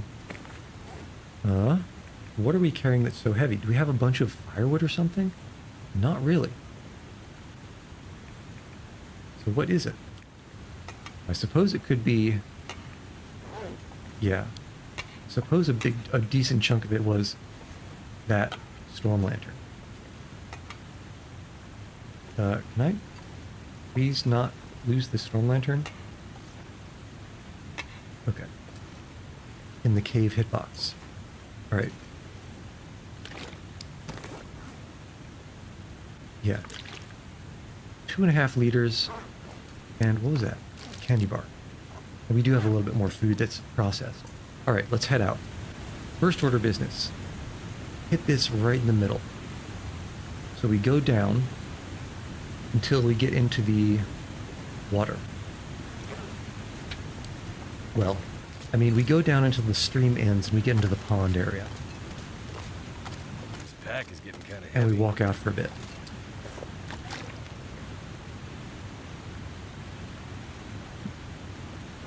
But again, this middle area is bear territory.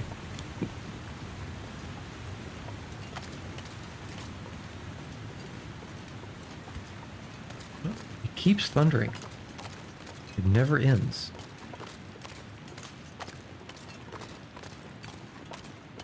I'm still not convinced that you could have water freeze at this angle. The creatures won't let you leave. Have you been trapped? You've been trapped in a roach motel, Cockroach? Or did the Ghostbusters get you while you were Gengar? Hat Creek. You can only walk on this creek while wearing a hat. What is that? What is that?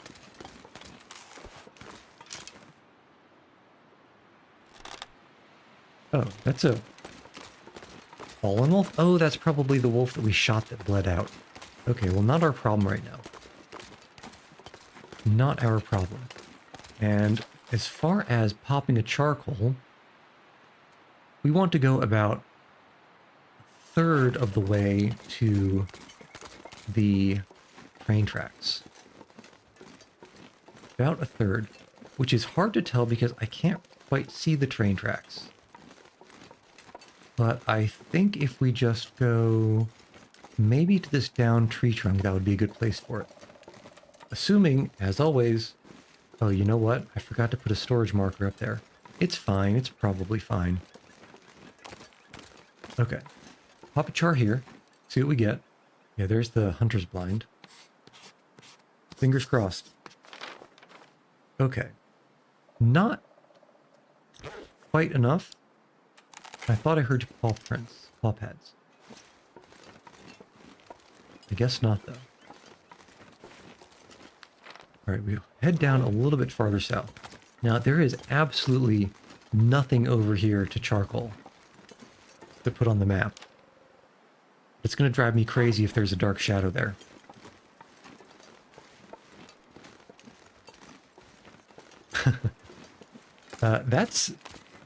That's a little bit, exclamation point, a little bit morbid. It's actually quite morbid.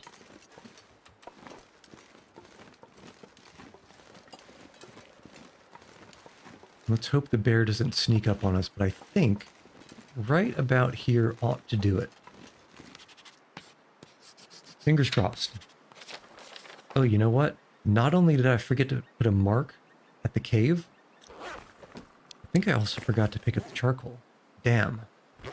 Well, now we have to go back. That is extremely unfortunate. Okay, well, I don't mind... Ooh, please don't break. There we go. I don't mind doing a little bit of sprinting in this case.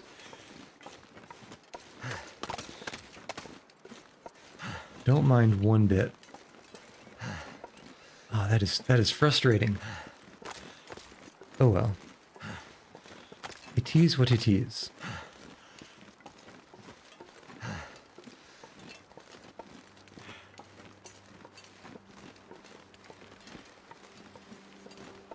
Okay, so what do? We should probably hit that market charcoal in that order. In exactly that order. Now, can you imagine what kind of thigh and gluteus maximus strength you have to sprint up a hill that's this steep, especially when the hill is ice? Absolutely crazy.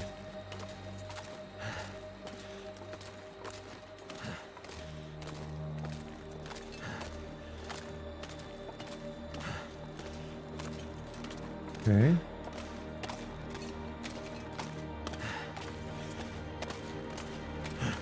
Yeah, here we go. Alright, it wasn't as far as I feared it was. But it still was a little bit expensive fatigue-wise. Just a tiny bit.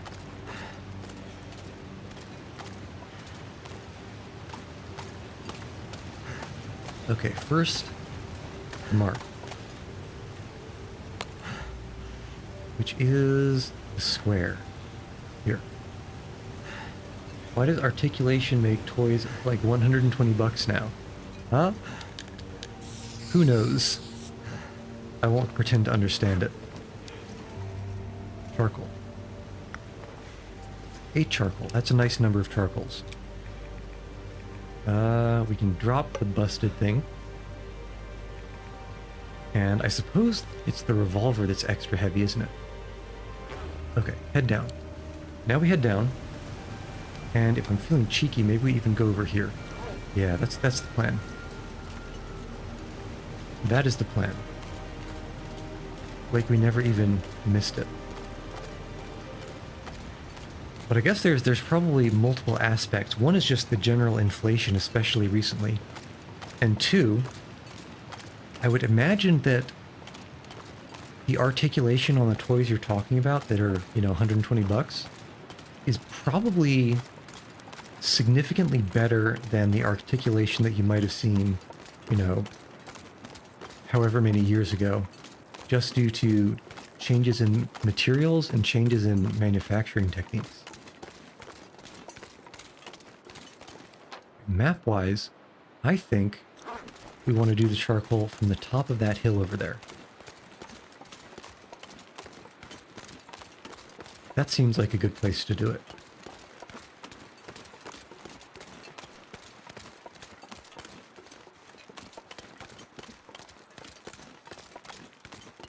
Oh yeah. And I'm also suspecting that the northern bear has vacated the premises. We probably only have the central bear to worry about. The Central Bear Committee.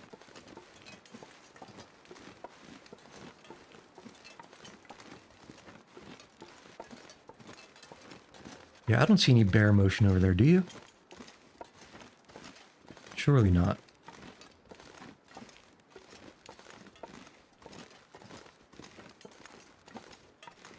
Okay. Looking safe. 2 scent marks, which is more scent marks than I was hoping for. But I don't think there are any wolves nearby. So, actually... No, I think this is the spot. I think this is the... Okay, so not as far south as I thought we were. Unfortunate. Unfortunate, but not the end of the world. Oof. Up.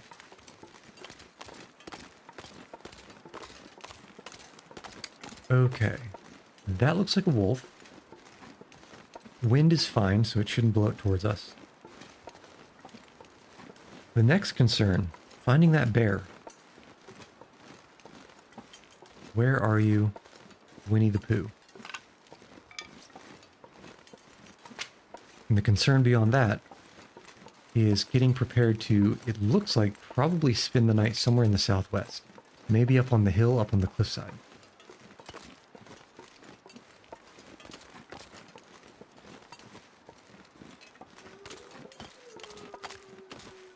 Yeah, wolf goes...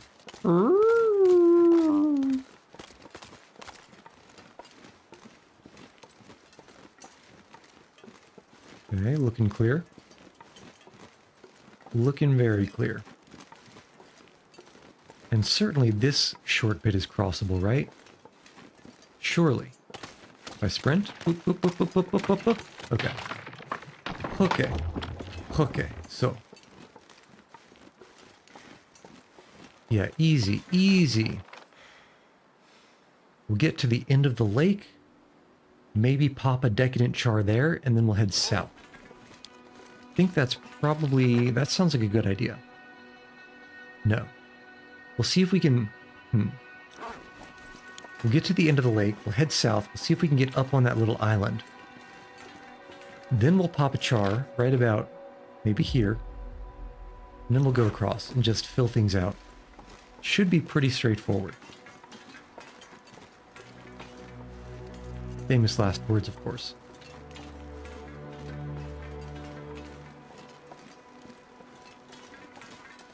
If I was a bear, I would definitely not be here anymore. Yeah, I'm feeling pretty good about the bear situation. Or lack thereof, as the case may be.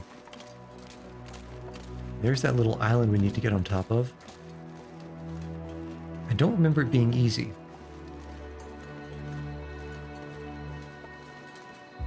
I'm almost certain I've already checked that hunting blind. Yeah. Yeah, the map would not be so... That's a wolf. Would not be so incandescently lit up if I hadn't been there. And he's kind of close. So let's actually be a little bit careful moving quickly here.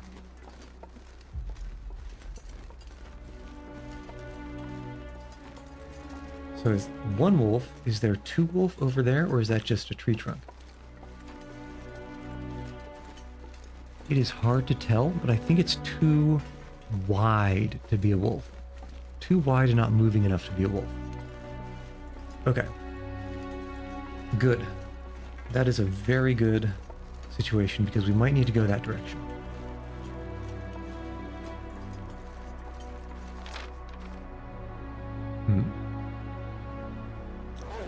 I think those trees over there are a good place for a charcoal. It should get that little corner that's poking out.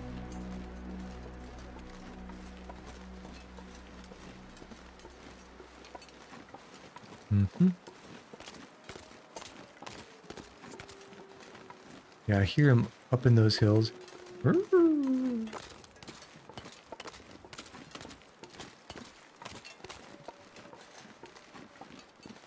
Something way far behind.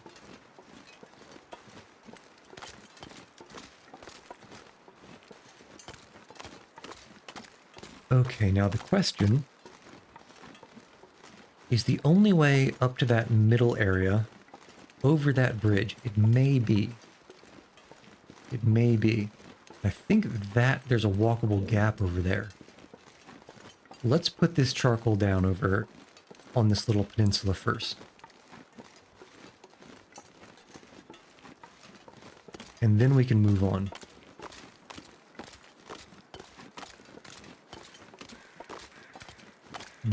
Crows. Crows just doing their thing.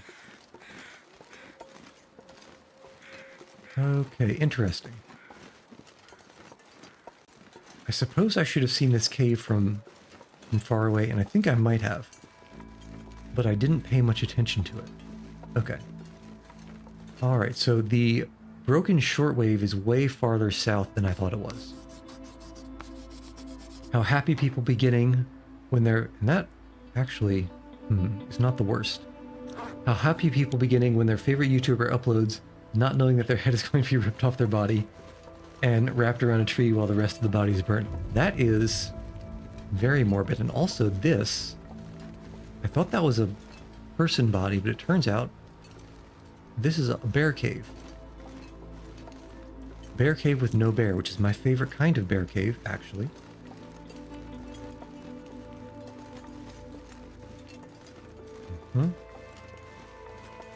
Although you've got so many of these creepypastas, I've got to wonder if you've got like some kind of list that you found, or if you just have some AI generating them for you. Because how could there be so many? It's something that is beyond human understanding.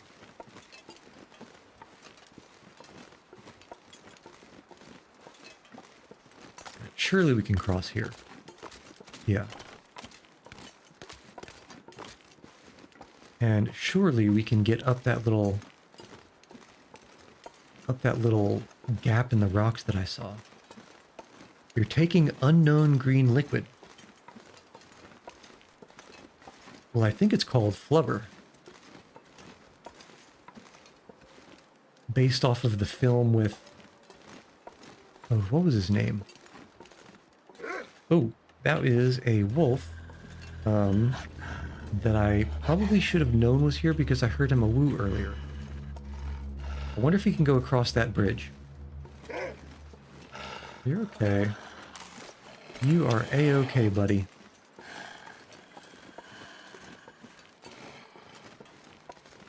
What is that actor's name? Robin Williams. Flubber with Robin Williams.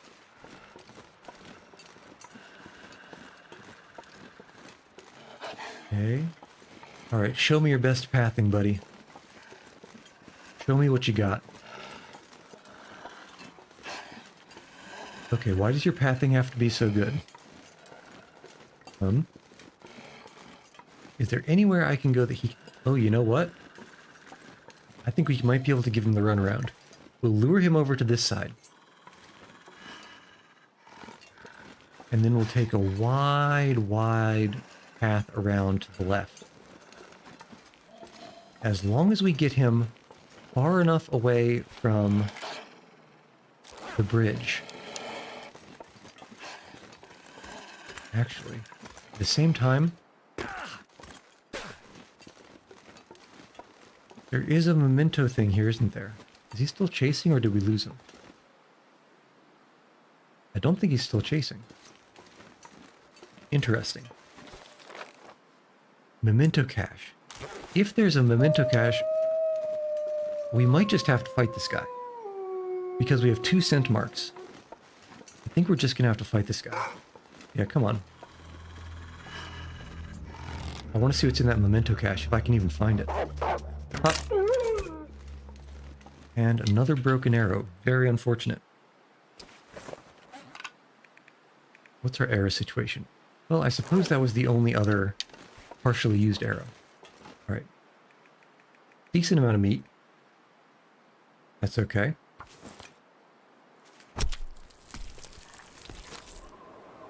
And that sounds a lot like a blizzard rolling in. All that wind, at least. It's just wind, though. Okay, so we can... Yeah, we'll pop a char up here. If we have to, we'll go under this arch to find the memento cache, because certainly this is the arch, and the memento cache must be just north of it. Either on the ledge here, or underneath, or somewhere. But I don't see it so far.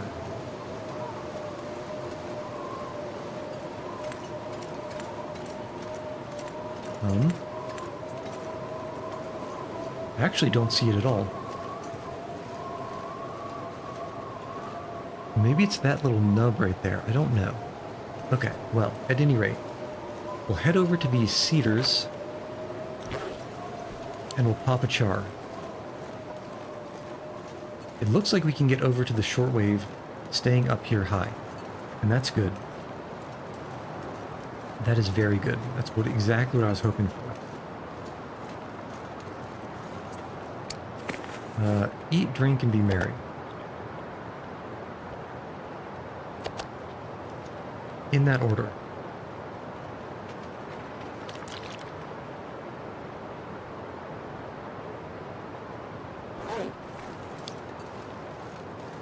Okay.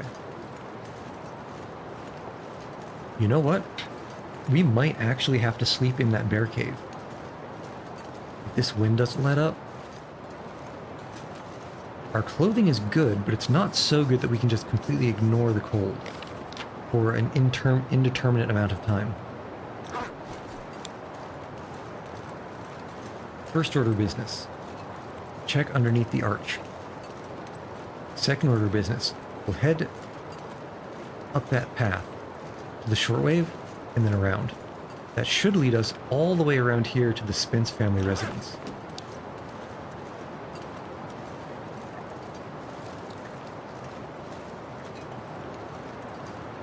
If we can hop down. I think the hop down is somewhere over here.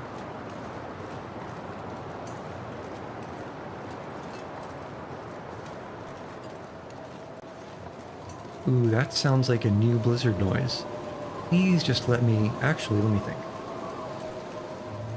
We don't have any more charcoal. There's the bear, so we can't sleep in the bear's den.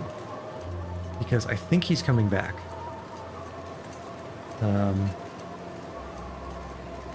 Yeah, he's heading this way. So let's take a quick peek down below. See if we can find that cache.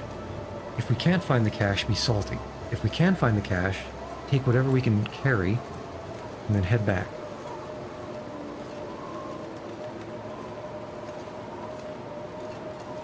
Yeah, surely it's not hiding in a little cubby over here.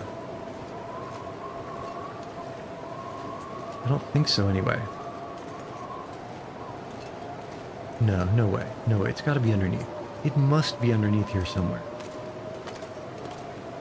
Unless, again, it wouldn't surprise me if there was a memento cache that was somehow invisible or inaccessible. It wouldn't be the first time. Alright, so this is nothing.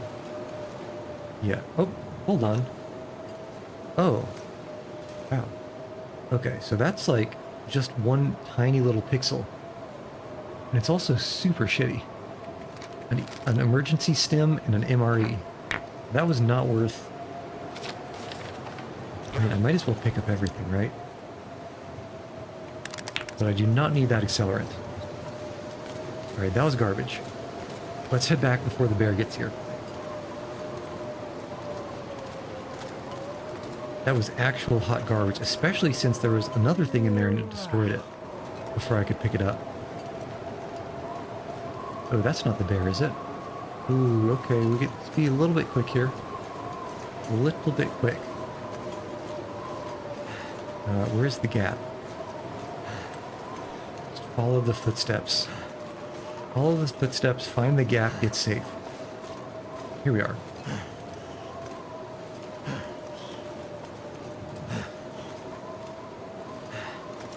Okay, that's very good.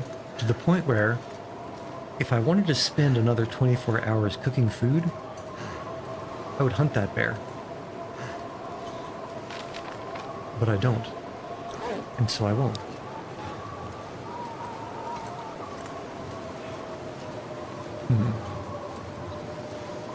I'm trying to think. As long as we are in a windbreak, we're warming up. Actually, we're just warming up, period. I guess we have some pretty good windproof clothing. But it looks like if we go around this ledge doing charcoals, I suspect it won't... We'll be going around here. I suspect it won't fully fill out this middle area. We might have to cut back north on the way back. But the current goal is to end up at that Spence residence. Somewhere this direction.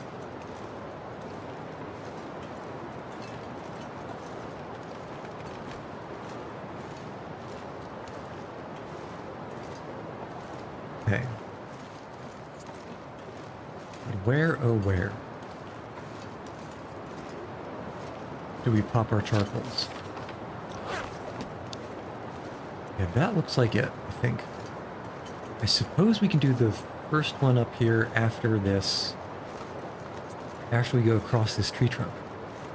This conveniently located fallen tree trunk.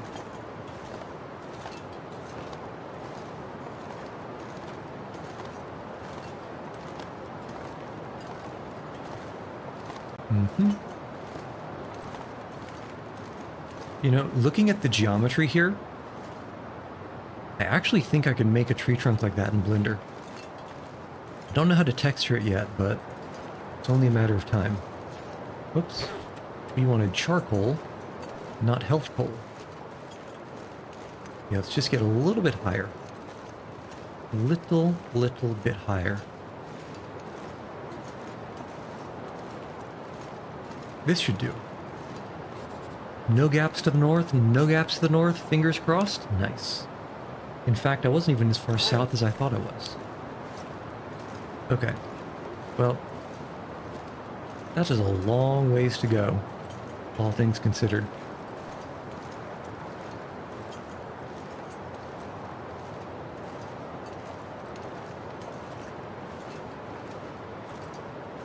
Yeah, the forlorn muskeg here, it is pretty darn big. But it's also extremely open. And so as far as perceived size, it feels smaller than it. The bear is following us. How did the bear get up here? How did the bear get up here and why is it following us? Okay, we need to be careful here. Okay, that was probably mostly a waste. Next charcoal will pop at the shortwave radio. Just because the bear walks slowly, but when it's this windy, I walk slowly too. So we don't have... If we keep popping unnecessary charcoals, the bear will definitely be catching up eventually. And probably not in that long order.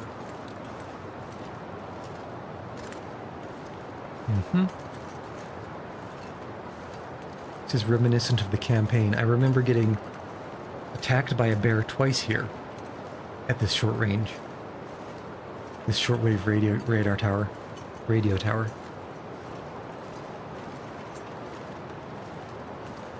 Incredibly rude wildlife. Alright, he hasn't popped over the ridge yet, which means we still got a decent amount of time. Alright, anything other than some rabbits? Not really. Maybe, is that firewood? No. Ah. Birch saps. Oh. That is a wolf chasing a rabbit, and we are going to third party this guy. And he ran. Very inconvenient. Very inconvenient. Especially if he gets brave and starts drawing aggro on us. Well, I didn't know that there was a wolf here. I suppose it's more convenient that we found him that way than we found him some other way. And I think he found another rabbit to hunt. Yep. Let's find a buddy. Should be just on the other side here. Yeah, there we go. And... pop. Alright. Now I'm feeling good about this location being safe, at least until the bear shows up.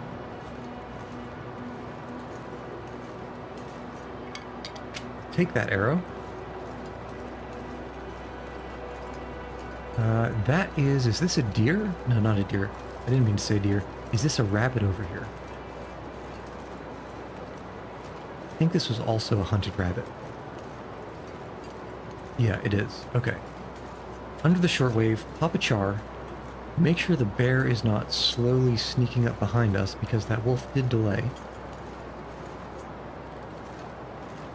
It did indeed delay us. But I don't see the bear, so pop. Show me the goods. Okay, not bad, not bad. I think we're still hugging map edge here. Good. That is very good. Still no bear, huh? We have, 1, 2, 3, a decent chunk of wolf meat. Let's get just a little bit more meat. Worst case scenario, we can dump all this at the Spence residence.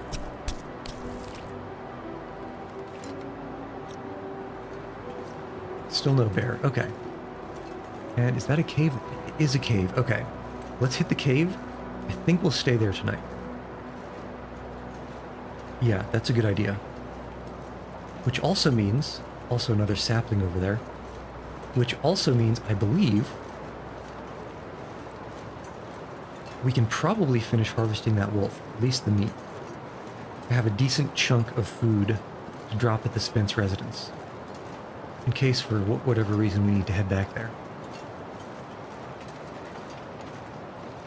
Okay, yeah. Yeah, that sounds like a good idea. Surely the bear can't walk all the way here.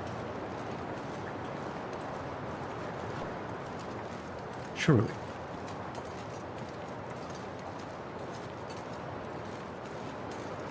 And surely this isn't the bear's own cave, because that's down on the water. Oh, unless... oh no, I was worried that this was bones, but I think it's just a whole person. Yeah, that's just a whole person. Good. That is a very good development. Alright, what you got? Pinnacle peaches. Show me the money. Skint. Absolutely skint. Okay, so...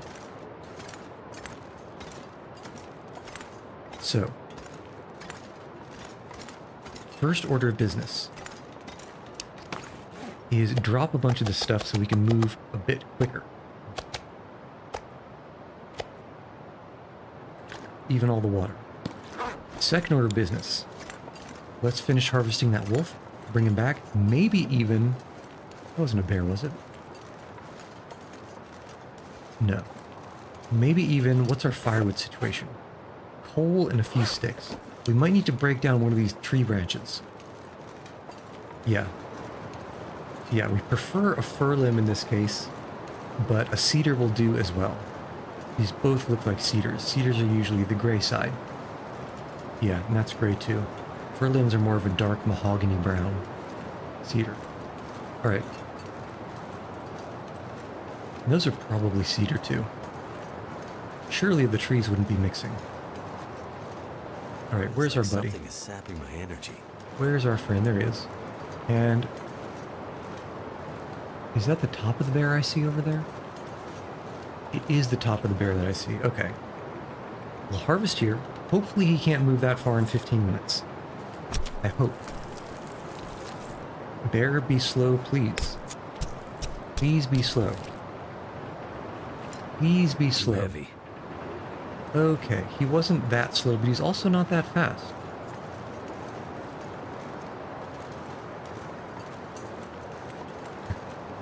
Oh, that could have been bad. That could have actually been bad. Now, on the downside, we don't have the 45 minutes it's going to take to harvest one of those tree limbs. Because the bear is too close. If only 15 minutes got him halfway here, 45 minutes would do more than the rest of the way.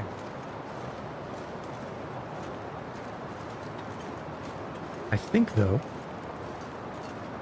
that this is probably... actually, you know what we can do? We can sneak here and maybe break down this branch.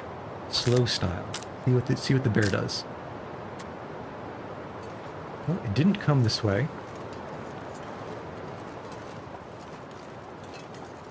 So let's just kind of back in over here. Start the fire at the cave entrance. Hopefully he won't walk through. But if he does... well, oh, there he is. If he does, I suppose we have to fight. But for now, I think we have enough fire to... if it works on him at all, I think we have enough fire to maintain while he's around here. All right. Alright. A bunch of these sticks. Not all. And one coal. Yeah, buddy is just coming this way.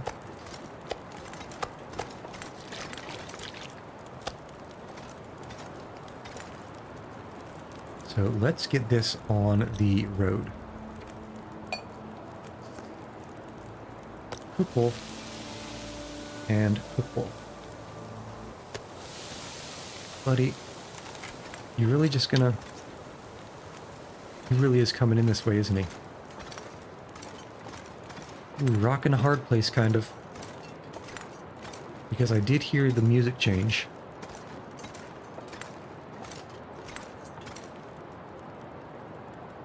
Well, if we have to fight, I suppose it's not the worst thing in the world to have a bow that still works, and we do have a revolver.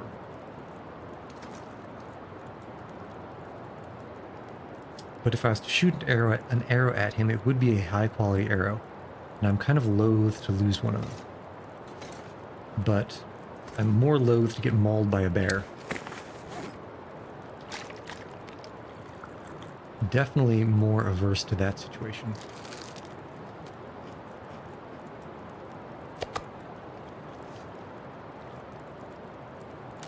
Oh god. Buddy came all the way to the entrance, huh? Okay, well, as long as he keeps going off. Cannot believe I menued just then. That was a bad idea.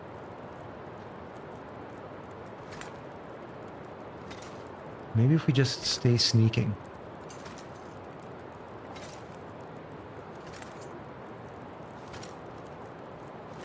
I'm being very quiet.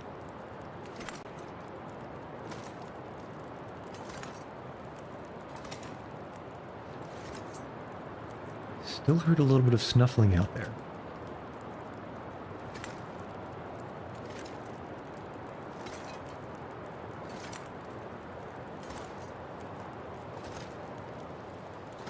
Alright, what you got, bud? Where are you?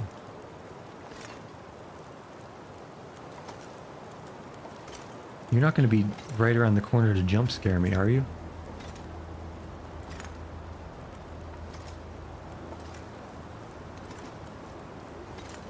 right? Surely not.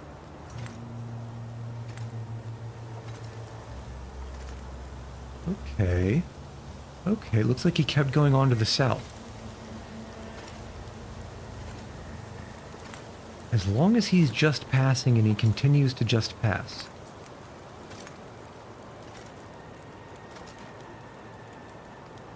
Yeah, there he is. It looks like he's walking off. With great difficulty. One single step at a time. But like I said, I'm not complaining if that's what it takes.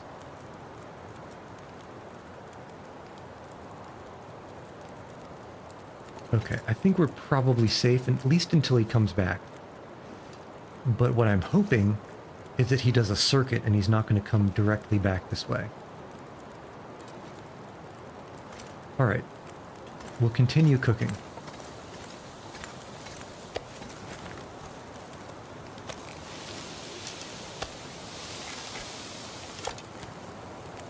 And now we did speed up about 10 minutes there. Make sure you didn't double back.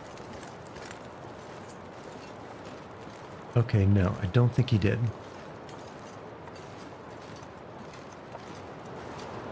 He did. Didn't? Did he? What's he doing over there? I think he might have doubled back. I think he might have. He definitely doubled back. Okay, back to the entrance of the cave.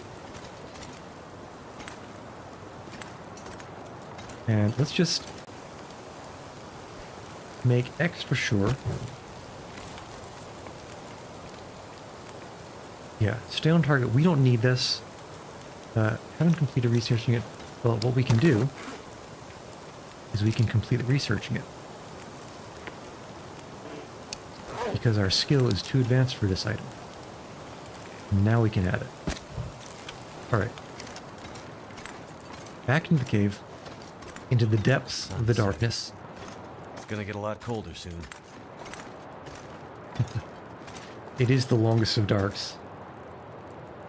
Welcome, satiated heel-fish and tiger. I'm currently being stalked by a bear, and my only hope is that the fire stops it from pathing all the way into the cave. That is my dream right now. Yep, there's Buddy. There's Buddy. You see, people sometimes think that. They sometimes think it, but let's just say the muzzle could use some work. Okay. Yeah, I feel like he's really trying to get in this cave because he keeps sort of twitching out when he walks away here.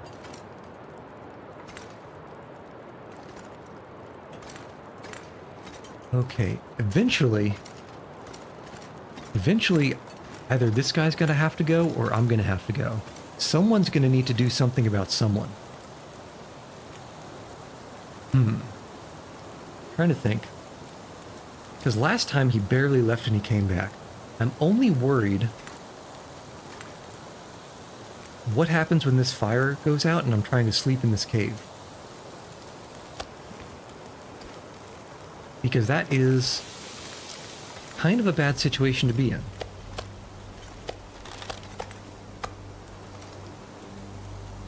To be honest, this is extremely similar to the situation that happens during the episodes. I don't know if you've played The Long Dark before, but I played the episodes, I don't know, a couple months ago or something. And I was mauled by a bear here twice, like almost in this exact location. Okay, is Buddy leaving? Well, he went that way last time too, and he's already coming back. Buddy is already coming back. Just disappearing. What am I going to do about this? What am I going to do about this? Do I just put the fire on for as long as possible, as long as I have firewood, and then hope against hope that I can just sleep in the back of the cave and he doesn't bother me? I'm not entirely sure what the strategy is here.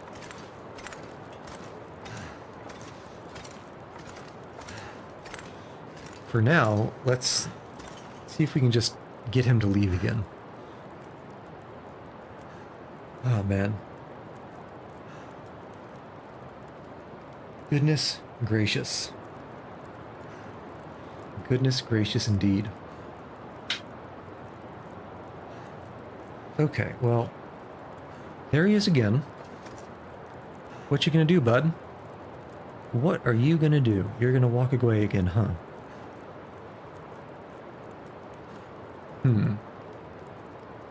There is an alternate possibility. I want to go south, and so it's kind of extremely inconvenient that he went south just now. We could wait until he's far enough away, and then head north.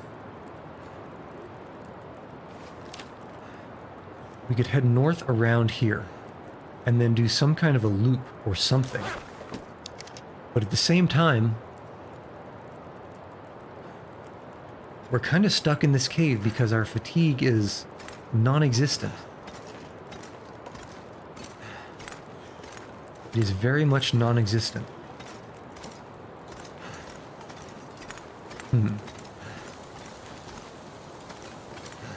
Oh, Buddy is not as far away as I was hoping. Alright, and how much meat do we still have to cook here? 4, 5, 6... Probably around 6 kilograms. Yeah, if we were just cooking straight through, we could do it. Easy. Hum diddly drum. Where's Buddy? Yeah, he just kind of goes somewhere over there and then eventually he turns around, which... No, he hasn't turned around yet. It's hard to tell.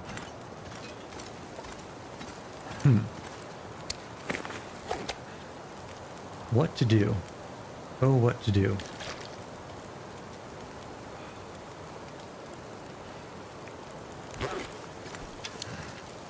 Alright.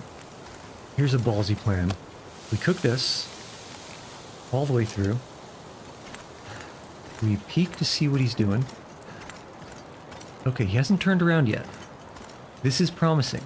This is better than we've seen yet. So we cook some more.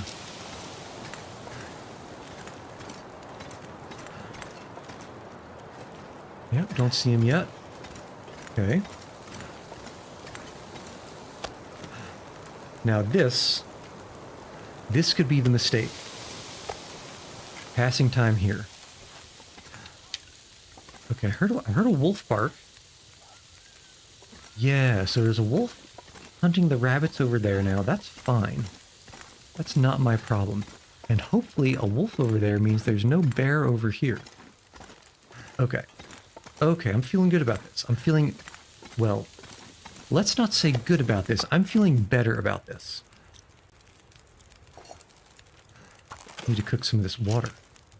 Some of this delicious hydration. And do we dare? Yep, looking good. Feeling good. 36 minutes. What can we cook with 36 minutes? I'm feeling really confident right now. Not enough. We can cook. If we had a pot or a cup, we could cook in it. But we don't, so we can't. Alright, so... It's starting to weigh me down. That's fine. Pick up all this stuff. Go a little bit farther back into the cave. Just to make it maybe a little bit harder for Mr. Wolf out there to smell us. And then... we pop a quick 12-hour nap. The fastest nap in all the land. The fastest 12-hour nap in all the land.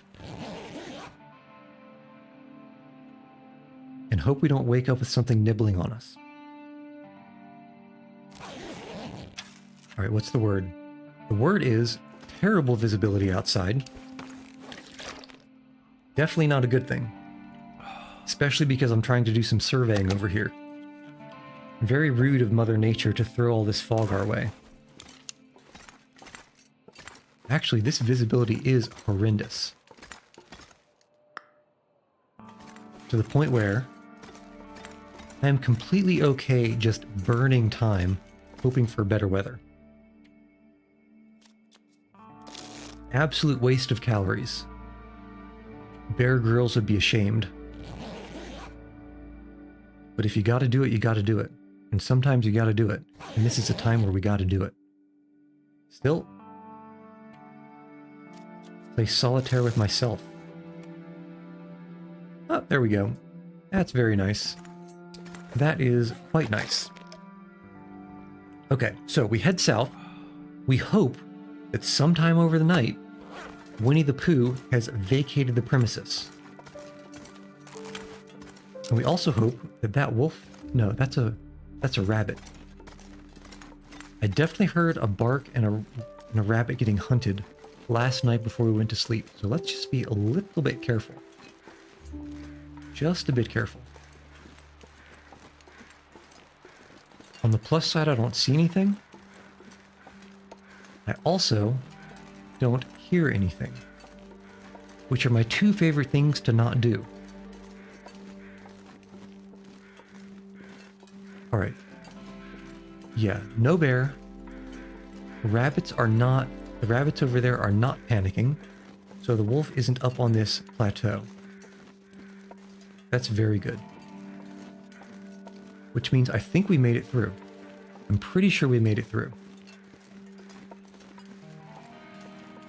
My suspicion is that the bear does a big circuit around this area of the map.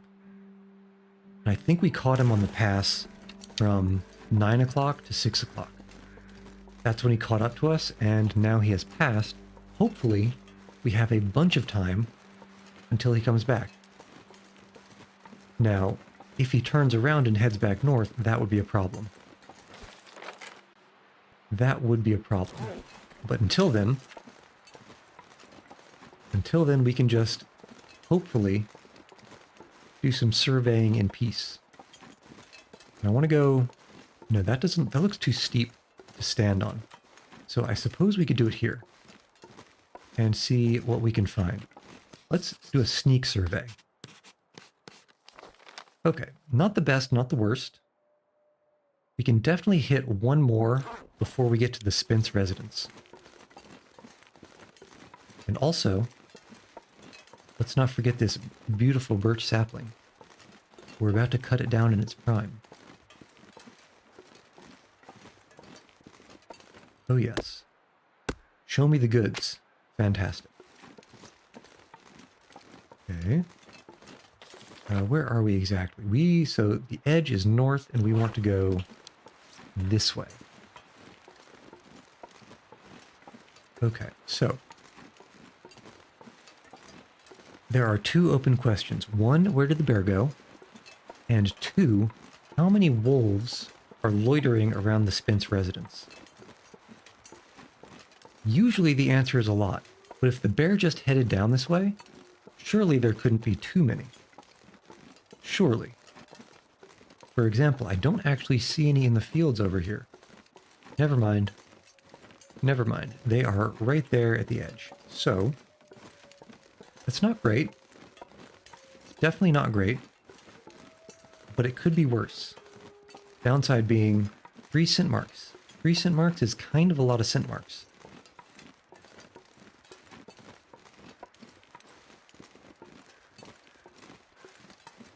It's kind of a lot of scent marks to the point where I don't actually know how far away I have to be for them to start stalking. I kind of get the feeling that I'm already pushing the range limit. And if I go too much farther, it will actually come. Alright, Papa Chard, this is probably too far across, but it should be okay. Actually, that's kind of exactly where I wanted.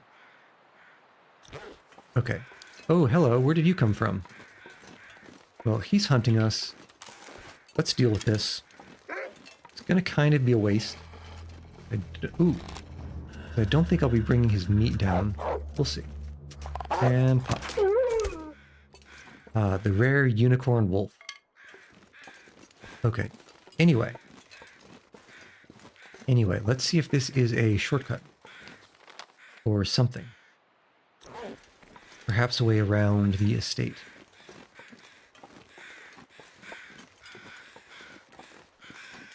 Uh-huh.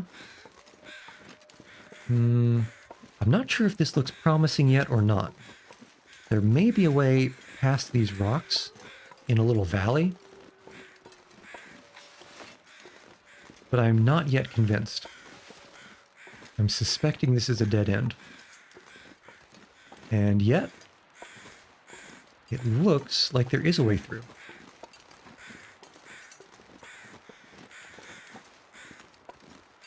So is it through and to the right and across, or is it through and down? It looks like it is through and across. Okay, where in the actual heck does this go to?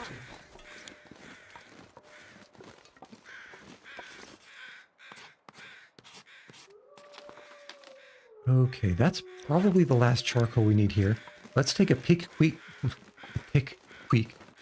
peek around this corner. Oh, hello. This is a prepper cache. Kind of a shame we didn't just get that on the map with that charcoal.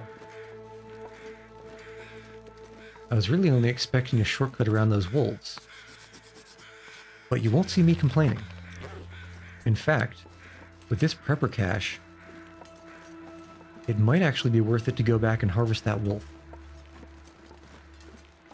These places are just bombed out. That's fine. Alright, let's check inside.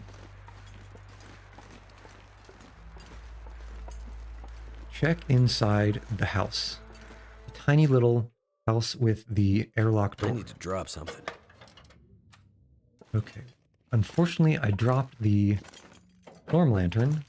On the plus side, this place looks empty. Cardboard box, pillow, bed. Yeah, this place is basically empty except for cardboard boxes. Okay. The one thing I don't want to miss is perhaps there's a note on a wall somewhere. Some kind of memento note. So we'll just scan the wall with a quickness. I don't see anything. Everything looks similarly brown and dark. Unless up here and to the left, is there anything? What could it be? Could it be just the cardboard box? Or what could it be? Yeah, I guess just nothing. No, just to make sure. Just to make sure, let's just pop a match, as much as I hate to do it, and get complete visibility here. Okay, nothing. Nothing. Candy bar. Take that. Not that it was worth the match. Bed, that's fine. And you are nothing. I guess a match for a match is fine. So it wasn't a complete loss. But it was kind of a useless cache. I'm not sure I can carry much more. Alright. Useless to the point where I won't even bother harvesting that wolf to bring him down there. Or to bring him into the cache. But what I will do, is I think we're going to have to do it anyway. Yeah. We'll harvest this guy. The Spencer estate is downhill. It shouldn't be too painful to walk it. Oh. Pick up.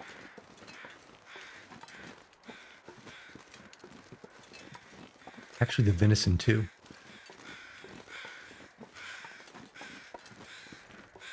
First we get the venison, then we get the wolf, then we get the house.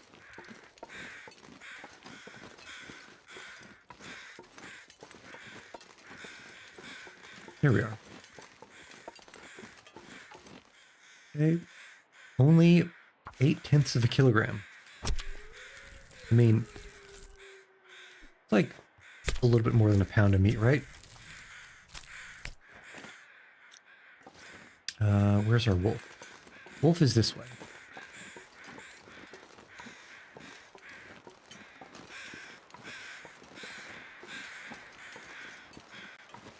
Yeah, downhill is manageable. And if this hill here is small enough to survive going down, yeah, we'll do that. Okay. Just listening for the little pitter-patter of paw pads and not hearing any, which is always a good thing. And only 4 kilograms here. Okay. Okay, that's good. As long as it's not too many. Yeah, a bunch of over by the residence. Carry this load for much longer. And we have 3 scent marks. So once we get anywhere close, buddies are gonna be coming this way. I don't even think there's an interior to the residence here to hide in.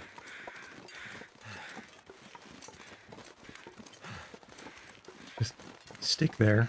Don't need it. Yeah, I think these guys will just come straight in.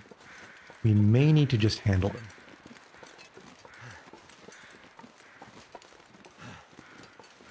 Yeah, but this is the goal location. Actually, we're going to need to head north to fill out that little black spot on the map. So one way or another, we are going to have to handle these guys. I wonder, does one of you have a basement? You don't look like you have a basement.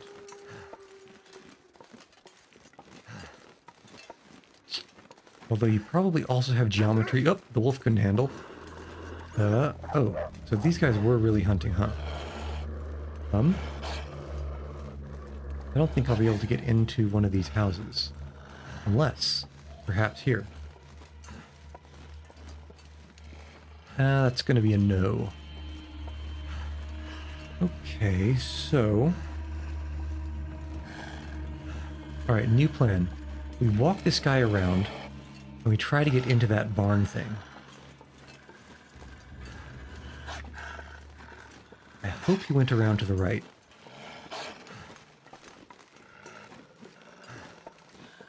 But he may be stuck on the house.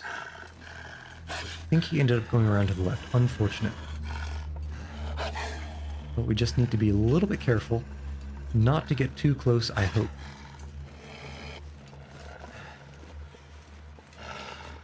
I do hope. Oh, closer than anticipated. That looks like a hacksaw. Let's put a pin in that.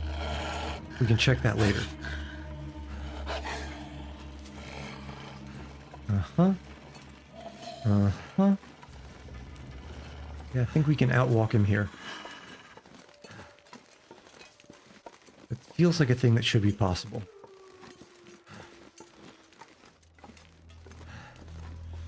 Mm-hmm. Yeah, that looks like a forge. One of the 2 that I'm sure of, and perhaps 3 that I've heard of. Oh, certainly you can't walk up here. Surely. Surely this is not allowed. There's actually a lot of good stuff here. Starting with revolver ammunition. And continue with revolver ammunition. Alright, are you just going to loiter outside that wall?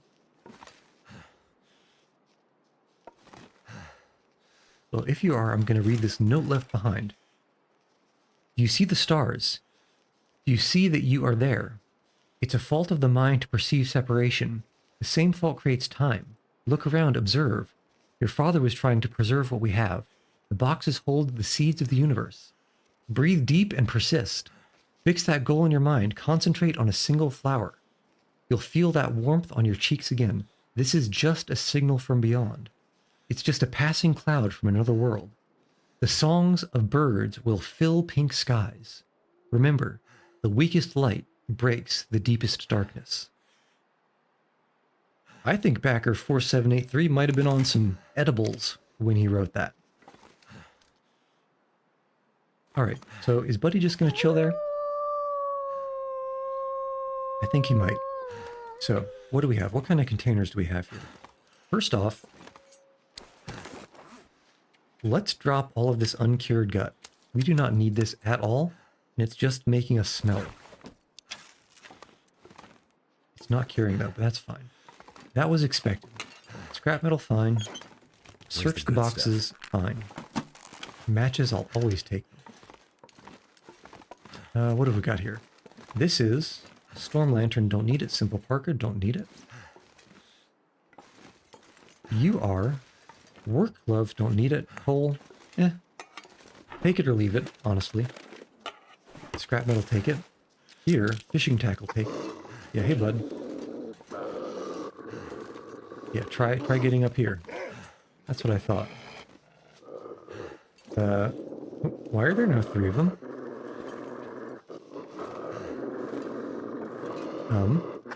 Well. Now there are 4 of them. This is something of a sticky pickle, isn't it?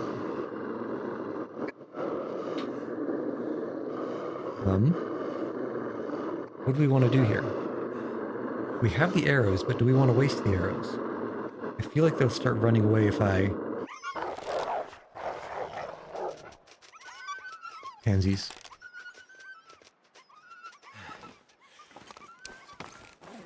Alright. What can we do? Oh no, this is the forge, so what's this back here? I guess that's just some kind of an engine. Well, let's think here. There's more coal, more coal. Workbench, we'll keep that there. I want to find eventually one workbench to break down, but not that one. I could use this. I'll take the coffee. Take the scrap metal. Do a quick peek, make sure this is nothing interesting. It's not. And before they come back... Yeah, that's nothing. Before they come back, let's get back into our defensive position.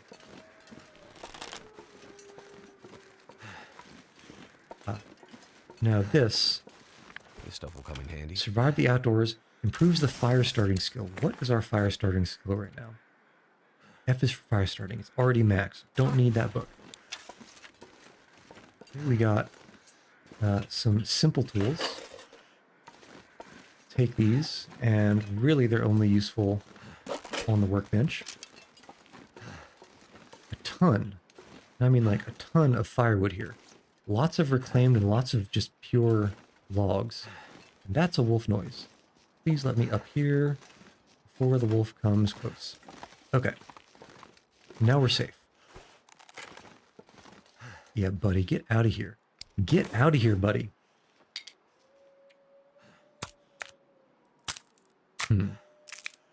Nighttime. I guess. Yeah. This shouldn't be indoors. So I think we could call this a storage spot. Yeah.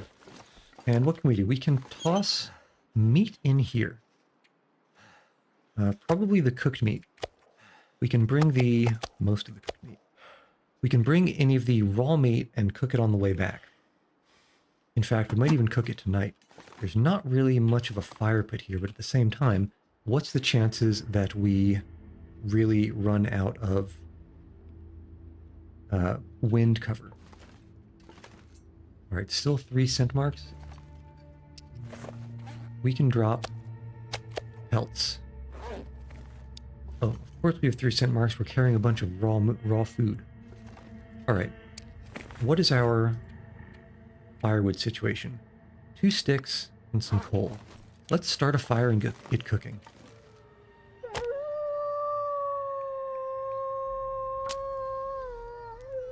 I'm hoping that these guys will be scared away by the fire. We do need, and we'll keep the coal for other purposes. Let's start with the fir firewood. We can break down some of these boxes. Reclaimed wood is garbage, but if you don't need to bring it anywhere, then you might as well use it. Alright, first order of business. Cook water. And get that... Here we go. And get that water repository going. Second order of business. How long do you take? An hour and 30 to break down. And I bet, Feels you know like what? night is coming. The wolf might burn in an hour and 30. Be quick about it. And yes, okay. It barely doesn't burn. All this Barely. air is slowing me down. And I need to keep a full kilogram of wolf. And head over here. And we can break down you by hand. Oh, you know what? I forgot to feed the fire. Damn. I always forget to feed the fire. Well, at least these things didn't completely burn out and get burned. All right. Kind of a risk on that match with the reclaimed wood, but I'd rather keep the one stick. All right, here we go. Add fuel. Now we have mad reclaimed wood. And that is plenty. An absolute gracious plenty.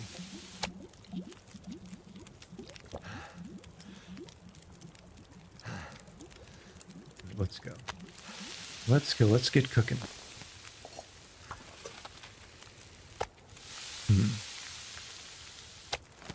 Trying to think water-wise. About how much should we really need?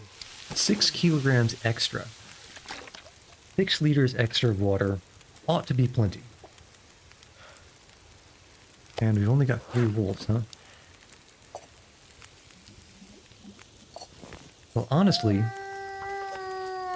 we've got plenty of cook time here. Too heavy to carry. I think we double up, or we do half and half. Half wolf, half water. And that should be way enough. And that wasn't potable.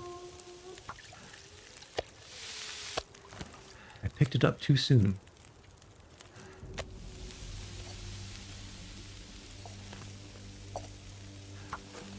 Yeah, and here we go. All right, 9 minutes. There we go, and boiled. Okay, plenty of water, plenty of meat.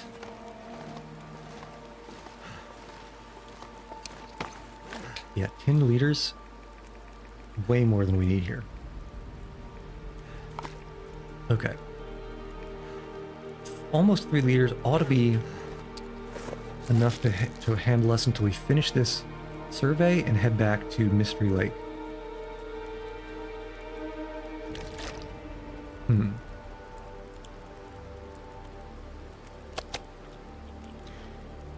Okay, I think we sleep till morning. How much food do we have here? That should be good. Okay, sleep in the bed. We can...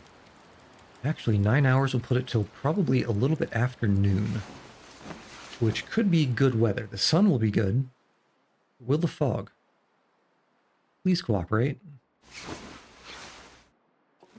Okay.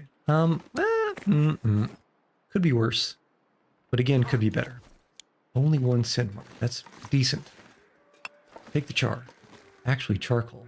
No, we can take the char. Alright, we're heading north hard. We might... Yeah, we're just heading north hard for now. Trying to get to that bit. So maybe we pop the charcoal inside one of these busted out houses. Drink.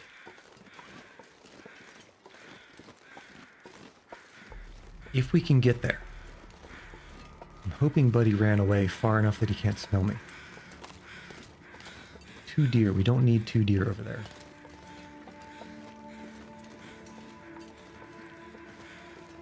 Now, this is probably not enterable, right? At least I would guess. Yeah. Could be better, could be worse. What do we got? Firewood? Ooh, coal. Good to know. And some drawers. I do not need any clothing from these drawers. Even work pants. Even coal. I don't need it. Because we've got 4. Which is probably overkill, but coal is light enough. Let me on. Let me on. Oh, hello. What are you? Ooh, interesting things here. Well, if they weren't empty. Antiseptic and water purification tablets. The two most useless pieces of medical kit that I could imagine finding. All right, where do we need? We need, yeah, right about in the middle here should be perfect.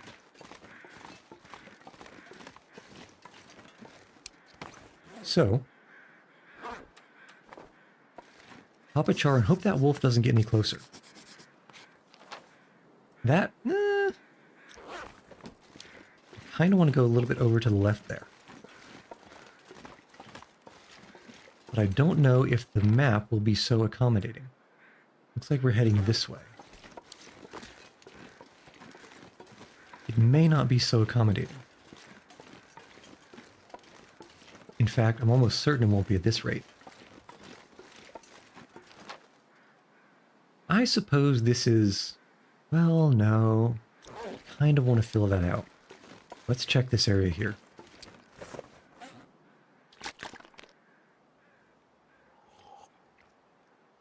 Slurp, chomp. We should be walking faster now.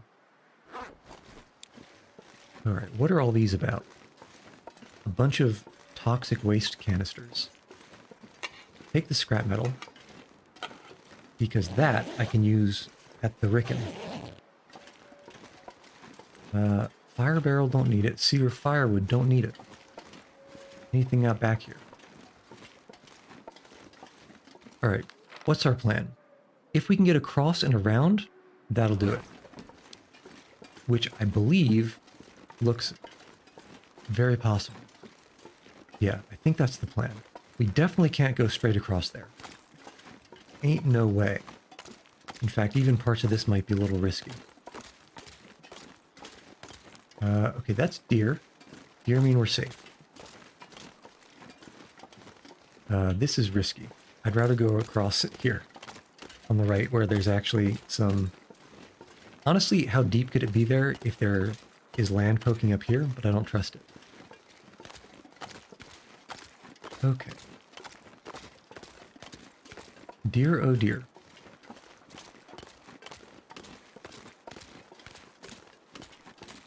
Yeah, head around to the left, pop one down there, and pop one kind of up there. And then we can head back into Cairn. Ian's Remorse Cairn. I guess Ian tried to cross that lake. And is remorseful because it didn't work.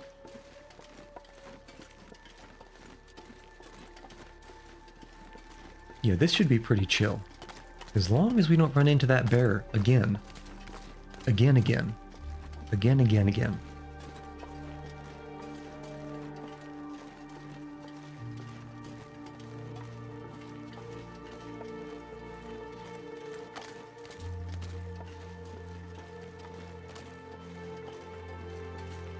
Okay.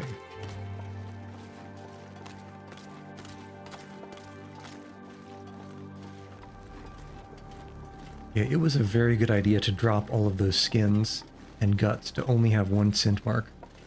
Guarantee you that's the only reason the wolves didn't hunt me when I was going over the docks.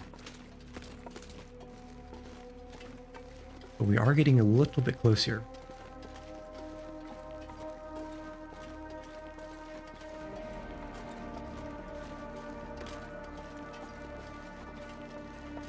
Well, not so close. I don't really see them anywhere.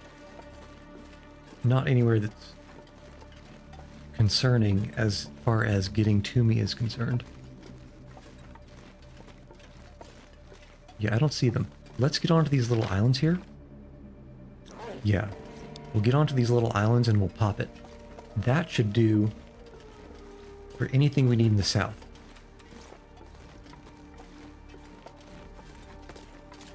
Oh. Let's go around. Around the thin ice, please. Please and thank you.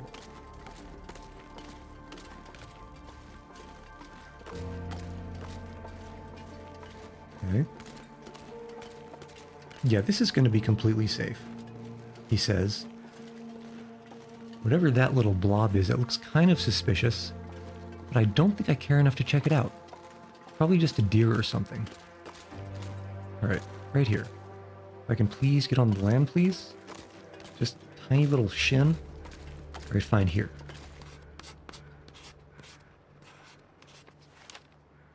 Alright, that's good. That's set. Okay, that is a deer carcass over there, which I do not care about. Don't care for it one bit. And heading up, I see. So there's going to be a fat, and there's going to be a tiny, and there's going to be a bit. And we want to do it on the tiny. So we'll go over this. Yeah. We'll go over this piece of island, and in the middle of the next island over, that's where we pop it.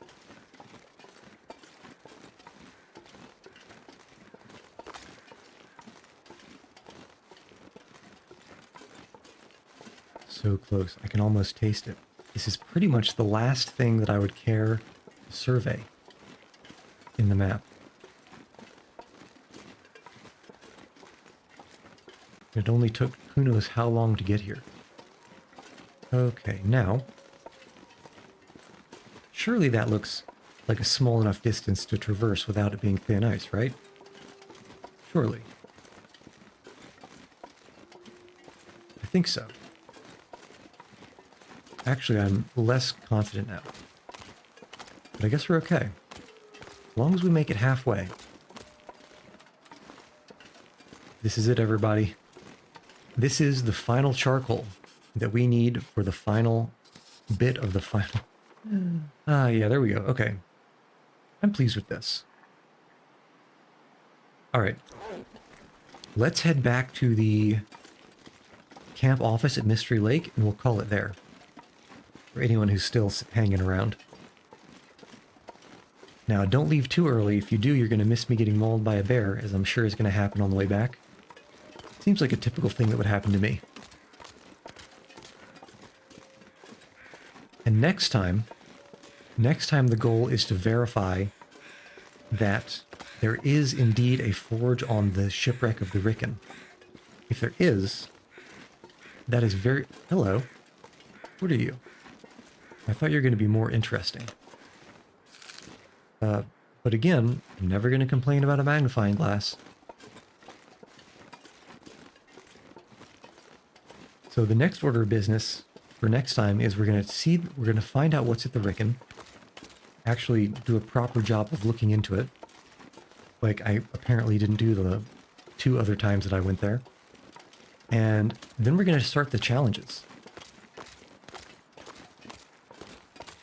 There's a few more than a handful of challenges, and I kind of want to see if I'm good enough to do things in... If the challenges have difficulty, I want to see if I'm good enough to do them in the interloper difficulty. So we'll see about that. Alright. I would love to see a bear on the left here. Bear on the left means it's not our problem. Bear on the right... Bear on the right means it is our problem.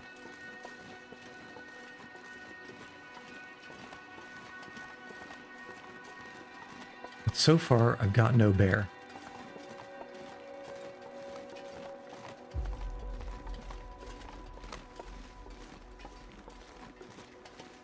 I've got no bear whatsoever. I suppose that's the second best thing.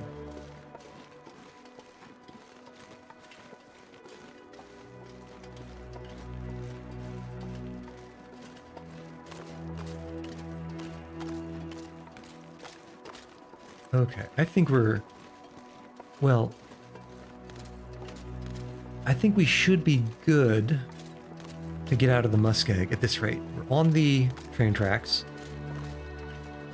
Really, how much could there be in between us and Mystery Lake? Now, the only problem is at Mystery Lake, there's at least 2 or 3, probably 2 different locations on our walking path there that there could be wolves. And those wolves in those 2 locations are sneaky hidey wolves that will pop out from the tiniest little hills and attack you, which isn't great.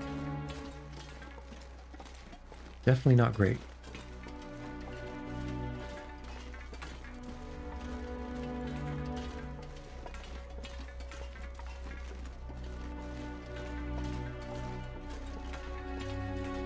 Me up and up. Okay, we continue. That is that a bear or is it a tree trunk? I think it's a tree trunk because a bear would have moved by now. Yeah.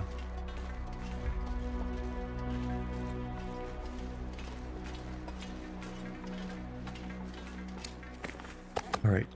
Eat and drink as much as possible. Why? Because that means we can be lighter and walk faster.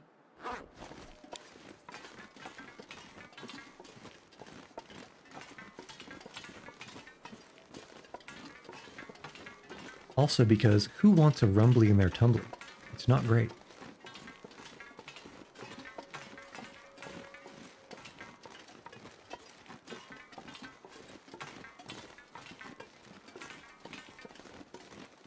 Yeah, fog like this is a little bit concerning, but it's not so thick that we can't see problems before problems see us.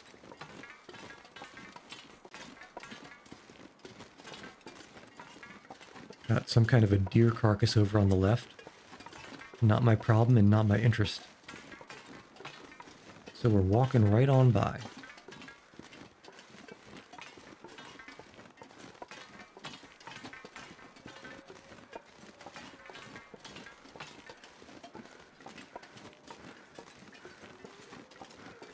Yeah.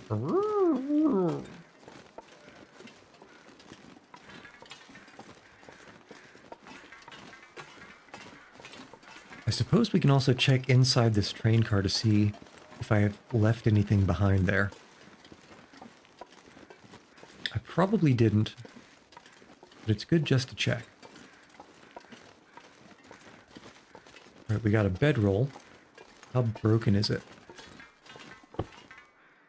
Completely busted bedroll. And empty containers. There is nothing here. Okay. So we'll continue on.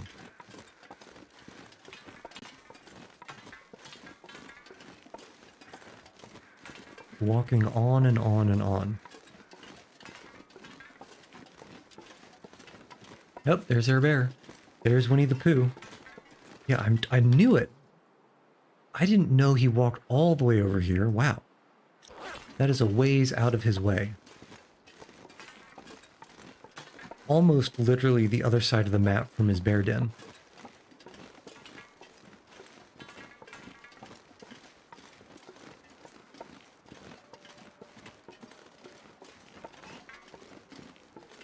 Let's keep moving. Keep moving, even if he turns back this way. We're near enough to being past him that he can't catch up. Not with these legs.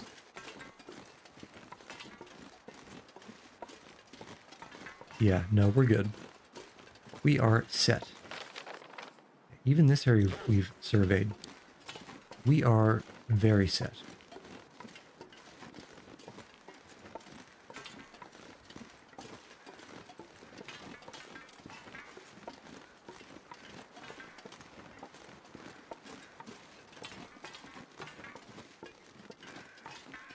Yep, caw, caw. Caw.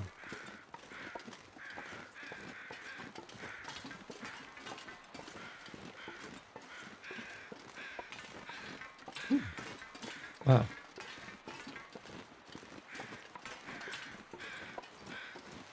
Plenty of daylight to get back.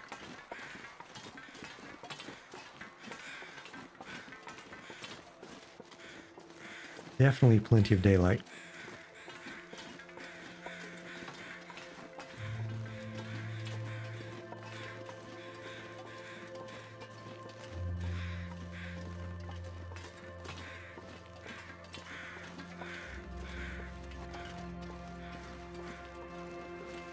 Alright, so fog is fine. Blizzard is not fine. But we don't have the wind for the blizzard, and we don't have the snow for the blizzard, so there's at least couple of weather steps we need to go through before we worry about that. And even then, honestly, by the time we get into the tunnel, even if a really strong blizzard whips up, we're close enough to base. We're close enough to that way station that we could get there.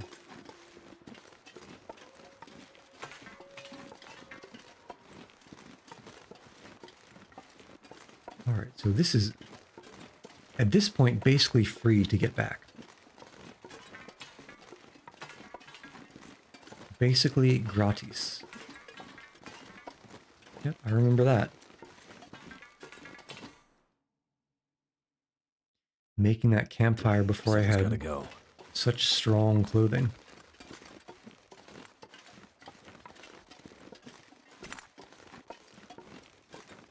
Okay. Now, first wolf location is going to be right on the left here. Well, is going to be directly on the left here. Just over this ridge. But I don't hear anything. Now, if I saw anything, it would be too late. And the second wolf location is almost all the way to the camp office. That is a ways up forward. And again, they'll be, if they're there, somewhere on the left. So maybe let's even ride the middle of this hill so we can get eyes on first from far away if we need to.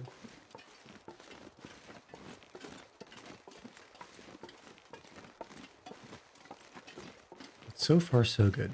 This bit walking to the camp office, eventually there's going to be a chunk, not a chunk. These power lines are one of them is going to split off to the right, and that's where the camp office is. It always is farther away than I remember.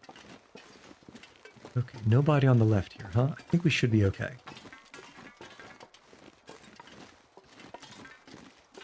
So I'm just waiting for that visual cue.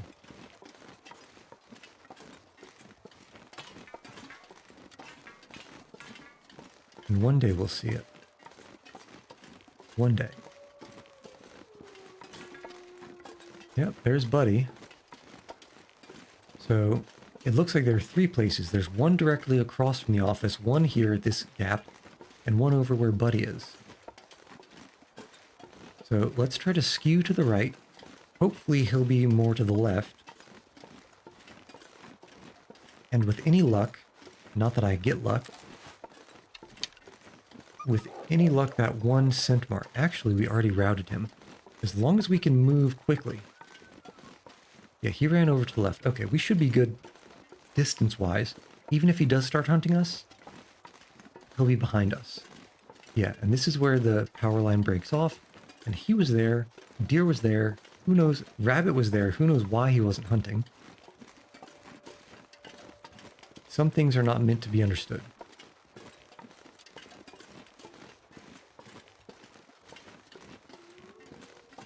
We are almost back.